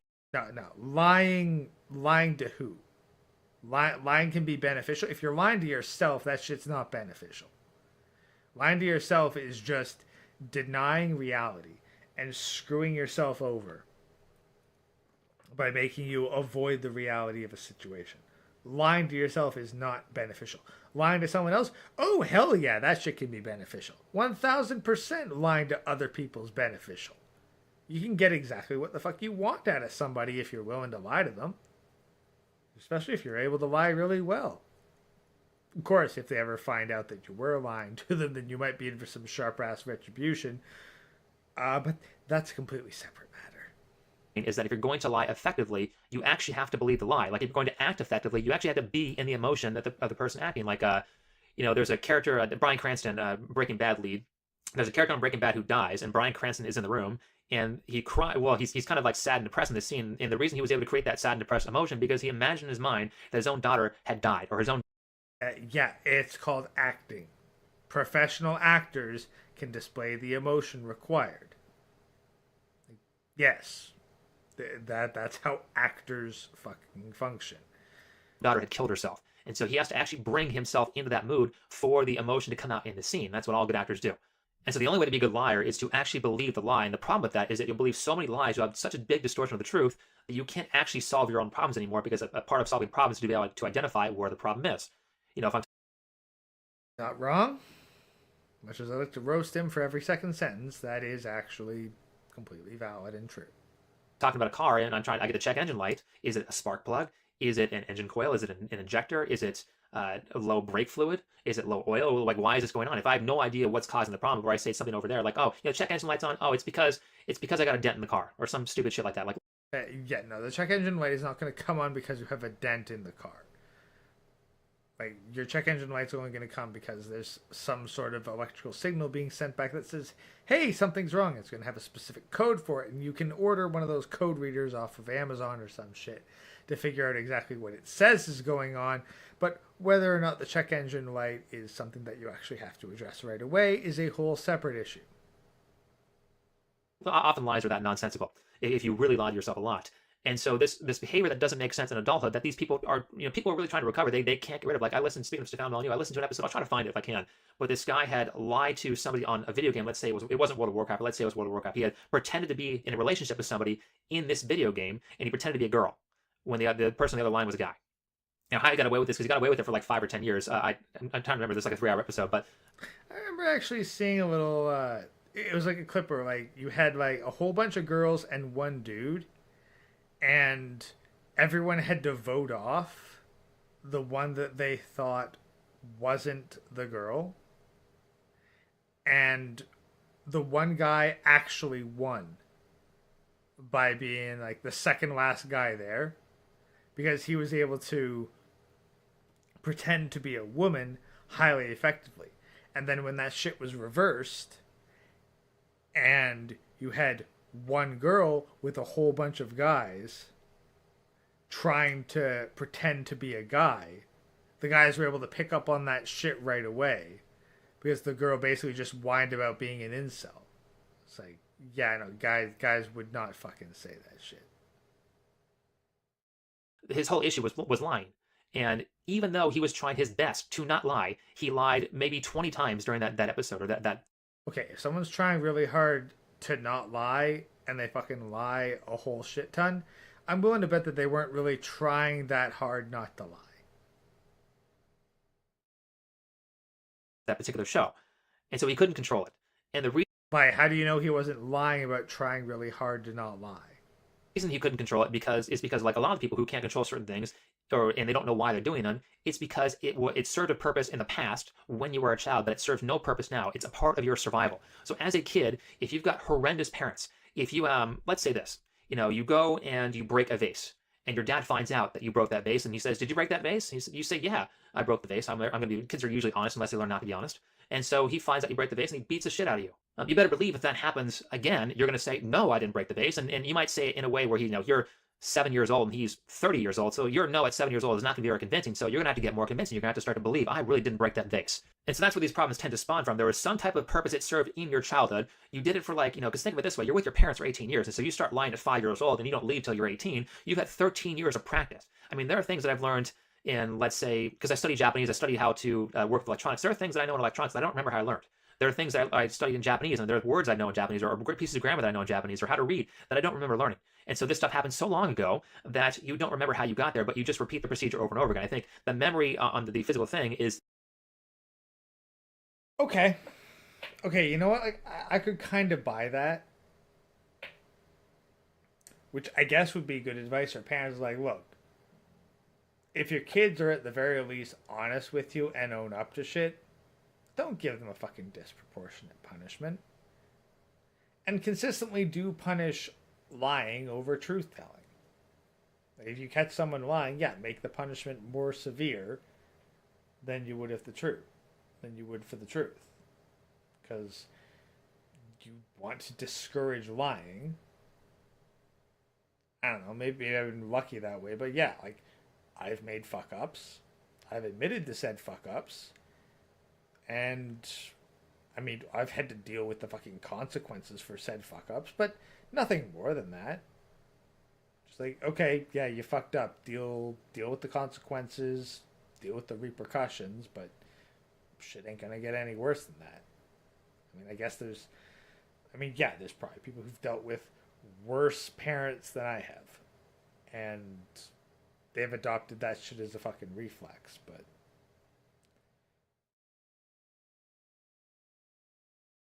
lying that frequently in one conversation, like, what the fuck do you feel so guilty for? Like, at that point, what the hell are you doing? Without actually hearing, can't make an appropriate judgment call. That is like, you're calling into someone because you want them to fucking help you with shit, right? Be back to fucking buffering. Okay, we're back. I guess my internet's just been spotty as all hell tonight. Like, I don't get... like, you're calling into someone, supposedly, to help you. You need help with an issue. This shit gonna crash. I'll get the hell out of me. Anyway, whatever. I'll continue on with the video. I don't get it. People, like, screwing with people? Okay, stream status poor. Sorry for the buffering, guys. I'm guessing it's my fucking internet. The weather's been dog shit around here recently, so maybe that's a factor. I don't know. Anyway.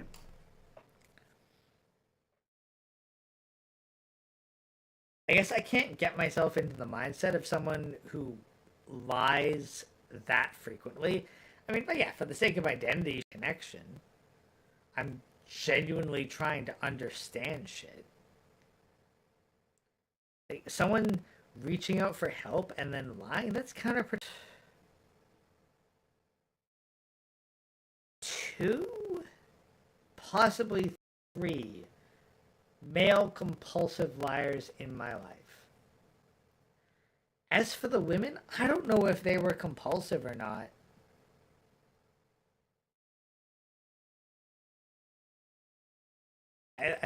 My understanding was that they just lied because it was advantageous. Like, guys I have met, at the very least, I've been able to more or less confirm that they were lying. Just like, whereas honesty probably would have served them a hell of a lot better. And I can only really think of one guy. As for, I don't know, because I guess I didn't really investigate deeply enough to figure out whether or not they were telling the truth, and in hindsight, I kind of don't care. I cut those fuckers out of my life anyway. Women do definitely lie more than men. There's no question of that. But it's like the compulsive lying is at least will lie, even though telling the truth would not have any negative. Like if someone is a, let's say, circumstantial liar, that's different. Yeah, I'm for stream quality, guys. I have no idea why this is happening. But let's continue and try to get through this. It'll cut short, and I'll have to deal with this afterwards. They're long enough for you to learn the process. Once you learn the process, it just becomes automatic and your brain forgets it. In the future, so let me remember how I got here. Let me just say it this way. You might understand this if you've been an athlete before, and you probably will understand this even if you've not been an athlete. But let's say I'm a baseball pitcher, and I have this particular way of pitching. Now, this particular way of pitching is incorrect. However, some things have happened. One, the teachers who I've had teach me, they're just local baseball coaches, their skill is not high enough to be able to tell me why this pitch is incorrect. And plus, on top of that, this incorrect pitch I'm doing is much better than every other pitcher in the league. So I may be the very best player in this particular league who's doing a very good pitch. But the problem is that 10 years down the line, if I keep pitching this way, I'm going to break my arm. And that'll happen a lot if you go to like higher levels of sport. You know, you're this level at 7 years old, but now you're this level at a certain level at 19. Is that when you get to the level of 19, you start breaking through your old habits. And it's really, really hard. If you've been pitching some way for 10 years, it's really, really hard at 19 to sit there and have to change it. It takes weeks of practice. It takes months of trying. You may even still have a remnant of that habit 2 years later that you just can't get rid of. And that's what this stuff is like. People just can't control it. And that relates to the problem at hand is, you know, why do people cater so much to people who say they're offended? In this particular episode of Stefan Molyneux that I'm mentioning is an episode where a guy calls in about his family. This guy is still salty that he lost that he lost his fucking job over some people being bloody offended. The curse of chronic, yeah, I guess so. Jeez, I'm looking for extra shit on my buddy stream that's shutting shit down, but I can't figure it out anyway. But we're about halfway through this, so let's see if he's actually going to get to a decent point by the end of it. Family relationships. When he was, I think, 5 years old or so, young kid, his parents got divorced. And during the divorce, his mother accused his father of child molestation. And this is what he believed his entire life, is that, you know, he's 4 or 5 years old when he's 13, 14, 15, 16, 17, or so on and so forth. And I think he was in his 30s at this point. He just recently found this out. Is that he's not going to be able to call her on that because he was so young that he can't remember. And he found out in his maybe late 20s, early 30s, that his mom lied. His mom accused his dad of child molestation so she can get the kids, so that she could, well, any other reason why women would falsely accuse men in court, because there's a high amount of benefit to that. And if you think about it, what she did was absolutely pure evil. More so than a lot of these other false accusations. Like you can falsely accuse a guy of beating you, and that's pretty bad. I mean, well, of course, that's evil as well, but that's not as bad as accusing a guy of molesting children, because, well, if you've ever paid attention, I've had a family member who was in prison, so I know a little bit more about this because he's told me about this, is that what they will do in prison is that all the people who are in jail for life will go and create a committee. And that community says, well, we're in here for life anyway. There's no way we're getting out. So they go and do the best justice they can. They go and kill all the people who have committed child molestation, who've been convicted of child molestation. And this is pretty commonly known. I mean, I've always known that child molesters are not treated very well in prison for good reason. When you molest a kid, that you ruin them for life. I don't know if very many people ever recover from child molestation. And the recovery from child molestation is like a decade-long path of struggle. Yeah, well, now we have an entire fucking month of the year dedicated to the kind of people who commit those kind of acts. So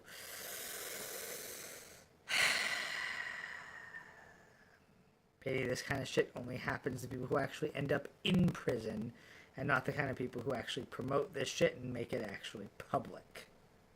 Plus, I'm pretty sure this shit doesn't happen in women's prison.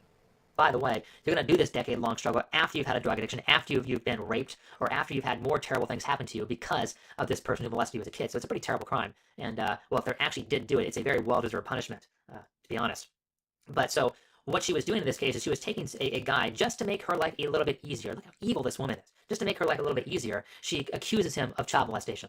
And you can think of it this way with the Vic Mignogna stuff. Just because this girl, Mars Girl, just because Jamie Marchi, or God, I can't remember all their names at once. Jamie Marchi, or the chick who plays Bulma, just to make their careers a little bit more convenient, just so they can, Vic's too successful, or his Christian religion makes me a little bit uncomfortable. So what we're going to do is we're going to accuse him of child molestation, and it'll just make our lives easier. And by the way, if he gets convicted of that, or if this guy got convicted of that, I don't think the guy in the Stefan Molyneux video actually got convicted of child molestation, but if he did, he very well could be killed for something he didn't do. And the big issue with this, and you'll hear this in the call, is that despite the fact that what this chick did was incredibly evil, like she should have been in prison for doing this, but despite the fact that she's done something incredibly evil, the person who called in could not confront her on it. He would actually defend her. and did not know why he was defending her. And well, here's why this is happening. Here's why people defend the offended and defend people who cry the loudest. It's because they're afraid. It's the same reason that you'll have YouTubers look at, let's say they have 99.9% of their comments are totally supportive, totally positive. You're right. This is so great. Thank you for helping me. Or you changed my life. Or I've lost 500 pounds because of you. You've saved me. They can look at that 99.9% at positive comments, but they'll look at the 0.1% that's negative, and they'll focus all of their attention on that 0.1% that's negative. Now, I don't think this affects all YouTubers. Certainly, it doesn't affect me when I get any sort, even though my comment section isn't that big because I'm still a small channel. But anytime I get a negative comment, I either make fun of the person or I just ignore it, and it doesn't ruin my day at all. But I think for most people, the way they interpret that data is that I can look at 1,000 positive comments and that are positive, and that's great. But the one negative comment is a person that could really harm my life. Maybe they're that person who wants to go send a bomb to my house or something like that. I've got to pay attention to that, so my brain pays attention to that, and that's what happens in these cases where people are offended. The people who are not offended are not going to harm you, but the people who are offended will, and it's much more likely the people who are offended will harm you than the people who are not offended to defend you against the offended, at least as it currently is. I don't think that's always going to be true, because Harm you? Like, this is why you don't share your, like, real life face or name. This is why you don't put your actual face out there, because that way the haters, they're just people on the internet. They're just random voices. Because when you share your actual name, your actual address, your actual information, then, yeah, you know, you gotta sleep with one eye open and a fishing rod underneath your pillow. Like, that's when you've got to be ready for someone to break in through your window, meaning you harm. Because they know who you are. They know where you live. And, but if you don't, if you're not that fucking stupid, if you hide behind a nice little VTuber avatar, and you make sure that there's enough layers between your information and the people who want to do you harm, then you know, you can sleep peacefully. So, some people invite this shit upon themselves. Other people just don't see the fucking consequences coming. Probably because they don't listen to people who tell them that there will be consequences. People have been getting quite mad at professional victims and quite mad at this culture and have started fighting back against it. But that's all this is. This is just fear. Now, people who are particularly good liars will try to manipulate you into believing that they're not afraid. Like in this particular call, you might say, well, why would he bring this false accusation of child molestation up? You know, that happened like 25 years ago. Why is it still affecting you? I mean, it happened so long ago. Like, get over it, man. It's water under the bridge. You're just so hyper-focused on this terrible thing. And by the way, these manipulations are very effective, which is why these people do it. And it might not be that they constantly know which strategies are effective. They just kind of, you have it ingrained. Like you swing a baseball bat a certain way. When you hit the ball, you just kind of do it. You don't really know why you do it unless you become a teacher, but you just... Yeah, as far as I'm concerned, if you're going to do that kind of shit without thinking about it, you're an NPC. It's one thing to have fucking muscle memory. It's another thing to have fucking thought. Like fucking compulsive thoughts. If you genuinely are not making a conscious decision to open your mouth and say certain words committing to a certain action, as far as I'm concerned, you're an NPC and you don't have an internal monologue. Just someone who's responding to a pre-existing line of code.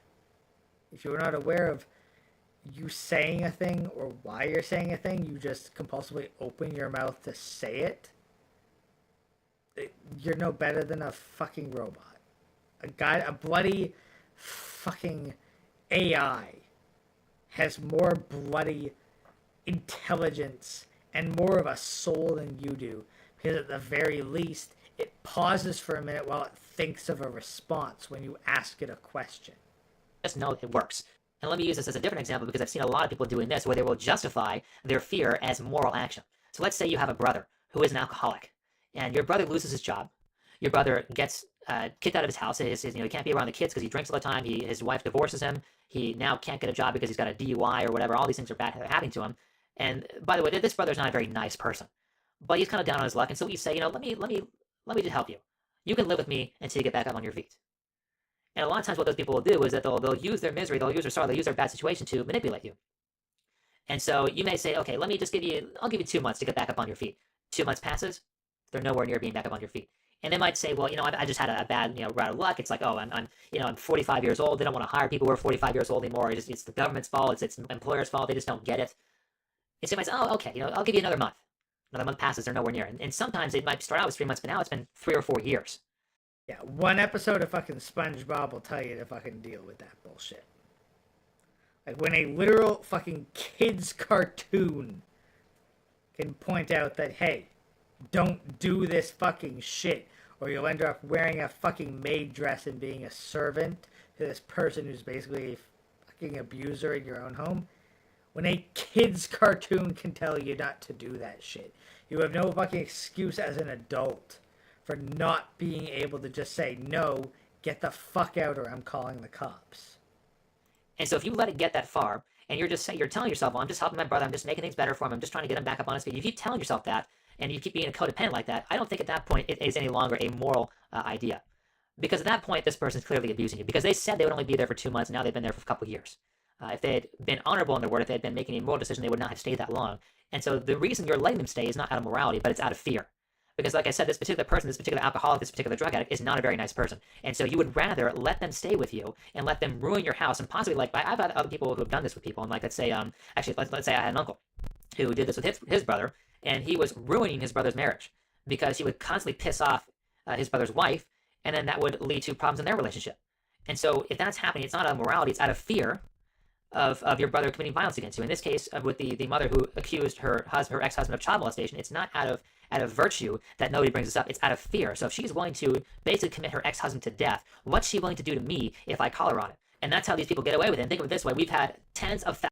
Not just like what you're willing to do to me. It's more so like, why the fuck should I care? I mean, it's one thing if this is a guy you're fucking invested in, but if this is just some random stranger, why the fuck should I care? Like, why am I sticking out my neck for a dude who's probably not going to do shit for me? Like, we try warning these people. We try pointing out, getting married, gonna get you fucked. Being alone with a woman, gonna get you fucked. Like, getting involved with women, gonna get you fucked. Gotta get out of that fucking country if you're gonna try that shit. Gotta stop simping for a system that fucking hates you. Oh no, you're still gonna fucking do it? Alright, y'all fucked. Don't expect any sympathy when you suffer from this self-inflicted injury. Thousands of years. Well, we've had at least 200,000 years that the modern human has been around.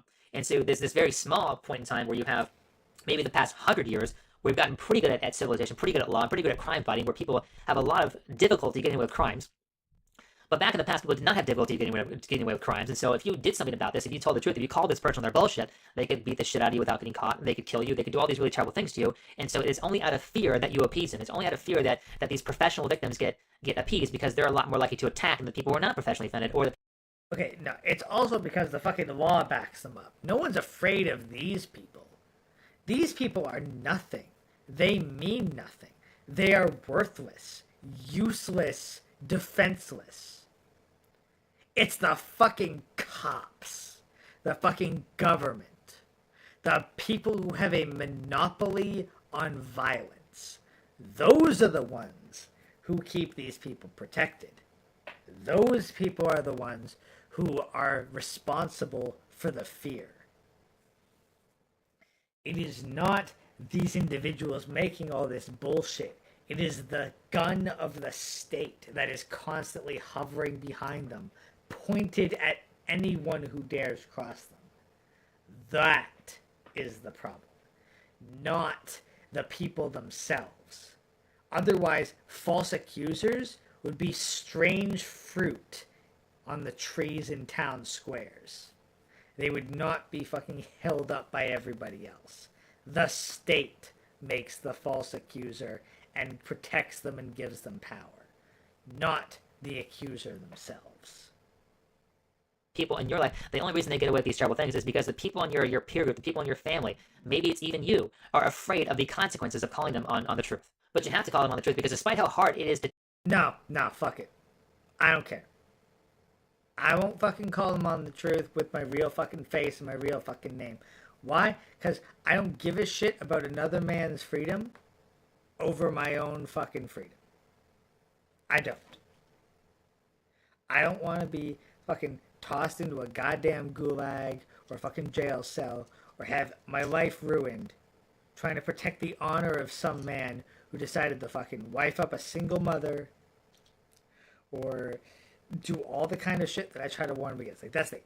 I will fucking point out and warn them against all this shit earlier in life.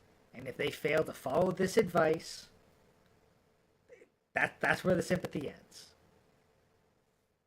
Fucked, you're fucked. I'll feel bad for you, but I ain't going to bat for you because A, I won't be able to do shit. And B, if I could do shit and I get fucking punished for it, it ain't fucking worth it. Tell someone the truth, especially someone who is not a very nice person, it is infinitely worse to not say the truth, because the longer you let this go.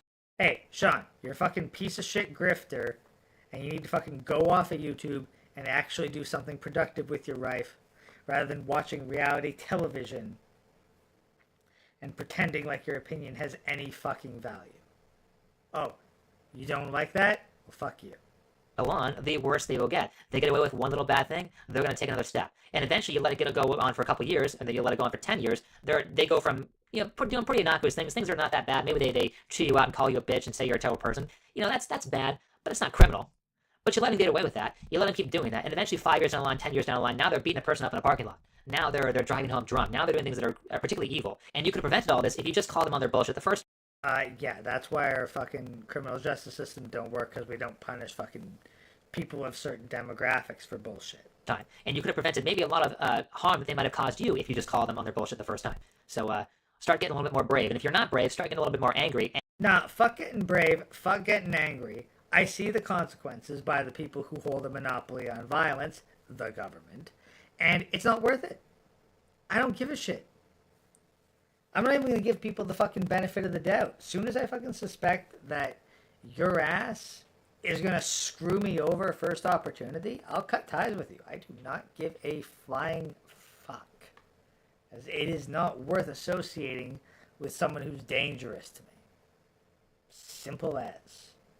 Anger will help solve your fear for the immediate moments. But I'm not going yeah, look, if anger was all that was required to overcome fear, then there'd be there'd be a shit ton of fucking Hockey Mask Time episodes every single day. You are ignoring the monopoly of violence that the state has, and their willingness and ability to enforce what they want on everybody else. elaborate on that because this video is already getting long, and I've already explained the idea of anger being a cure for fear in a different video that I will just link down in the description if you are interested in that. But as this video is getting long, I will just end it here. So if you liked it, please hit the like. Yeah, he fucking ditched this video, guaranteed. So likes, subscriptions, all that's going to have to be on this video instead, and this channel instead, because there ain't no way he stands by this shit nowadays.